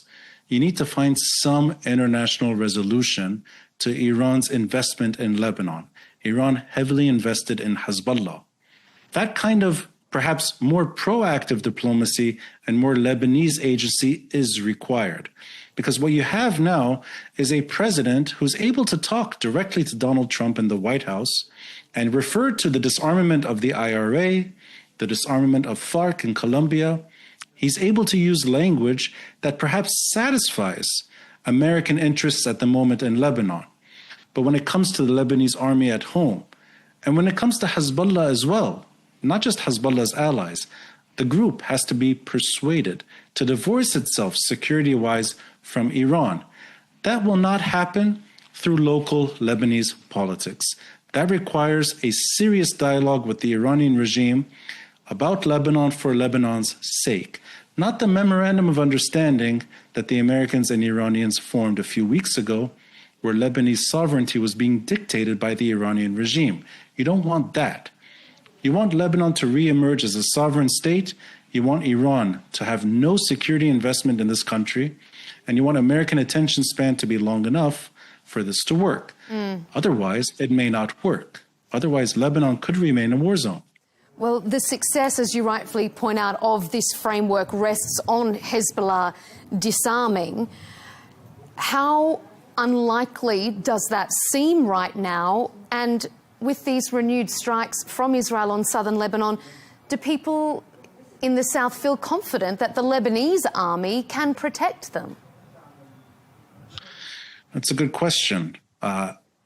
If I were to bet on what the Israelis are intending long-term, should Hezbollah remain armed, is a depopulated zone in southern Lebanon, what they refer to as their yellow line, not just destroyed villages, destroyed homes, destroyed infrastructure, but an uninhabitable zone, which means southern Lebanon becomes a de facto buffer zone without the need necessarily for Israeli soldiers on the ground. Technology, drones, all of that can be delivered without Israeli soldiers in the south. It may not be a traditional occupation, but it's a terrible finale for Lebanon. You don't want that. Southern Lebanese population has been dealt with two blows. A Lebanese government largely strangled and hijacked by Hezbollah, and a Hezbollah presence in the south meant to protect southern inhabitants, but instead a battlefield used by the Iranian regime in the last two wars, exposing southern inhabitants to conflict that not one person wanted in this country. Very unpopular wars, and what many consider in Lebanon to be Hezbollah's suicide mission for the Iranian regime. I sense the best case scenario is where you have pressure on the Iranian regime that ends their involvement in this country, and not a depopulated zone in the south. Rather, Lebanese returning to their homes. And what you don't want to see is a border zone that's ever monitored again by an external force. There is concern that UNIFIL's expiration comes at the end of the year. There is concern that you will not have something perhaps as robust, as perhaps legitimized as UNIFIL taking its place. You want international action to make sure armistice works, Hezbollah is not rearmed in the south, and the Israelis don't set foot in Lebanon. Let's just briefly turn our attentions away from southern Lebanon to the anniversary, the 6th anniversary of that devastating port explosion in Beirut. There's been a real sense we saw of frustration and disappointment at the commemorations when they were held to mark that 6-year anniversary. Why are we still at the position where no one has been held accountable for this atrocity? To put it bluntly, the crimes that involved the most important and influential security force in the country that is outside of the state's control got away with too many political crimes prior to the port blast assassinations that defined modern Lebanese history. All political opponents or intelligence opponents, or for that matter, state opponents to what Hezbollah was becoming, all of them killed by the same group. And of course, the Syrian regime next door got away with something catastrophic for Beirut in particular, housing ammonium nitrate that was later used to kill Syrians. Ammonium nitrate, 700 tons of it left in the port, over 2,000 tons arriving to the city that destroyed not just homes, destroyed the lives and the spirit of the city as well. 6 years later, there has been pressure for a local investigation to release its verdict and its indictment. Tarek Bitar, the judge hired by the state, the judge tasked by the state to bring that sense of closure to the victims of the port blast, there are indications that a report will be released in the next 2 to 3 months. But this is justice delayed, and justice delayed is justice denied.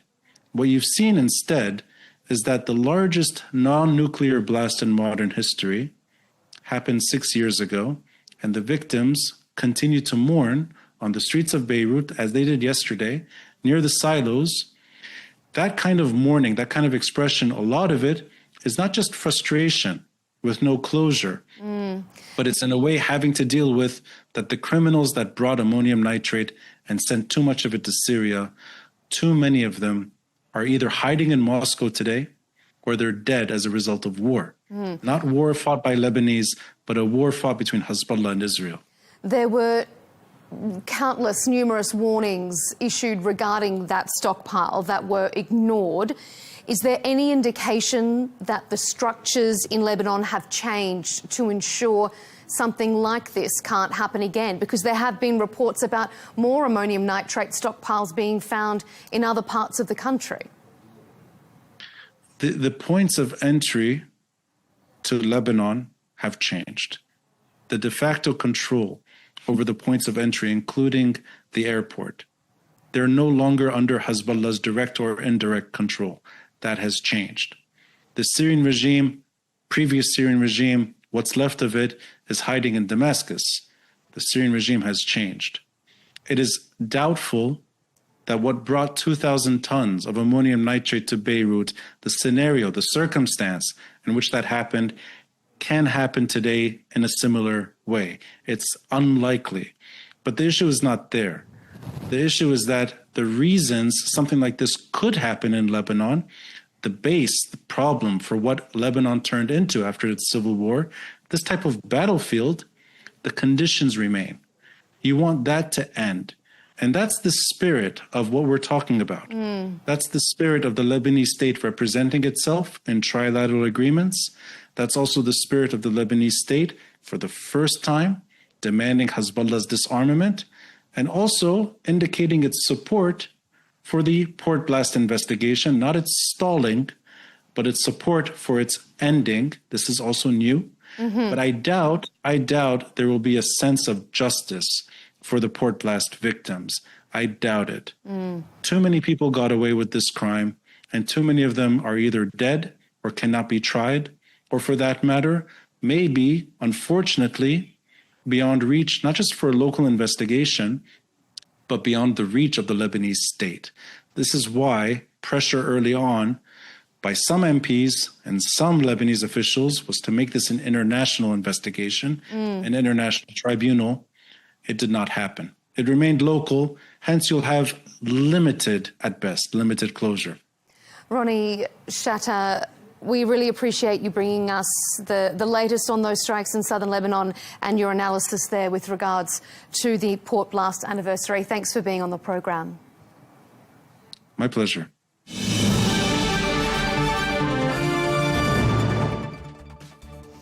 That's all we have time for on Global News today. Thanks for being with us. Be sure to join us tomorrow for more exclusive interviews. Until then, goodbye.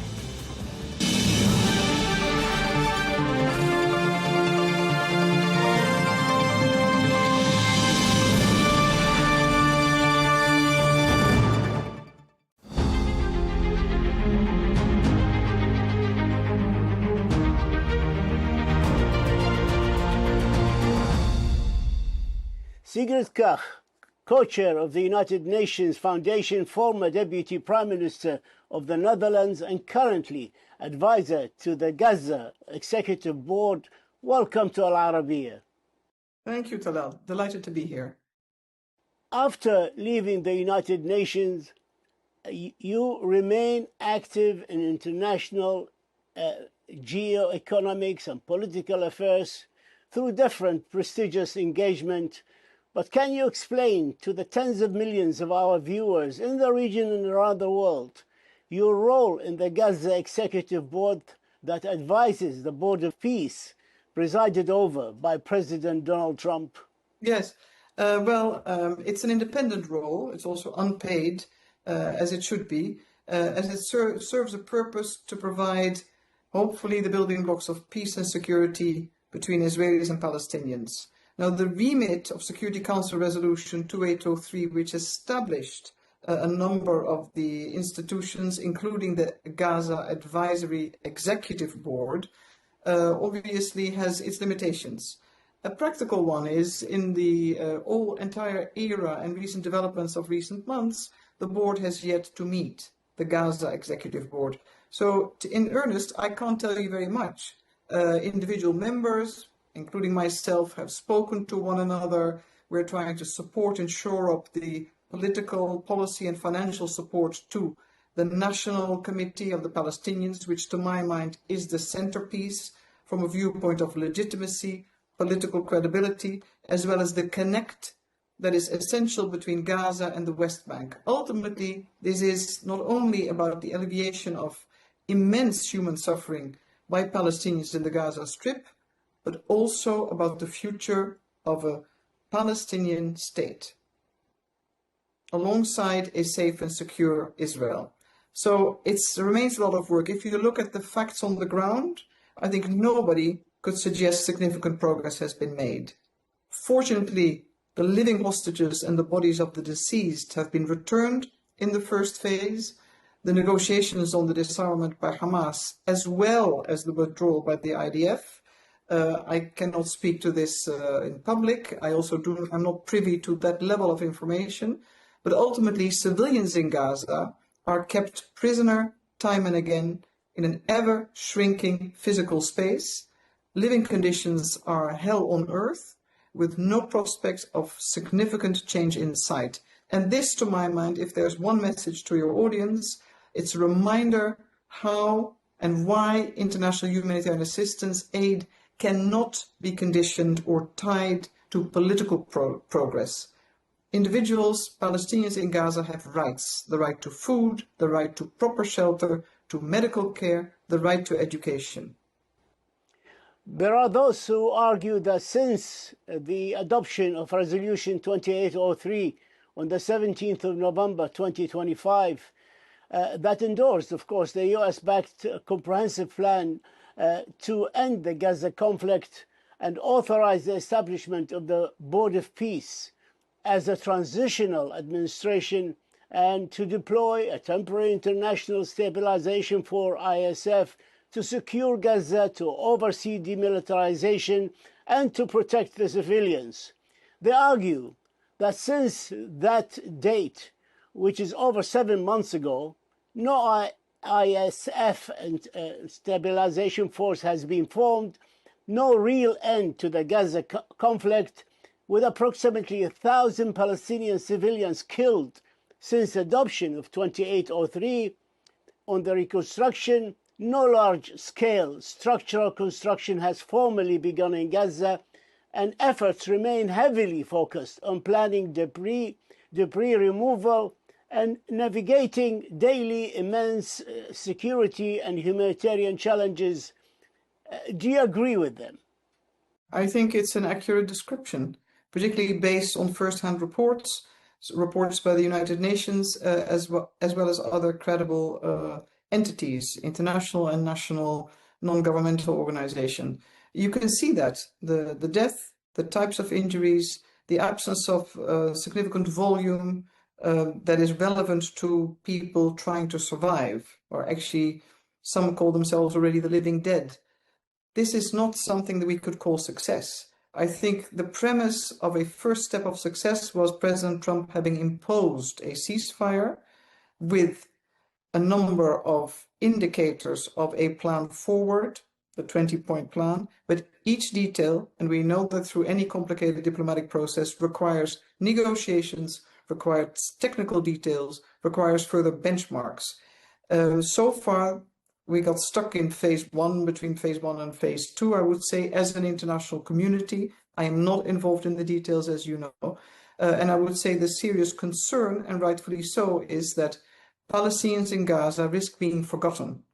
Since the Israel-United States attack on Iran, Iranian response, and what is now called the Iran war, political attention, economic attention and focus has immediately shifted, rendering Security Council Resolution 2803 and the full implementation of that resolution, rendering it a significantly lesser priority. Sigrid Kach, what would you say should happen now to improve the lives of the Gazan people? Well, it's a response that you can hear from any NGO representative or I believe a UN official or most other countries.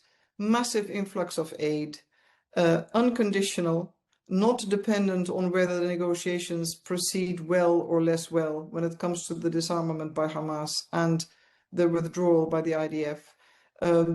The encroachment by the IDF into further shrinking the space Palestinians are permitted to live in, that needs to be altered straight away. And of course, the death toll, it keeps rising. That's one. Second part is early recovery materials need to be allowed in.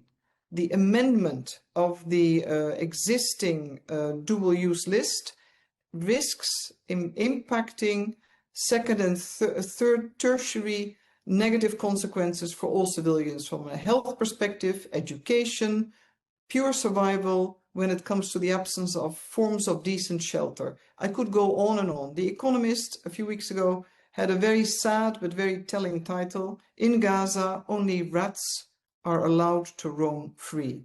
Just picture that for a second, and then you can imagine what it is like to be a Palestinian civilian trying to survive one day more in Gaza without any prospects of serious change, let alone improvement in sight. Last but not least, medical evacuation. Some countries in the region have performed miracles to allow patients in, to have them treated free of charge, to bring their relatives. The list of seriously injured Palestinians in Gaza, I believe, is now around 140,000, but correct me if it is less. It's a serious number. Each one has a name, a life, had hopes, and they need to be treated. We cannot look away.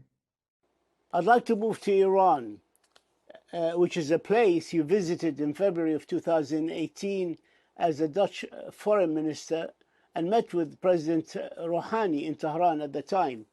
And you, at the time also you expressed the EU continued commitment to the JCPOA. What is your take on the latest development in the Gulf and on the Switzerland diplomacy, and where and when did we, or diplomacy, failed us in case of this conflict? Well, I think 2018, and since the withdrawal by the Trump administration, the first Trump administration of the JCPOA, we've seen, of course, a rapidly changed environment. But I think we also have to look at where we are now, or since the terror of 7th of October, the onslaught on Gaza, and the continued suffering, as well as all the reactions, counter-reactions, the military hegemony established by Israel versus an Iran and a regime that is fighting for its survival. All these are aspects to take into account. Where we are now, I believe that we have seen once again that a war without proper strategy and strategic objectives, let alone a political strategy, definitely runs into a serious set of issues. That's one.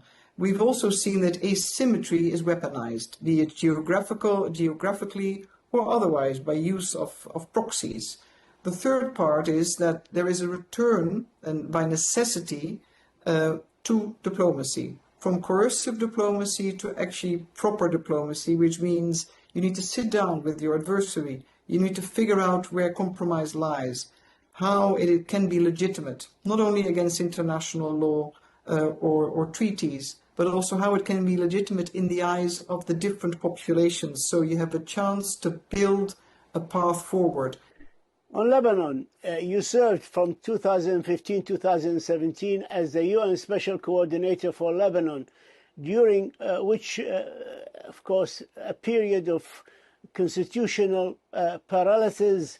Lebanon's situation, of course, today is different, with the election of a new president, the formation of a new government headed by our previously judge and ambassador here to the UN, Nawaf Salam, entirely different from the one you experienced. But how do you read the current developments in Lebanon and the way forward?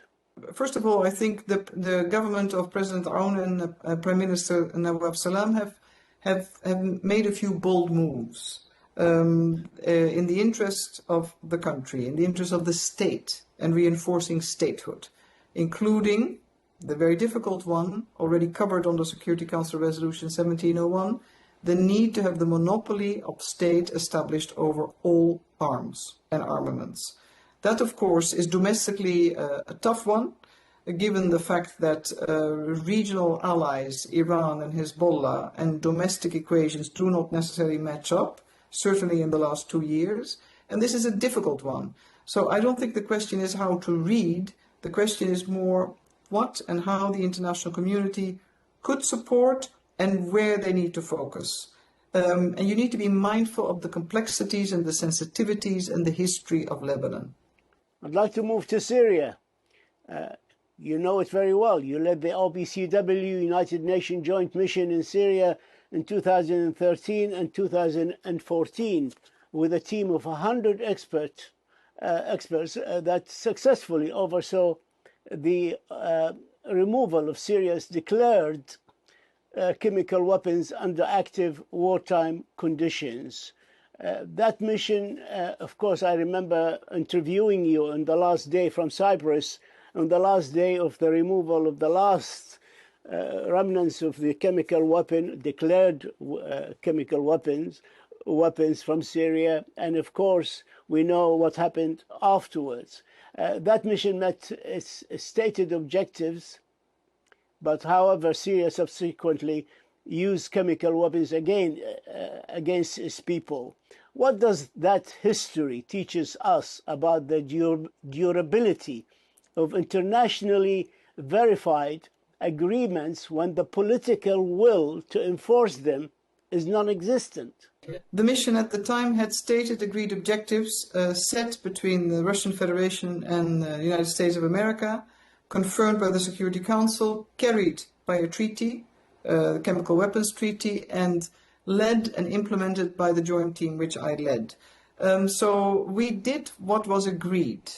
If the parties have agreed to leave remnants or to not touch certain areas, that's a second phase. The second part, and it puzzles me a little bit now in the negotiations or the start of talks around Iran and, of course, the importance of its nuclear enriched material, I believe there are good examples, including the Syria mission, whereby the international community, in this case the IAEA, maybe the UN, and a few other actors could team up, provide for the leadership, provide for a verified, monitored implementation plan that ensures whatever is agreed gets acted upon and reported back to the Security Council. That triangle is an extremely important one.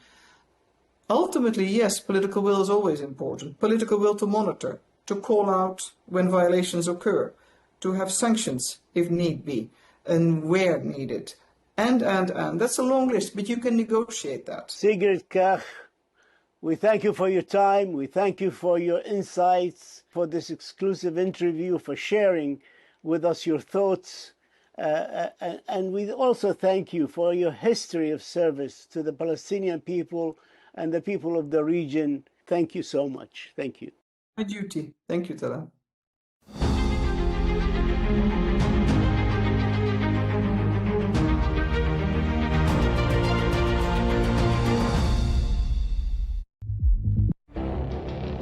It feels like decades are passing by in a matter of weeks.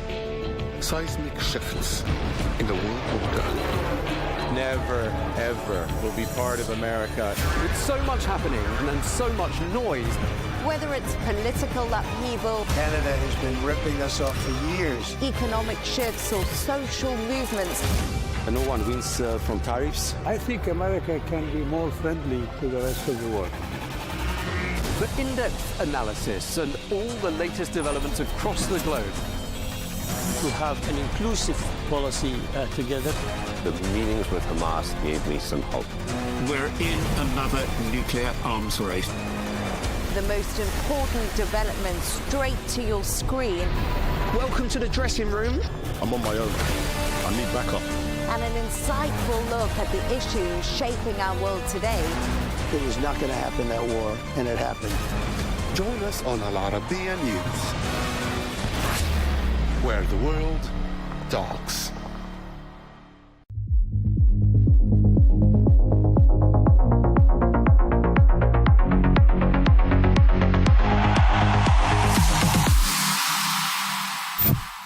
He was just incredible. The best striker in the world. For once, he put his finger in my face, and his finger is about as fat as that cup. But he was like a little puppy, like trying to lure you in. You know what I mean? Tell you, come on, play with me. No, I've got nothing for you. I hate predicting. I always get it wrong. So I go for an Arsenal win.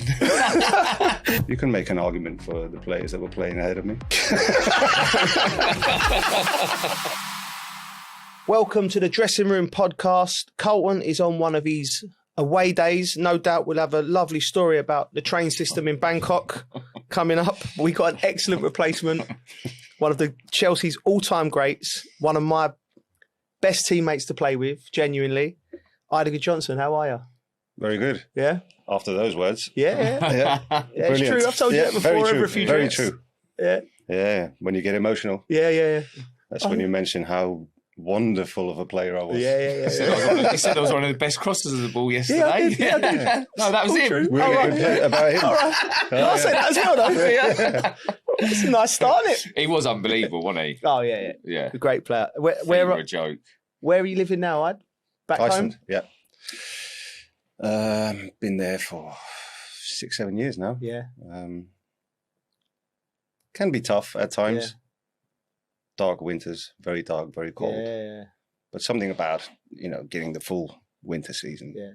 Is it nice? And just a couple of weeks of summer. It was nice. Is it dark all the time? Is it? Yeah, during the winter, literally 20 hours darkness. Have you ever been, Bridgie? You've been? I've been. I love it. I've never been. I'd like to go. It's one of the most beautiful places. What's that place I went to? The hotel with the Blue Lagoon. The Blue Lagoon, yeah. And it's meant to be amazing. Stunning. When you see photos of it, it looks amazing. Yeah, stunning. Let's get a little festival over there or something. Beautiful people. There are some festivals. Yeah, festivals out there worth going to. Yeah. We like a festival. You always bring it round to festivals, don't you? Right. Coming to see me is a festival. It is. Yeah, it is on and off the pitch. So home's Iceland now.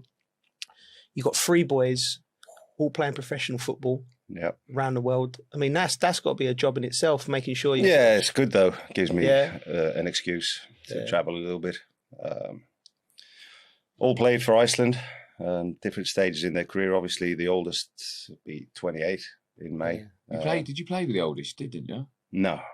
That was me and my dad. Oh, you and your dad. I didn't know if you time goes quick, doesn't it? Well, yeah. Yeah, all professional. They're all got one boy at Blackburn. Was doing really well until he got injured. And my youngest boy is in Malmö in Sweden. Okay. All in the first team. It's great. I remember you. Sorry, Bridget. But there can be difficult. There can be difficult weekends. Yeah. You told me this. Tell me. So speaking of weekends, as in being on the phone, waiting for them to call, and it's either everything's wonderful after they played and scored and won, or we have to sit there for an hour. It's part of the game. Yeah. Sometimes you play, sometimes you don't. Keep your spirits up. Blah blah blah. And you're just exhausted of being the positive guy all the time, or trying to be. Yeah. And then I've got a little girl as well, 11. She scores about 3-4 goals on average a game. Do you know what? If you was a horse, I knew you were going to say that. I knew you were going to say that. Mate, we're going to be queuing up. Four bloody kids all playing. Don't know what it is. It's just shows you how good he was. Yeah. But the thing is, I remember the story about you, like for people listening. You played with you come on for your dad, right? And your dad's last game for Iceland, and your first game was that? Yeah, it was my first game away in Estonia. Yeah, this is '94. Jesus. Yeah. So I substituted my dad for the national team. It was a big moment, first time in history, father and son in the same game, and we were meant to play 2 months later, which would have been in Iceland. So they wanted this big moment to be in front of the home crowd. But just before that game, I broke my ankle, so it never happened. And my dad kept playing for another couple of years, hanging on, waiting for me to recover, but I never recovered in time. Yeah. And the beautiful thing about that moment for me, for us, for everyone in the family is it wasn't set up. It wasn't. It wasn't a charity thing, or it was. Yeah. He was genuinely one of the best players for Iceland, and still was at that time. Right. I was 17, just turning 18, coming into the full squad for the first time. Yeah. I remember saying to the manager, "I don't want a room with my dad." Because we used to have roommates for the national team. And we all know at times what we watch in the room when we're bored. Don't want to do that with your dad. What's that? What are you watching? I was watching Loose Women. Game of Thrones. He'd seen it all. Do you know was he like as good as what you were? Yeah. Yeah. Like different times, obviously. It's hard to compare, he played in Belgium for a long time, went to France. He played in a time where you could only have 3 foreigners in every club, so it was always you had to stand out as a foreigner. He was really good. Yeah. Was Player of the Year in Belgium, top scorer. Played European Cup finals. Actually missed a penalty for Anderlecht against Spurs. Did he? Yeah, in the final. I'm still stunned Spurs got to a Champions League final. Yeah, that was. Is that real? We're talking about the 80s. Okay, yeah, Glenn Hoddle and all that. yeah, okay. Do you know what? That must have been. I can't think. Can you imagine playing football with Mickey? Did your dad play? No. Well, played probably Sunday League. Did he? Yeah. He was quick. Well, no doubt, yeah. I've seen him, lively. Yeah, a bit of a madman, I think. But... Mad Mickey, yeah. Oh, mate, what that was like, what a moment. Like, how was your mum? Imagine, that's it, your mum on that day, she must have been nervous. Yeah, I can't even remember what she said. It's hard to remember that far back when you get to I can't remember what happened yesterday. Yeah, fair point. But see, I mean, it's a proud moment. It's bittersweet. It could have been even bigger. Yeah. We would have actually played if I wouldn't have gotten injured. We would have probably played 10 internationals together. Yeah. Which would have made it an even more historic, even bigger moment. Yeah. Still big enough though. Yeah, mate, it's incredible. Massive. I think it's nice. I think that's a beautiful story. Has anyone? I don't think it's ever. No, I don't think so. I think father and son. I think for club football maybe Rivaldo or something. He played until he was 50, wasn't he? Mate, you can tell by his legs. I've seen him. Right. Well, listen, we'll get back onto you a little bit later, Ida, because we all saw each other yesterday at the Chelsea game, Manchester City. I'm going to start top of the table. We're going to start with Arsenal losing to Bournemouth, and that was on the Saturday. And I know that because I was in a pub in Highgate, which is Arsenal territory, and I was expecting, everyone was really excited Arsenal were going to win, and then it just was deflated. Everyone.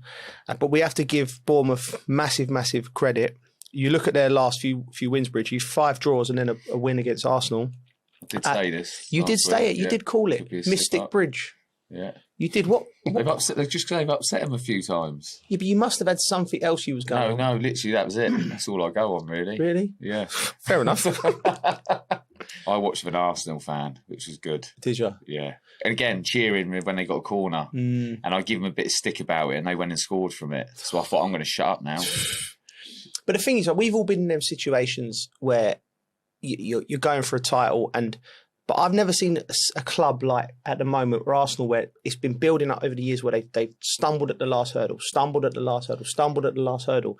and then it becomes a sort of, it's like a self-fulfilling prophecy. So every time I watch Arsenal now, forget the tactics, it's just the players. They're all everyone seems to be looking around for somebody else to take the game by the scruff of the neck. Do you know what I mean? And I think I look at Arteta, and he looks grey. Like, not in his hair, he's got great hair. But he looks, he looks passionate. He looks petrified. Do you know what I mean? How can you, do you know what I mean? Think of the great managers you work for. You've got Barcelona, Jose. They never look scared. even they looked always in control. With Mikel, he needs to find a way. His body language, I think it stems from the manager. I don't know what you think. Yeah, I think I've never really been in a situation where we were leading the whole season and then lose it. Maybe with Barcelona in my first season, but my Spanish wasn't good enough to understand what everyone was saying at the time, or didn't really have a feeling yet of what it meant to everyone.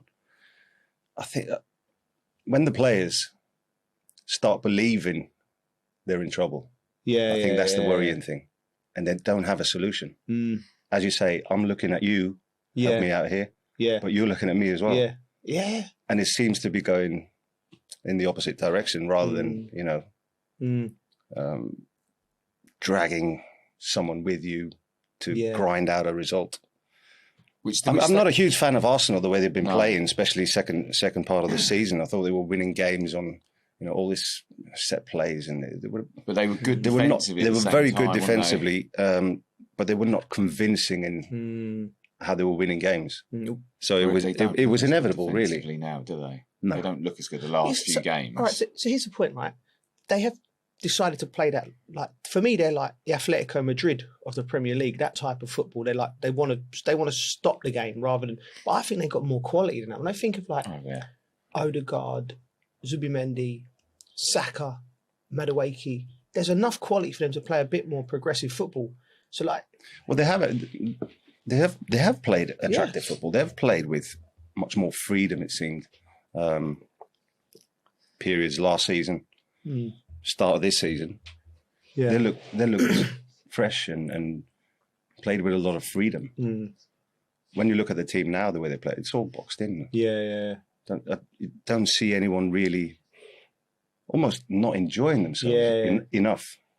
Playing with that fear. You need to get that enjoyment. I'm trying to think of the situation in Mark, but for me, it was like, pardon me, it was like the relegation battles when I saw players mainly playing. It was never at the top of the table, because think of it, when you're playing at the top of the table, you're winning more games than you're losing by the fact that you're there. But when I've been in relegation battles at West Ham, that's when I've seen players just like top players letting the ball run out under their feet. We played at West Ham one year in a relegation battle, right? And the West Ham fans are demanding, right? I love them, but we'd get booed off at half time because we wasn't winning, like against the team and things like that. They wanted you to do so well. And there was a particular part of the stadium, the chicken run, and we'd got a corner once, right? And the fans were like, used to give you so much stick and abuse you as you're going to take a corner. Nobody wanted to take the corner. So I'm looking around. My position was the edge of the box.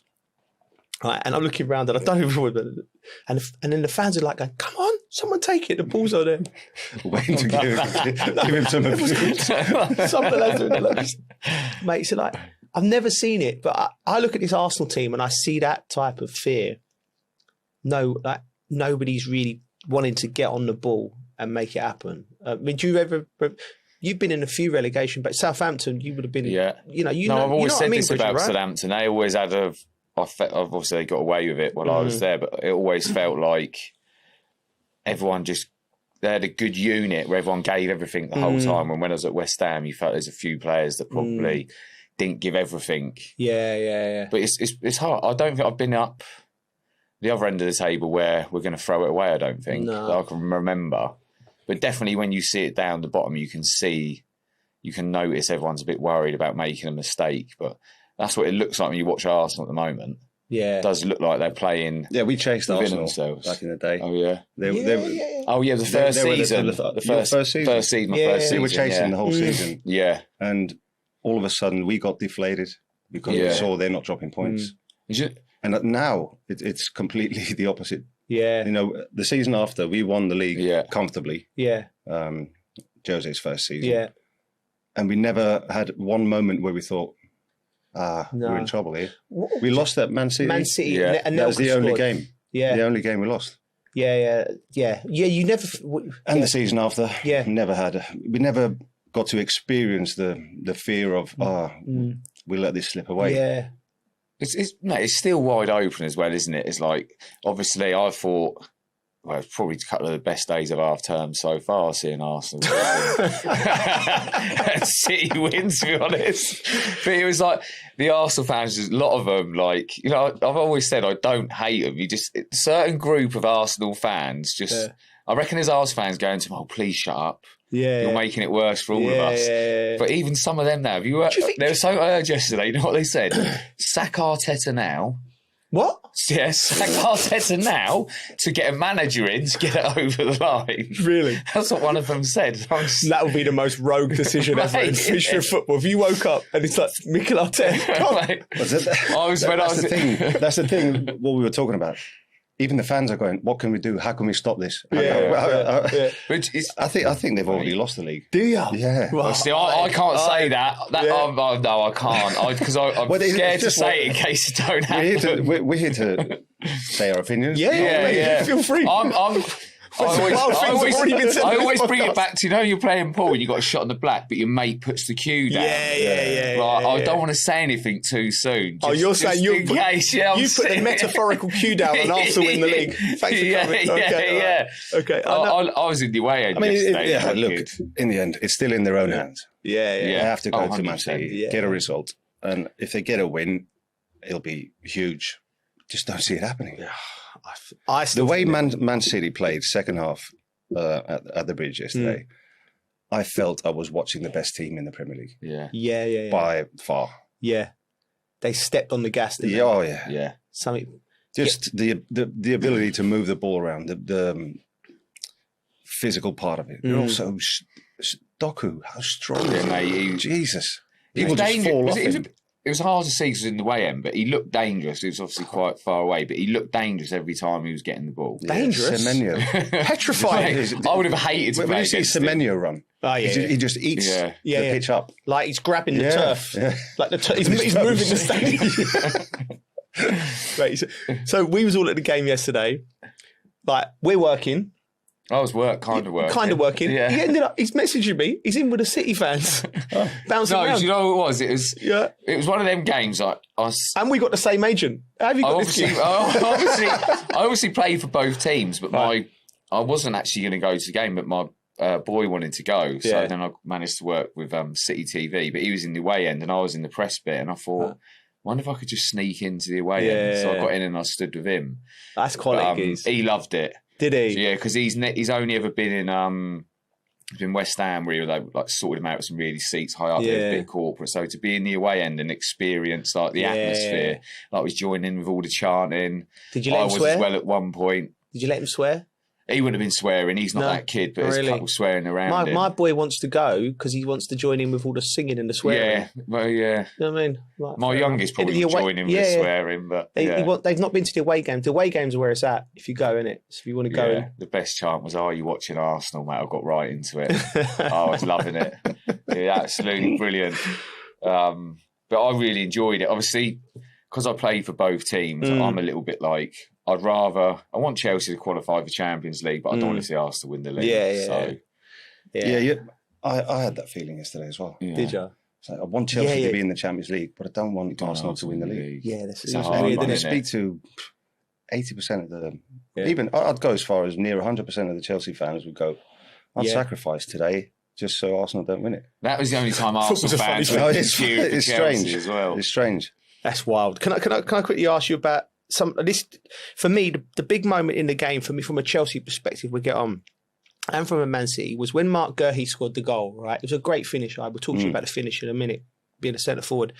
But I look at where Chelsea are as a club, and desperately trying to find a centre half, spending hundreds of £1 million. You had a kid in the building. He come over and spoke to us. Was you with him? No. He come over and spoke to us after. He's so assured he's a captain. You see him play. He's calm. He's come from at Chelsea from the age of 6. We sold him to Crystal Palace, and then now he's at Man City, and he looks like he's been there for 20 years. And he's the moment the jerky ball into him, and the finish was just sublime. And I'm looking at him and I'm just like going, how has this kid got a Man City shirt on? And he should be, the team should have been built around him 5 years ago. Whoever's let him out the door at Chelsea needs that. If I'm the owner, I'm going, right, whose decision or what collective of people's decision was it to think it was a good idea to let this kid leave the club? They probably still ain't there. Everyone will go, oh, it weren't me. I'm like, come on, because unless you find out who's doing these decisions will continue to happen, and you'll keep losing players like that. You need to do an appraisal on it. That goal reminded me of, I don't like talking about it all the time, but it reminded me of my goal against Arsenal. Do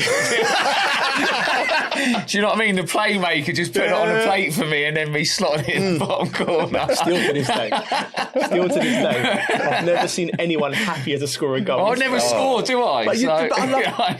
you know what? I didn't know what to do, so I just sprinted in there. I might get a picture of you scoring that goal on my house somewhere. Just find someone. My mate got me one, so happy, and I'm running off. And then Hernan's behind me, but he's changed Hernan's face for his face. I mean, if you don't celebrate those goals, Jesus. Know, yeah. Like we celebrated, right? Wow. I didn't go out after that game. Did you? No. That's probably why I was. I heard stories about you going out for a few. Yeah, we talked about. He woke up. The cleaner woke him up in China Whites the next morning. China Whites, those were the days. Yeah, they were the days. Grown up now. Oh yeah. Anyway, yeah, and plus it's Champions League. Yeah, Arsenal.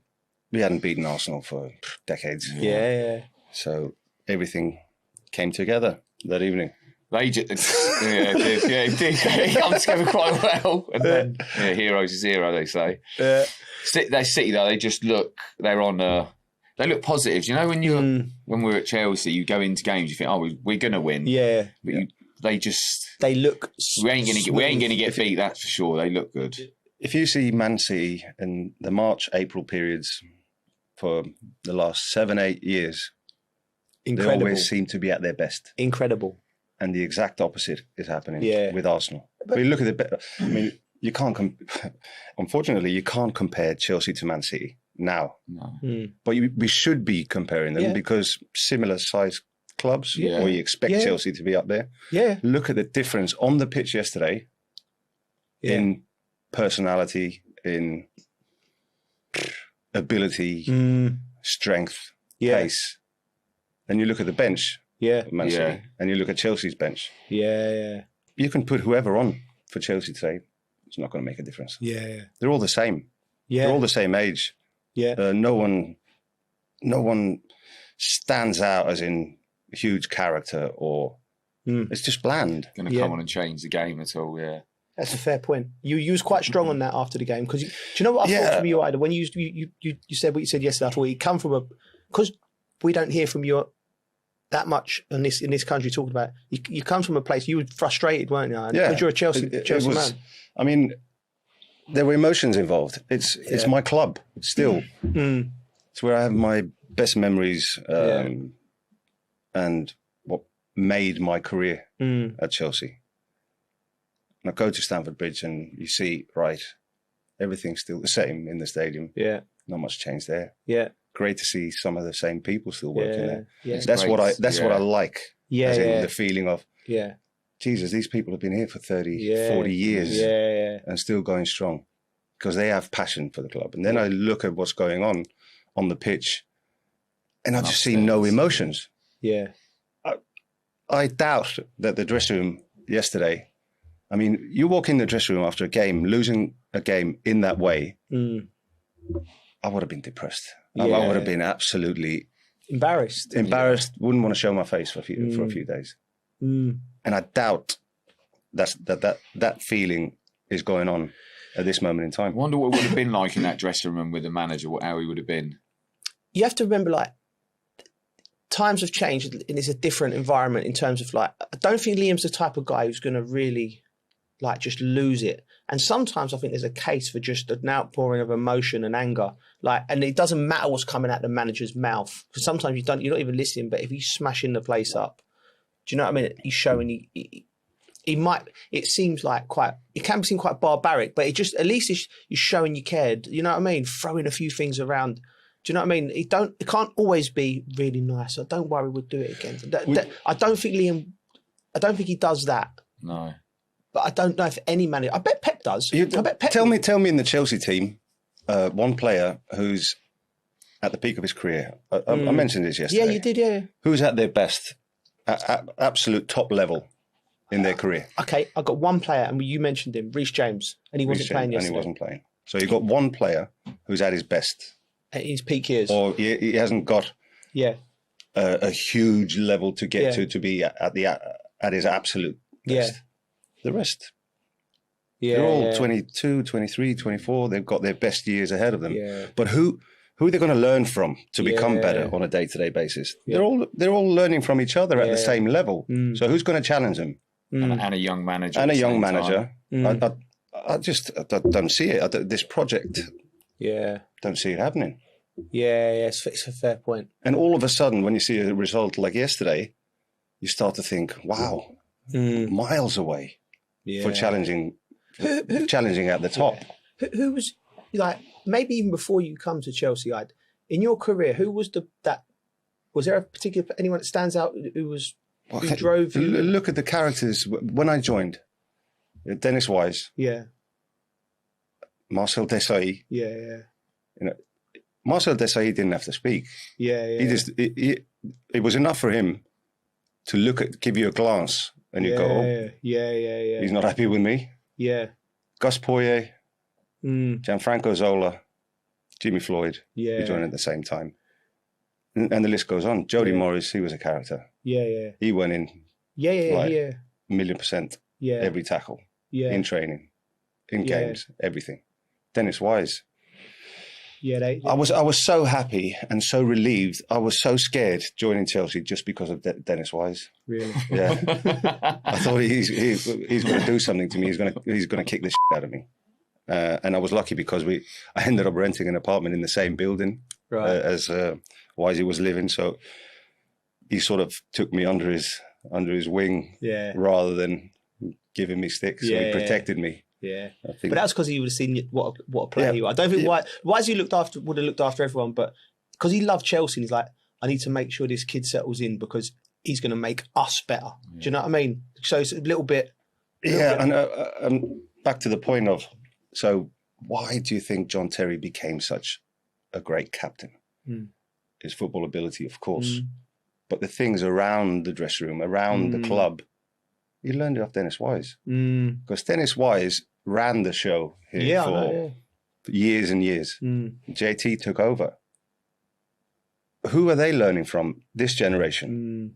There's no one there. There's not a character there. Reece James, how long has he been captain?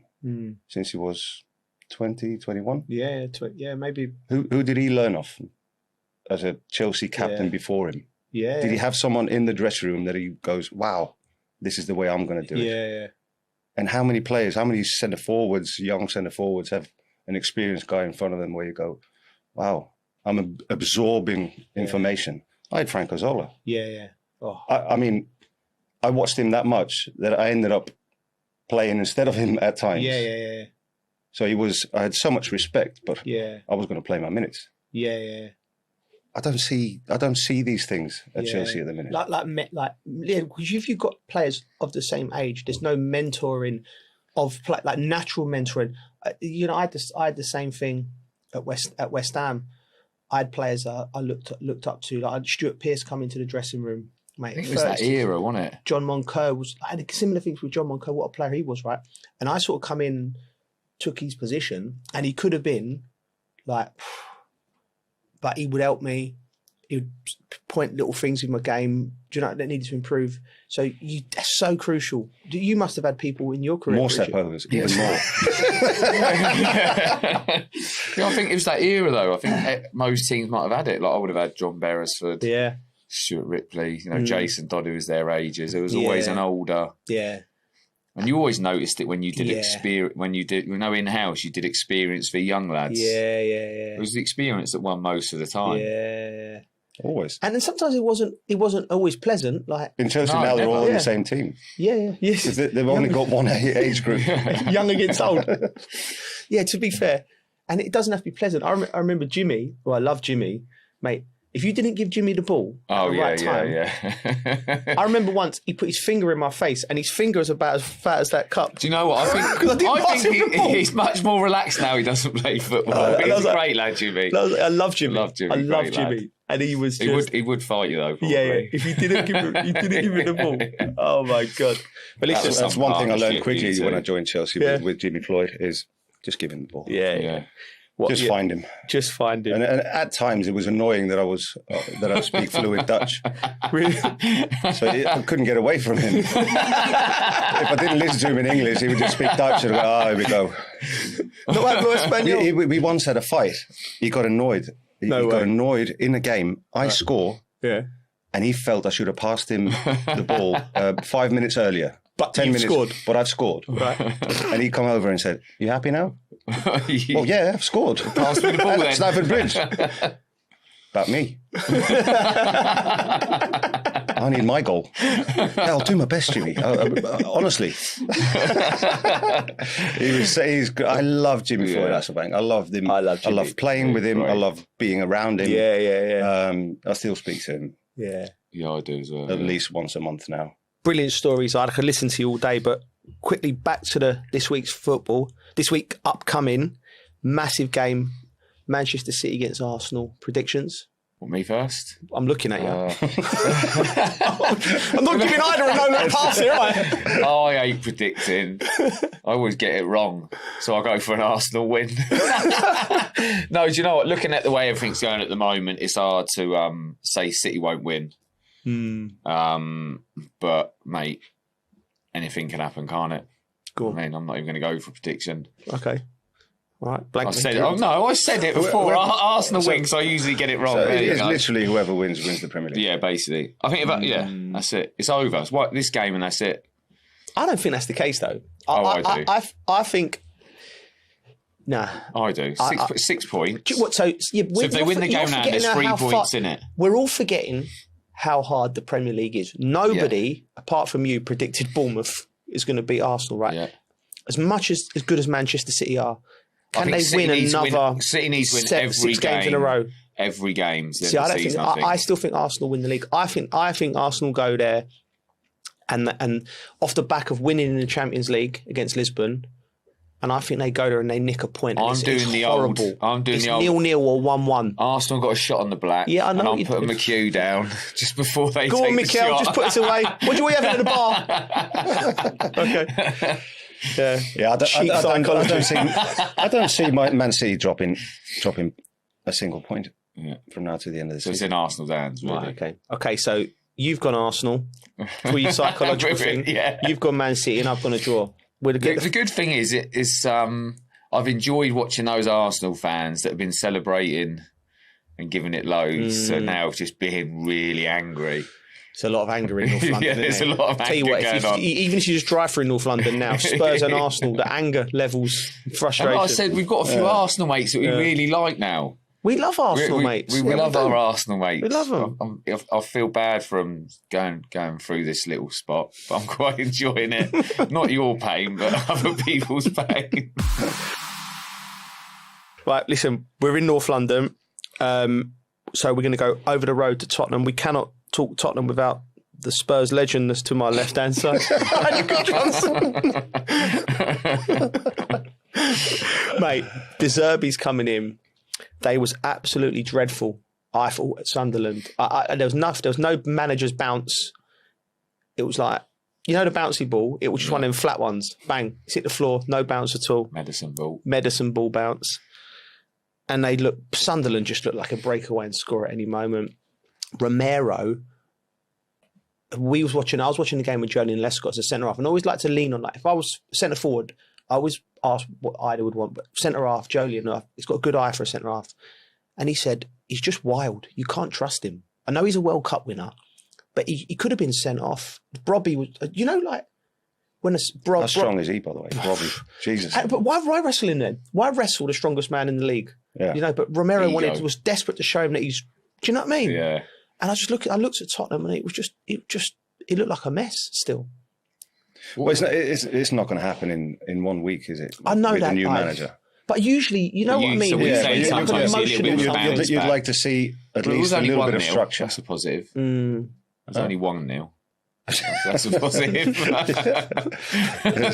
Only one. But how many games now that they haven't won? I don't think they've won in. Is it 13 or 14? I think it's 14 now. It's a long, slow, arduous fall from grace. What was someone saying earlier that the manager coming and said something about he needs to be a father figure? Or I think he's right there. Yeah. I think he's come in and he because he's a smart guy, De Zerbi. I've interviewed him and he seems like a manager you'd want to play with. I've watched him work when he was at Brighton and we went to do a tactical day with him and he's, you know, you watch a manager like you'd like to play. He was on. He was energetic, and he was doing a tactical thing. You know where Brighton used to get the centre half dunk to go and roll into midfield, and it was like all the patterns of play he was doing, where he'd hold the ball, dunk, and then a bit of movement there, bang, bang, and it was. But obviously, he had months and months to set this system of play up. He hasn't got no time to do that at Tottenham, so I think he's smart when he said, "I need to be their father or their brother," because what's going to get the Tottenham players out of this isn't tactical change. It's going to be an emotional thing, right? Tactical genius is not going to is not going to save them at this time of the season. At this point in the season, it's just basic stuff, isn't it? It's just go back to basics. Yeah, it's simple to say, but find some kind of defensive structure. Don't concede goals. I just think they're in such a slump that they're starting to believe it could happen. Yeah, a lot of I've spoken to a lot of Spurs fans, and they go, "Wow, we're too big to go down just because of the stadium. The stadium will still be there. Yeah, the team will be in the Championship. Yeah, I think it's happening. You do, don't you? Yeah, I do. Yeah. And I mean, I'm a Chelsea fan, right? So if you're a full-on Chelsea fan, you love seeing what's happening at Spurs. Yeah. I'm not quite there because I like the fixture. Yeah. I like the Chelsea Tottenham. Yeah. I want them to be in the same league. Yeah. Or for Spurs to be at least in the Premiership. We could swap them with Millwall if you like that. That might be happening as well. Imagine that. Oh God. No, but do you know what I mean? Yeah. They're not. No one's too big to go down. No. Manchester United have been relegated before. You know what I mean? They all have. Yeah. Almost. Yeah. So. Yeah. But I'd still want the Chelsea Spurs fixture next season. My thoughts on it, right? So the teams around them, West Ham, the club, and when I say the club, the players, the management, all the backroom staff, the fans, more importantly, understand what a relegation battle is because they've been in it. Nottingham Forest have been in relegation battles. Leeds have been in relegation battles. Tottenham have not really as a fan. So when you go there, there's no experience at the club. The only player I can think of in that squad who's experienced relegation battles jumps off is Richarlison. He's been at Watford and Everton, and he looks like a bit of a cannon as well. So the players they're like they're sleepwalking into it. They don't realise. Does that make sense? They must do though. Come on. Yeah, but they're not playing like they are. No, they're not. I mean, that's probably why they need that manager who's going to be that figure to snap them out of it mentally. And like you said, getting them doing the basics right. Yeah. Has he been in that situation as a manager? De Zerbi? I don't think so. Brighton, he was in Italy before. They got their nets as well. The difference, you look at West Ham, they're picking up results.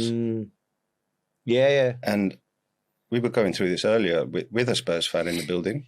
He was looking at their next fixtures. Yeah. Oh, they don't look too bad. Yeah. But you haven't won for. How can they not look bad? I don't see you winning. Yeah. Every game. If we look at at the last few months, true. So it's all right. Trying to stay positive. Yeah. But you're not feeling that positivity, are you? Yeah. It's true. It's sort of a bit of a blag positivity. Yeah. It's like delusional. They still think they've got Gareth Bale and Glenn Hoddle playing for them. Modric. Yeah, Modric, you know what I mean? Imagine that. And they're going, yeah, we'll beat them. We've got Glenn. That was the 80s. Tottenham Arsenal fans hate us. But it's the reality of it. Yeah. You have to listen, I'm just trying to think, if they went down, would it be the biggest since the Premier League started in 92, I think it would be the biggest club to go down. Can anyone think of anyone who's been in the Championship? Leeds, Tottenham are a bigger club than Leeds, aren't they? You know, like in that sense. I think with a structure around it. But going back to what you said, stadium. Yeah, and the stadium. They love the stadium and the megastore. They've got the biggest megastore. No, I heard that from a Spurs fan the other day. Yeah. Oh yeah, but we got the biggest megastore in the Premier League. And go-kart. Yeah, go-kart. Right, okay. Have a go-kart in team building session. Yeah. Anyway, West Ham look like they're picking up results. Leeds are the one for me where I think they could get sucked in. And the reason they're playing Man United away tonight, Wolves at home, Bournemouth away, Burnley at home, Spurs away, Brighton at home, and West Ham away. And why would Spurs away scare you though? It wouldn't scare you, but if you're Leeds and you because the thing with Leeds is they've been patting themselves on the back all season and they've just been sucked into it last minute. So I think only for psychologically could that be. But listen, they'll probably look at that and they'll probably think Wolves at home, Burnley at home. We can win them 2 games. We're safe. You look at the squads. Points. Would you take obviously with like the way it's been going, and obviously Tottenham is like on a bit of a slope. But you look at that squad, you think, how are you getting relegated? Oh yeah. How? And they haven't yet, so I kind of see them getting out of it, but I keep saying that every week, and it's just not something's just not clicking. Well, listen. It's going to go right down to the wire, that's for sure. And I think goal difference will come into play as well. And we'll have a lot of fun with it from now to the end of the season on both ends of the table. Not sure the watchers will. No, they won't. Just a quick one before we move on. We put a little poll out, a little poll for the punters, and I don't know what you think, right? Win an FA Cup and be relegated, or just stay up. Like, what would you want as a player? I won't tell you what my and Bridgie's stance were. We're opposite. Well, when you put it, just stay up. Yeah. If you had asked me this before the season, I said, well, of course, staying up. Yeah. Getting relegated and having that on your CV is just horrible. Yeah. I think it's almost embarrassing. Yeah. If you were relegated. I was embarrassed, mate. I was very embarrassed. Yeah. Had me head down. Getting relegated and winning a cup is it's fun and it's nice, but surely the pain of relegation should be bigger than the joy of a cup. And I think fans could vote differently because they obviously we got the results in. That's what you're saying, right? If you'd asked the question before the season. I'm pretty sure no one would have said, let's just get relegated. Joe did. But I think to myself, right, I've been relegated once in my career, played for 20 years. How embarrassing was it? It was so embarrassing. Right, but I've won some trophies as well, right? Yeah. And I was like... And you're working for the FA Cup at the moment, Emirates FA Cup. I am, That's not coming to my. That's not coming to my thinking. I think the joy of winning something. I'm quite positive, and I get what you mean, the joy, but there's no chance I'm taking relegation. And I think because of the situation they're in now, the answers would be much different than what they were before the season. Yes, okay. Now they're almost. I'll accept it now because we've got a moment at the end of the season it could happen with one of the teams. Right. Leeds are in a chance of getting relegated. Nottingham Forest is still in Europe. Yeah. Nottingham Forest is still in Europe. So anyway, we put it to the voters, to the listeners, and it was 42% would win the cup and be relegated, and 58% would say no cup but stay up. So it's tighter than you think. It's tight, yeah. Listen, I think it's all different. Glass half full, glass half empty. We've done the league, but we got a very special guest. We got some listeners' questions. But what we like to do, we do homework with our guests. And Bridgie's got a little fun fact for you. Yeah. Do you want to fire away? Yes, I met this guy Nick a year ago. Good lad, works in fashion, and his cousin, who, with his dad, they've been all over the world watching Chelsea 08, Munich. Porto 21, all over the place. And his cousin named his second kid Ida after you. Baby Ida. Baby Ida. Yeah. Really? As an English kid. That's brilliant. Yeah. It's It'd be rogue. I bet like his brothers are called like Harry, Frank, and Ida. And he'll probably end up playing football. Please tell me there's a Jimmy in there. Jimmy and Ida. If he has another one, that would be brilliant. And Joe think it's 2 days later, when you were born, not when you were born, when Ida was born, he went to, can't remember which one it was, but one of the Porto. finals. He said something. Yeah. That's quality. Yeah. It's a bit like, does he know about Lil Wayne? Well, whether this makes or not, I don't know. I think it's brilliant. I basically went to Antigua and had a really good time. And the guy who was working at the place we were staying, we become quite good friends and everything. You know, we had a few drinks and we got on quite well. And he was a Chelsea fan. And I think his actual first name of the kid is his dad's name. Right. But then it's like Earl Wayne. So he's kind of named it. So they call him Little Wayne. Yeah. And I was trying to talk him out of it, to be honest, because I'm not sure about the name Wayne. But we got on really well, and he's got there's a little Wayne running around in Antigua. Yeah. Wow. Yeah. So we both got one gig. Spreading the love. Right, we got some questions for you from the listeners. Who is the best player you've ever played with? And you've played with some players. Listen, the list of players you've played, or just give us a little rundown on. Give us the top 3.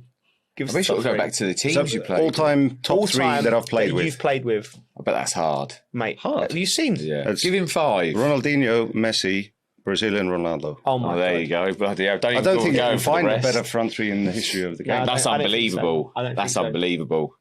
I don't think so. Right, if you had to pick one, it would be hard to pick one of them. What, Messi's the best? Yeah. Messi is the best in history. Yeah. Number 1. Yeah. Do you know Mate, what? that's some 3, isn't it? Yeah. Wow. That's ridiculous. Like, that is like. It was just Ronaldinho. Just the fun, the joy in someone's eyes every day, just kicking the ball around. Yeah. And he used to do this. We've all seen it. Do you remember the Jogo Bonito and Nike adverts where they're messing about in the dressing room? Yeah. He started doing that at times. Right. And he sort of starts, volleying the ball towards you to get you involved. And he's, he's doing all these tricks and dragging it from the back and over his head. Just pass it back to him. There's one touch back. Do not want to get involved. I don't want to get involved. But he was like a little puppy, like trying to lure you in. You know what I mean? Come on, play with me. No, I've got nothing for you. I've got nothing that you cannot do. What was that like? Because you left Chelsea in 2006. 20 years now. 20 years. Wow. That's amazing, right? And you went to Barcelona and, like you said, you come across a young Messi. So what did you know the moment you saw him there was something special about him? Because whenever I've played against him, I thought this is a different species of footballer. Yeah. Like there's something very special. And character. Yeah, really? Yeah. He's different. Really? Different to what people think. No, it's good. Like, great to have around. Yeah. But sometimes he would just sit there, or even in training, a moment where things stopped, and he would just be staring at the same point for about 3-4 minutes. Really? And we've started like possession game, right? And it's like he was half in a different dimension. Yeah. And then he was on, bang, goal. That's how he plays, though. Even to this day, like it's the weirdest thing. I covered a game for Argentina at the World Cup, and the pundit I was working with was hammering him. He can't run. He was first half. He was like, it was a Mexico game. He can't run. Look at him. He's killing his team. And I'm like, just wait.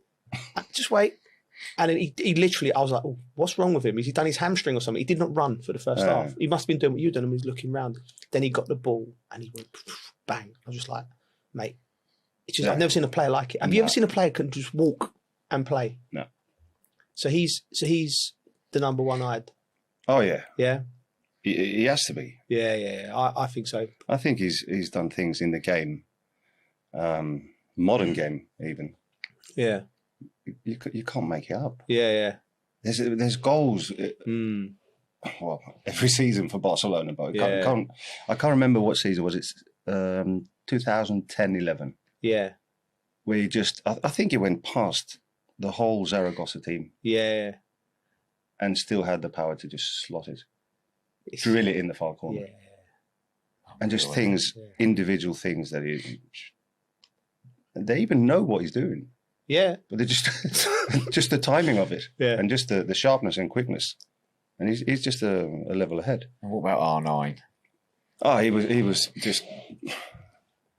We signed in the same week for PSV. I was 16, he was 18. I was a young boy and he was a man.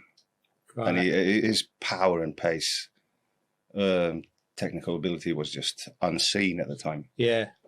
I think purely because of his injuries that we don't speak about him enough. Yeah, I know. He was just incredible. The best striker in the world. Yeah. The best number nine of all time. Yeah. Yeah. Them three players you've said are the three best players I've seen on the pitch. Do you know what I mean? I played against Ronaldinho and Messi. And at the World Cup, we didn't play, did we, against Brazil in 2002, but I saw him up close and I was like, man, it's just different gear, this geezer. Yeah. Body movement, yeah. step overs. He run past Danny Mills once. I think he run past him 3 times. I don't know how he did it. He sort of run past him, run back and run past him again. I remember the time when Ronaldinho did the step over on Ash and Kieran Dyer got off the bench and started clapping. Oh God! But they scored 5 seconds later and he just sat back down. Do you remember the Messi nutmeg? Was it Milner? Sorry, James Milner. It was Barcelona, Man City. Yeah. And I think Guardiola was taking a year off and he was in the stands. Right, okay. And Messi dropped the shoulder and just megs him quite slowly. Right. And they go to Guardiola in the stand and he's just going, oh God. you could feel the pain that he was living through, James Milner. Yeah, I'm hoping I'm getting this right, or whoever it was. I don't want to pick on James Milner. Yeah, it might not have been you, mate. But we've all been made by it. Oh, yeah. Thank God it was only in training. Yeah.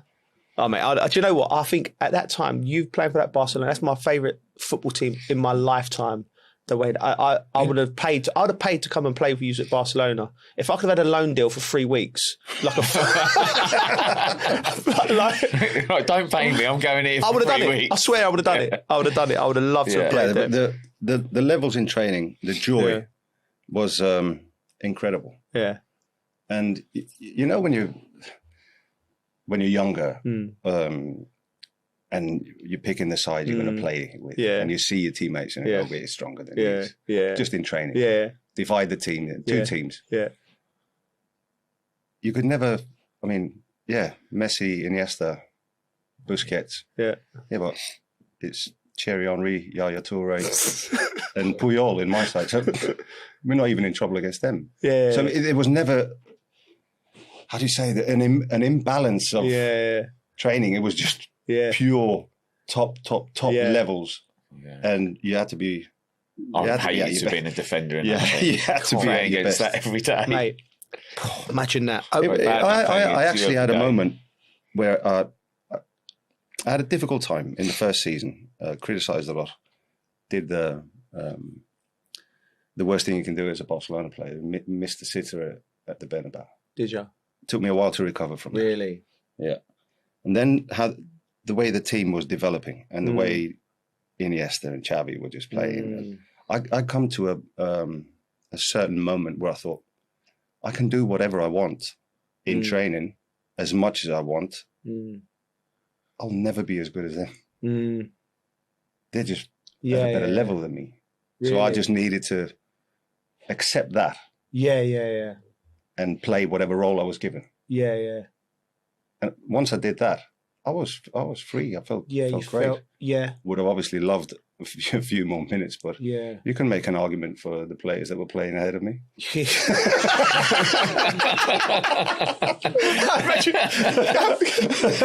Gaffer, why am I playing? What's going on? Seriously. So there was no knocking on doors. It was just be ready when you get your minutes. Yeah. To be fair though, mate, like that is like I said, like I think it's the best club side I've seen. Yeah. This is a bit sideways from Barcelona. Phil has asked, when you signed for Bolton, did you know where it was? We're random. I don't know what all Phil I was. knew the second time I signed for them. Yeah. Oh, yeah, you did. Yeah, you went back there. Yeah. You had a great time at Bolton, though. That's where it all. Love Bolton. Yeah. Bolton What was players great. did you play with there? Wow. We were in what we call the championship now. Yeah. So it was Gudni Bergson, Icelandic guy. Yeah. Remember him? I'd been injured for 2 years, and I was just showing signs of being able to recover Right. and play. 2 years out. 2 years out, on and Wow. off, but 2 years. And the doctors in PSV said I'd never play at a high level. Really? I should concentrate on my education. Who proved them wrong? I still need to concentrate on my education. Yeah, so Colin Todd. Yeah. Gudni Bergson told Colin Todd, listen, he was the biggest talent Iceland's ever seen. Right. He's back in Iceland. Yeah. Looks like he's fit. Can get him on a free transfer. Really? So Colin Todd sent someone to Iceland to have a look at a game. I was about as heavy as I am now. Really? I needed to really work on the physical side of it. Yeah. So he said, come and train with us for 4 or 5 days in Ireland. Do that. And this is it was just brilliant. Peter Beardsley was there. Wow. My first training session with Bolton Wanderers was with Peter Beardsley. I just looked at him going, I've loved you all my life. Yeah. He was just unbelievable. Young people won't realise They how won't good realise. Peter Beardsley is. And it was just great. Yeah. And there was a lot of players. Dean Holdsworth, Klaus Jensen had just signed. Good player, him. Per Fransen. Yeah. So a few Danish boys. Scott Sellers was there. Yeah. There was loads of names. Right. Like big names come towards the end of their career. But it was great. It took me a good 6 months to get into things, fully fit. But as soon as I started playing, started scoring, and after 18 months, I was at Chelsea. Yeah. Incredible. So can I just quickly ask you about your 2 years out? As a young man, you're the best talent in Iceland. And then you're being told by doctors you might not. Man, that must have been really. Is that the ankle break? Yeah. That must have been really tough for you, like mentally, emotionally, and everything. It was. And when I think about it now, I don't know how I got through it. Really? I always had this belief that it will be okay. Yeah. You will recover eventually. And maybe it's that belief, or even at times people must have thought he's lying to himself. He's never going to recover. Yeah. But I always thought I would. Yeah. And I just needed to get away from people saying you're not going to recover. Yeah. Went back to Iceland, slowly but steadily, played a few games, and managed to get through a pain barrier that I needed to when I signed for Bolton. Fitter, and everything just went well. Belief is such a crucial thing for young players out there. Like I just think, if you believe it, but you have to really believe it. Do you know what I mean? It's something inside you, like it's not enough to say. Something you not enough to say. You have to feel it. Yeah, and you felt it. Something because that's just your inner knowing. Like, I'm going to be all right. I don't think Arsenal fans are feeling it. You know what I mean? Why are you always got to bring it back to Arsenal? Having a serious conversation here. Arsenal fans love giving me. I think the doctor at PSV was an Arsenal fan. Yeah. Okay. See if he believes. Yeah, give him a call. Listen, I think I know the answer here, but we've talked about him. Sausage fingers. Who was your favourite strike partner? Jimmy. It was almost. We first met. We were in the elevator in a hotel on the Cromwell Road because we signed basically going to training together. First. Really. Saw him in the elevator, and it was literally. I never believed in love at first sight, but I do after that. After that moment, it was just a big smile, hug. As in, I wasn't even sure if he would know who I was. Right. And obviously, the Dutch thing was great. We could talk badly about teammates without them understanding. We never used to do that. But it was just natural. It was natural on and off the pitch. We had we just had a great relationship, and I only what I was saying earlier, that story, that's probably the only one little disagreement that we had. Right. Okay. And it gave me as much pleasure to assist a goal for Jimmy as scoring it myself. Yeah. That's how close we were. Yeah, you could tell, like, playing against you. Like, you remember, but you keeping Franco Zola out of the team. That's how good you were together. And arguably one of the greatest players to ever pull on the Chelsea shirt, Franco Zola. Yeah. But listen. Yeah. This is, I don't know why this geezer's put his name down as anonymous. It's not even that bad a question. What was your favourite country to play in? That's a really awkward question. Really? No, obviously England. Yeah. It's great. Yeah. Spain was nice, but I didn't get the same passion for the Spanish league as I did for the Premier League. Yeah. If that makes sense. Yeah. Obviously, lifestyle different. Yeah. Humour different. Really? Yeah. I like the English humour much better. Yeah, I know. Yeah. Well, you wanted to go Jimmy Carr. You went a year early. You just telling me. Yeah, I got tickets for next December. I invited a few friends at Christmas. Carl would have come a year early. Or a year late. So I got tickets for Jimmy Carr, and I was all excited. And I sent a few of my mates, so we'd take the girls or wives to see Jimmy Carr next Friday. Yeah. And I just got blanked. No one answered. So what's going on? It turns out they're not last December coming. And they must have thought, right, he's either taking the piss, trying to get some sort of reaction, trying to get us to go there, or he's had a few. I love it. They were happy to or he's had a few glasses of Red Bull. or he's had a few glasses of Red Bull. Yeah. Or he's just a big Jimmy fan. Yeah. Loves anything named Jimmy. Right. Jimmy and I need to know if his brother's called Jimmy. Yeah, he will be now. We're having another kid and we're calling him Jimmy Floyd. They're doing a name change.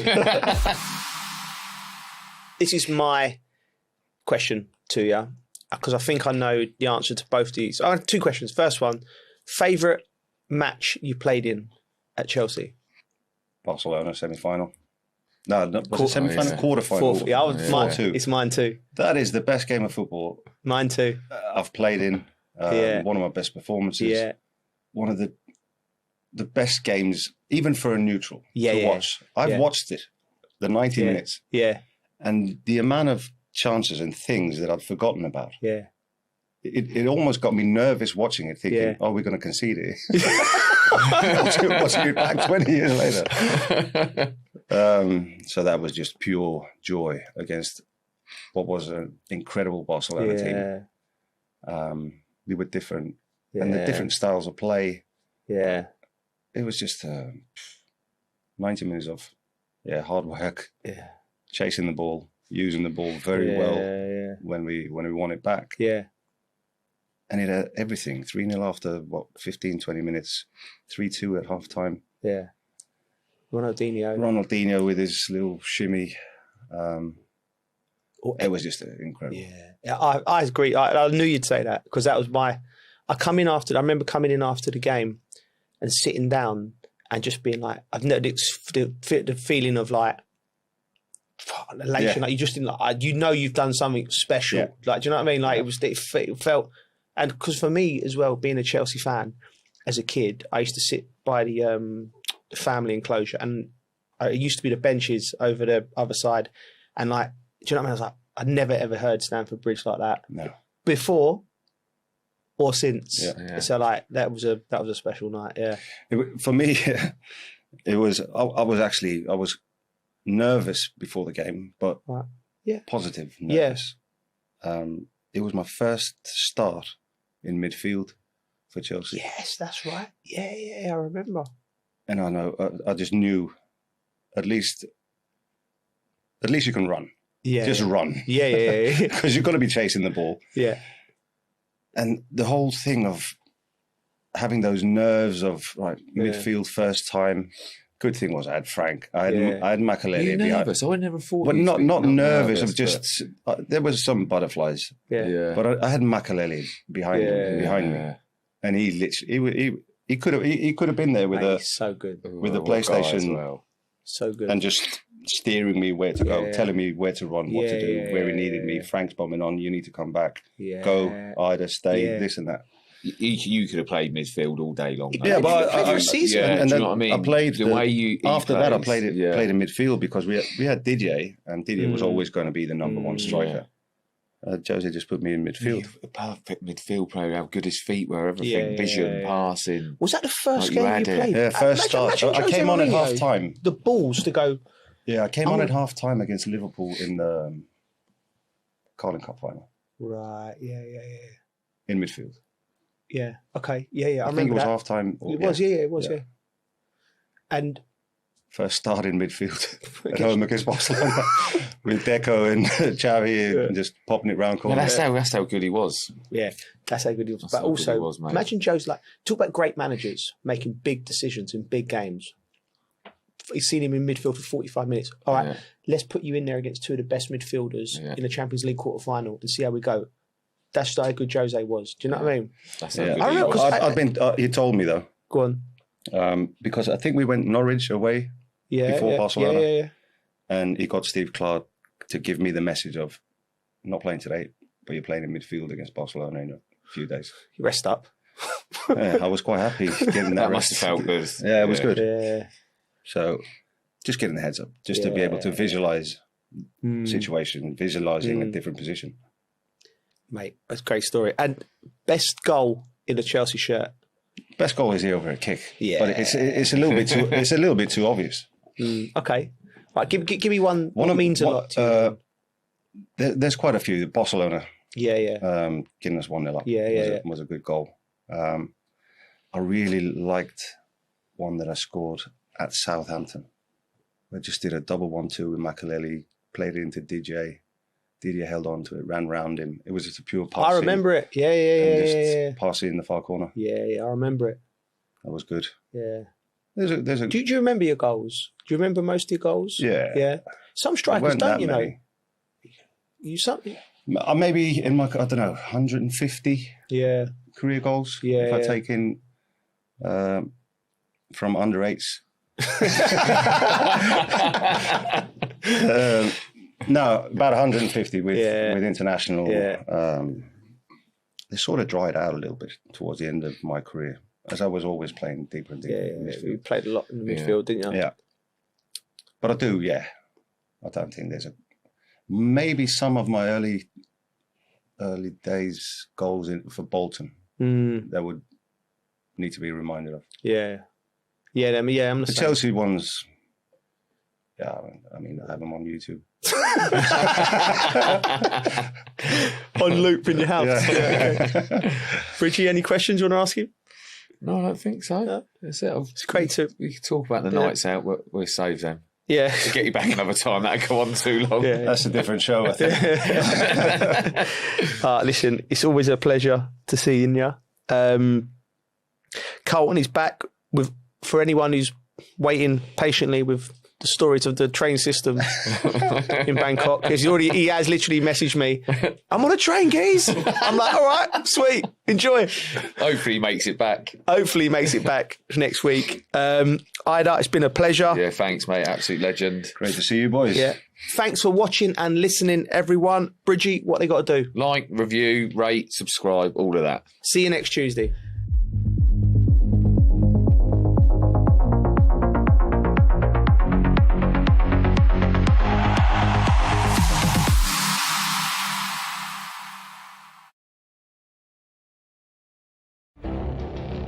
It feels like decades are passing by in a matter of weeks.